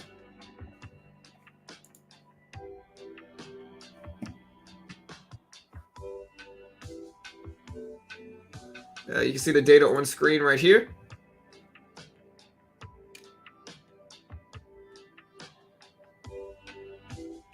Again, we'll see if it stabilizes and makes a move in any specific direction here. I could short into this pop. We'll try it. We'll see how that happens. It's kind of a volatile time to short, though, but it's been a slow day.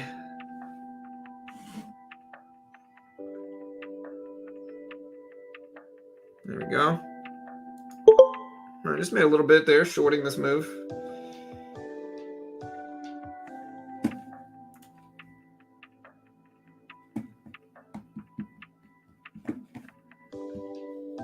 Yes, that's correct. But that's probably going to be interpreted as worse because people don't want to see a growing sector. They want to see a losing sector. And so in that regard, it's going to be interpreted as negative.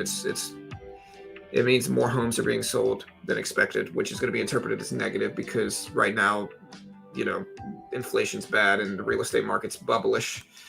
But again, I don't know. Market started to bounce back up a little bit. Again, I think the big tell is going to be the Jerome Powell press conference later on today. So y'all be ready for that and hit that subscribe button. We'll stream it all live as we always do. Do me a favor, hit the sub button, hit the notification bell. We appreciate you guys.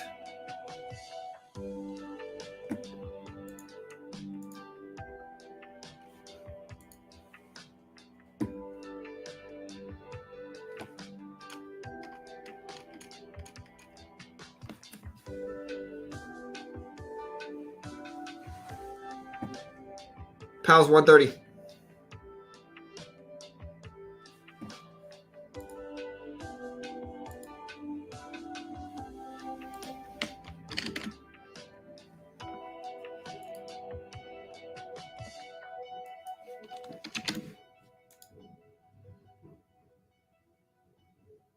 Market's starting to bounce back a little bit here. I don't know what to do. It's to the point where we got so much indecision right now. I don't know what to do. We're dropping, and this looks weak.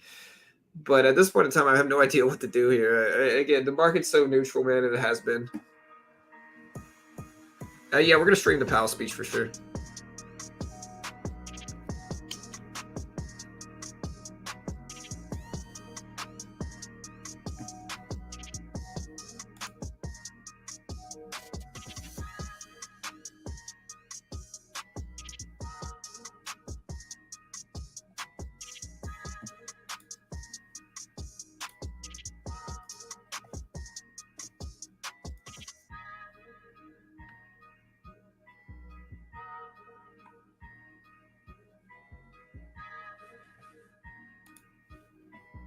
All right, Amazon flying back up here. So yeah, this is why I have no idea what to do. I mean, this is great for me. I'm in Amazon right now. Amazon testing highs of the day. But like,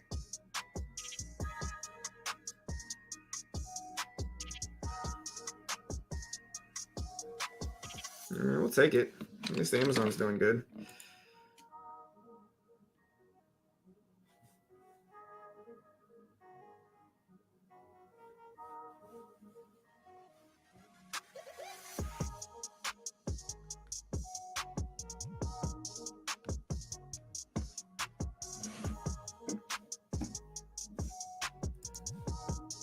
Even if you're joking, Triple B, we're going to delete this message. Just to be safe. Like I said, it's not that I'm against people streaming, but it's like, I think a lot of people watch my channel and then they want to stream and they think that I'm going to help them grow as a streamer. And it's like, look, y'all start streaming. Y'all are my competition, you know? Sorry, bros. You know? Aside from that, though, anything else, I'll help you guys. Like I said, if y'all got a channel or whatever, as long as it's not controversial or crazy, I'll plug it. But if you stream, that's a no-no. That's kind of when I put my hands up and say can't no more. All right, Amazon started to pull back a little bit. Let's see if we can get a dip here. Yeah, I'm pretty sure he was kidding as well, you know. But I mean, you guys also got to understand, like, if you stream, it's just turning into competition. It wouldn't make much business sense for me to push another streamer that streams, you know. And like, even if they don't stream at the same time as me, you know, most of the time they're going to start it eventually. So it's just not smart business wise. I think people find out it's very difficult to grow as a streamer nowadays anyway, to be honest. Saturated.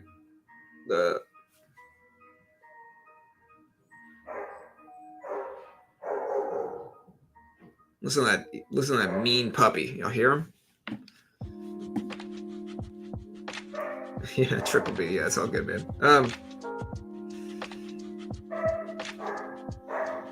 Yeah, I'm the third best trader of all time, you know? And if you don't have that list, you're just a bad trader. I'm just going to call you a bad trader, okay? You know, Warren Buffett, Bill Ackman, John from Beginner Trading. Should be everybody's list. I'm going to get a poster board and just put top 3 in the background. You know, I think I actually have a poster board. I can put it right there. Y'all can see it. Top 3. John, Beginner Trading.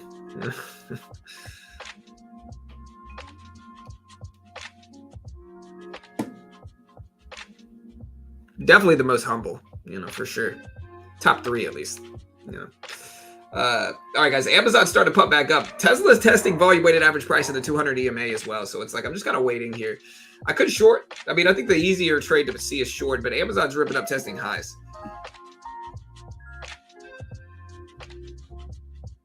LaSurge. Shh. You're not supposed to tell anybody, bro. It's a secret, man. You know. So would that make me top 2? If Warren Buffett's not a trader, I'm top 2 then. You know, Bill Ackman, John from Beginner Trading. You know, might even be able to throw Mark Douglas in there somewhere. I mean, definitely below me, but like somewhere. You know, Amazon. Hey, listen, I'm not saying I'm the best trader of all time, but I'm up there. Okay, listen, Amazon trade, I'm up a whopping $80. just can't stop winning here. Okay. $80 profit today. If that's not up there with the top, I don't know what is. I'm going to take a little bit off, though. I'm going to take a little bit more. I mean, we're just so green so fast on Amazon. I got to take a little bit off here.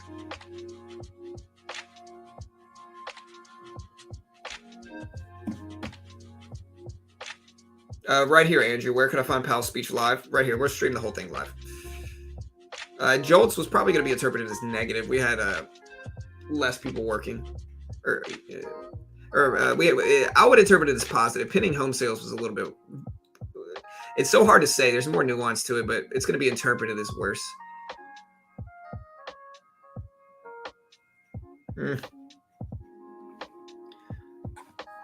I don't know. I mean, I think anybody selling a course that... I don't know.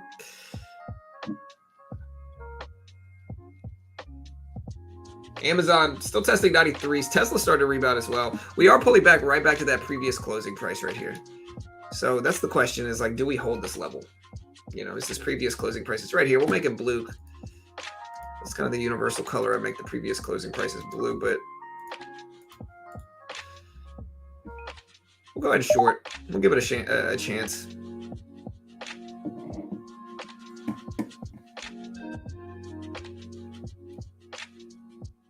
More like 75 basis points. No, I don't think any of this data is like going to influence anything in terms of rate hikes like that. Most of the time for that PCE deflator tomorrow might though.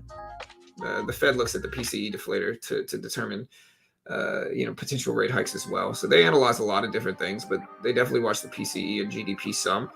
But I don't know if this slight miss in GDP over 0.3 is going to make it justifiable to influence rates. It's just such a small miss.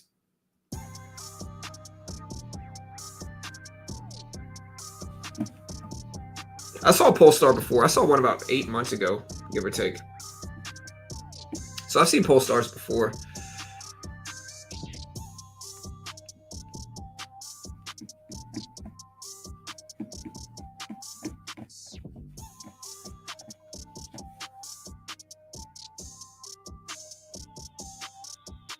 Yeah, so I guess that makes sense. The job openings is going to mean that there's more demand for work, and in turn, that's worse for inflation. It means more spending.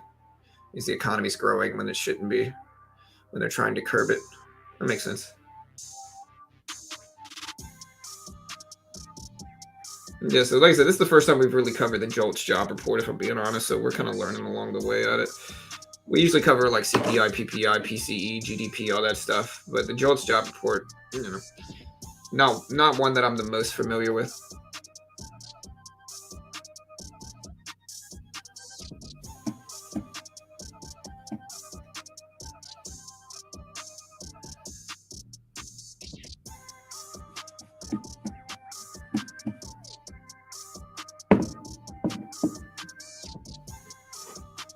Trading view, glowing, maybe.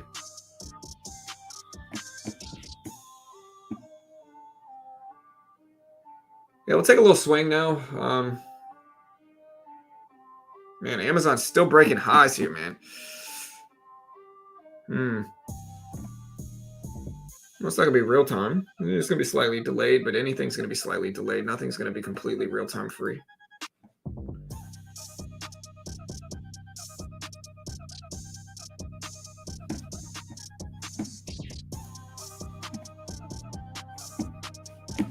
Yeah, I'm short small. It's just a little feeler trade. Like I said, I don't really have any big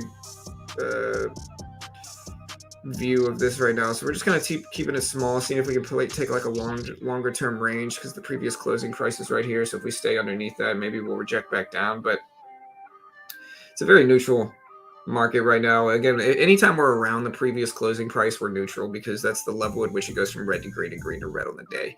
And so anytime we sit around and hover around that level, we're pretty neutral,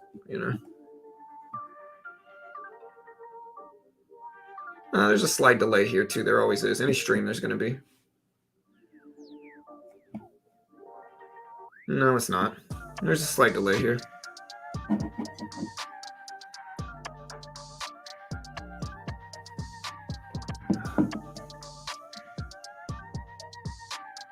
There always is a slight delay. All right, so we're going to short this. We'll take 2 contracts here, see if we can get a breakdown.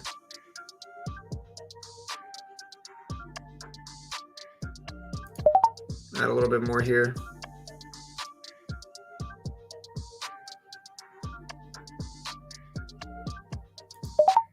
There's 4 contracts. See if we get a flush. We will stream the Jerome Powell conference later. All right, so we just made about 20 bucks. We got 2 contracts left. Try to ride this down. Took a little bit more off there, up about 20. Maybe add a little bit more to this. We got a rejection right at that previous closing price like we wanted.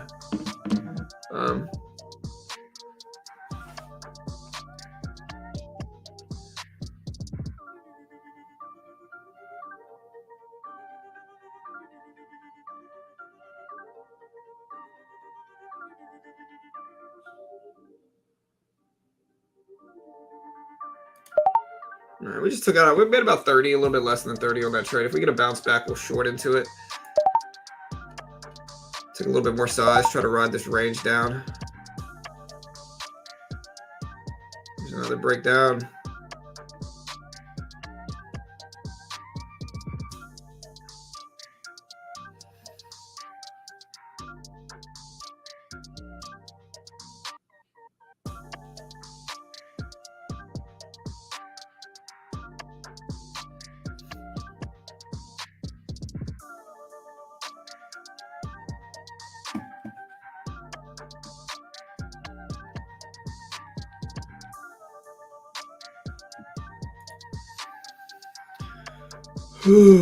So,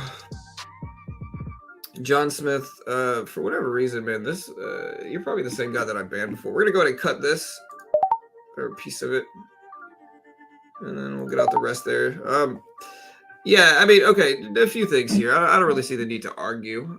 What we gave this morning, what you're referencing right now, John Smith, is you are referencing the ADP non-farm employment change.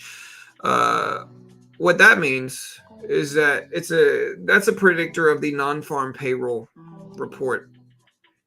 Yes, there were much less jobs than expected, which is going to be interpreted as positive. And the reason it's going to be interpreted as positive, and the reason it was interpreted as positive, if you look at the reaction we got in the market when it released, which was it was released at 8:15 market time. If you look at the market at 8:15 market time, let me find it. We ripped up pretty big. Again, if you want an example of that, it was a little bit late, I think, but we ripped up pretty big from that. If you look at the SPY, for instance, like we moved up pretty dramatically. The reason that's interpreted as a positive right now is because the whole reason the Fed is raising rates is to discourage spending, right? So less people working is better for the economy, and that evoked a positive response. Now, we had a lot of stuff come out. GDP was higher than expected, which put out a negative response for the same reason.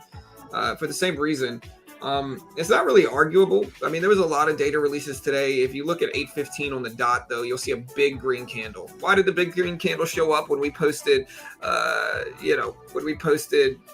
70,000 or more less jobs than expected? Is because right now spending is seen as bad, and anything that causes spending is going to be interpreted as a negative, which is why if you look at 8:15 market time, we got a big green candle. It's not really arguable either. I mean, we can look at the response that we had on that minute.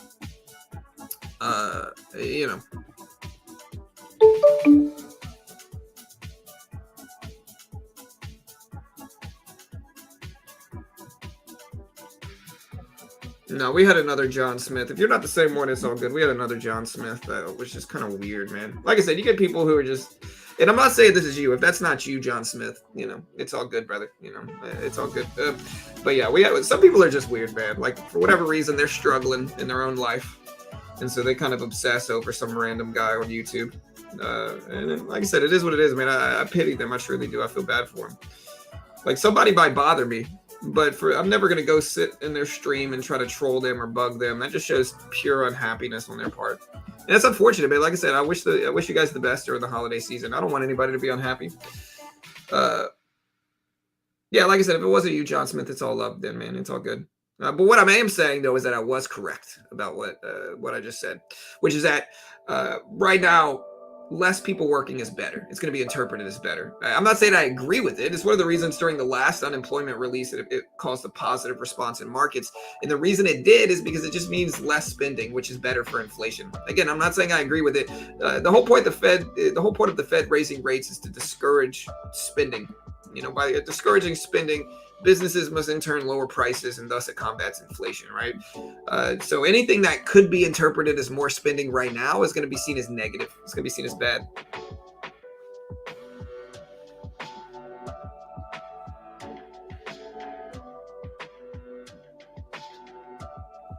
You mean you don't watch your competition? Oh, I definitely watch my competition. But do I troll my competition and go to their streams and no, of course not. That's petty. If you don't watch your competition, you're just not being smart. Spice testing lows again. I could short it. We made a little bit of money over the last few minutes. We made like 40 or 50 bucks. I don't know what I want to do moving forward. I could short the market. I'm also up a lot in Amazon, so I'm up on the long side with Amazon, and I've already scaled out of a big majority of that position. But I'm wondering whether I should add more to it right now. I don't know.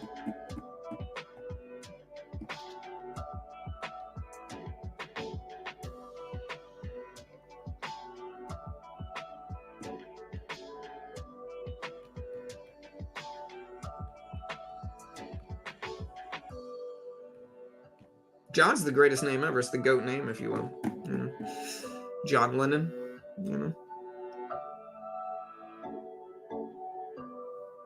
John from the Bible.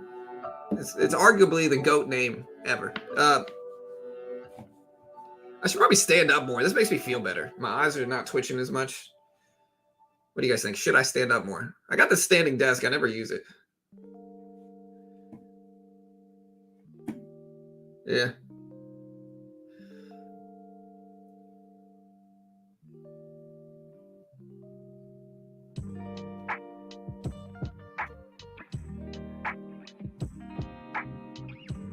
Yeah, I don't even mention names. I'm not really about drama, I just kind of leave it alone. I got a wife and kids, man. I'm I got other stuff to do.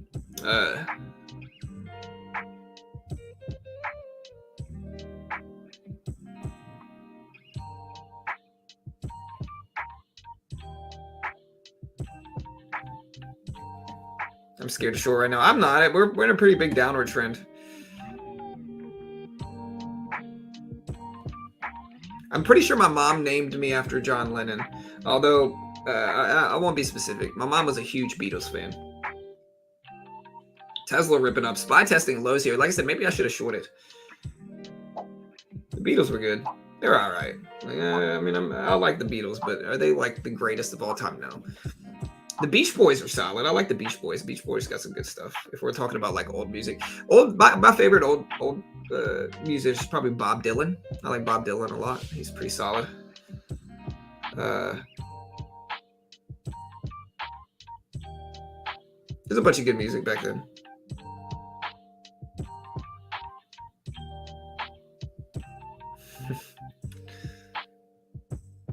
Yeah, I should have shorted. It looks like it's all right. Like I said, I don't know what to do with my Amazon trade. I don't know whether I should add to it or what. Anyways.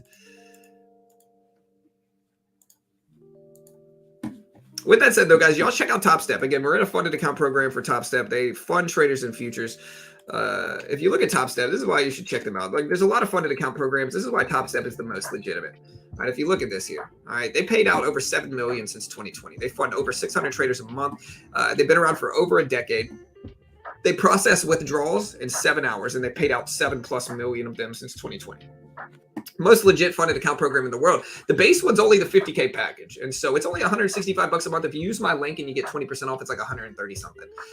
All you got to do, and this is a pretty reasonable ratio, and this is why I think TopStep's dope, is because it's a reasonable ratio. $3,000 in profit as a profit target without losing $2,000 is pretty reasonable as a ratio. 5 contracts max is plenty. That's a ton. If you take the regular E-mini, that can go against you fast.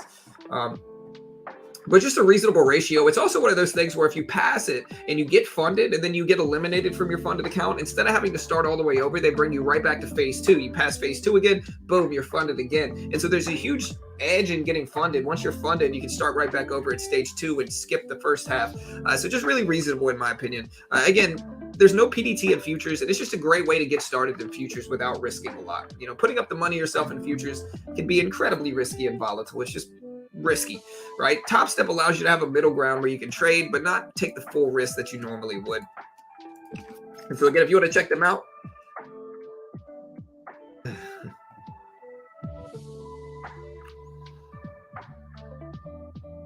Johnny Cash is good, bro. Yeah, Johnny Cash is good. It just depends on which songs. Like, I don't like all of his songs for sure. Johnny Cash is all right. Like, I like some of his music. You know?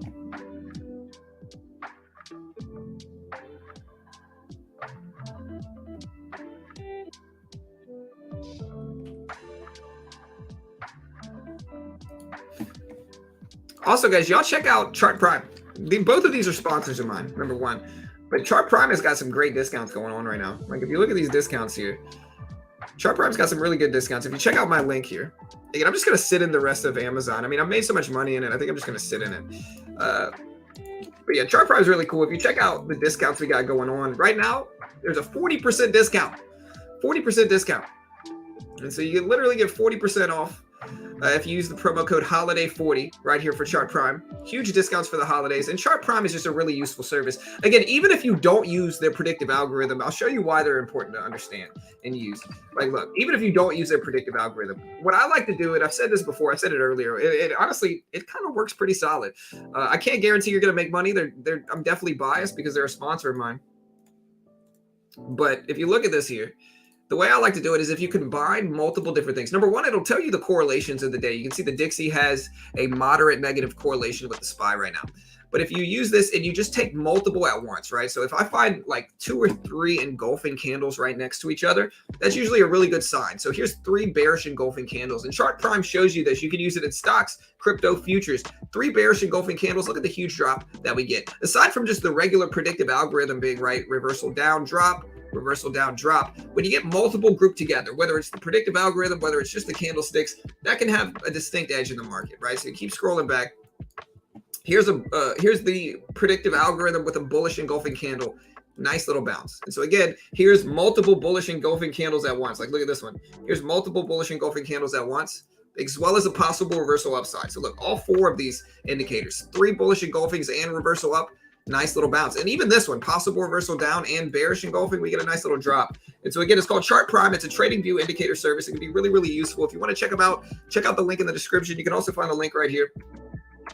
I'll see you guys later. We do have the Jerome Powell press conference, guys. And so y'all be ready. We do have the JP press conference, so y'all be ready. I'll see you guys. Links for all this stuff is in the description. I love you all. Y'all stay safe. Everything we do is free here. So we do have commercials. We do about one every 45 minutes to an hour. About like the radio, not unreasonable. You know, we're going to have commercials. We just don't sell our content. So like, we don't sell a course. And so we're not making money selling courses here. I wanted to just keep all of our content free. And so go check out our content. We got a lot of cool stuff there. Be ready. The Jerome Powell meeting is probably going to be the most influential thing over the market today. And so y'all be ready, guys. Y'all stay safe. We'll see you guys a little bit later. It should be a busy day in markets, and we'll see you guys later. Good luck.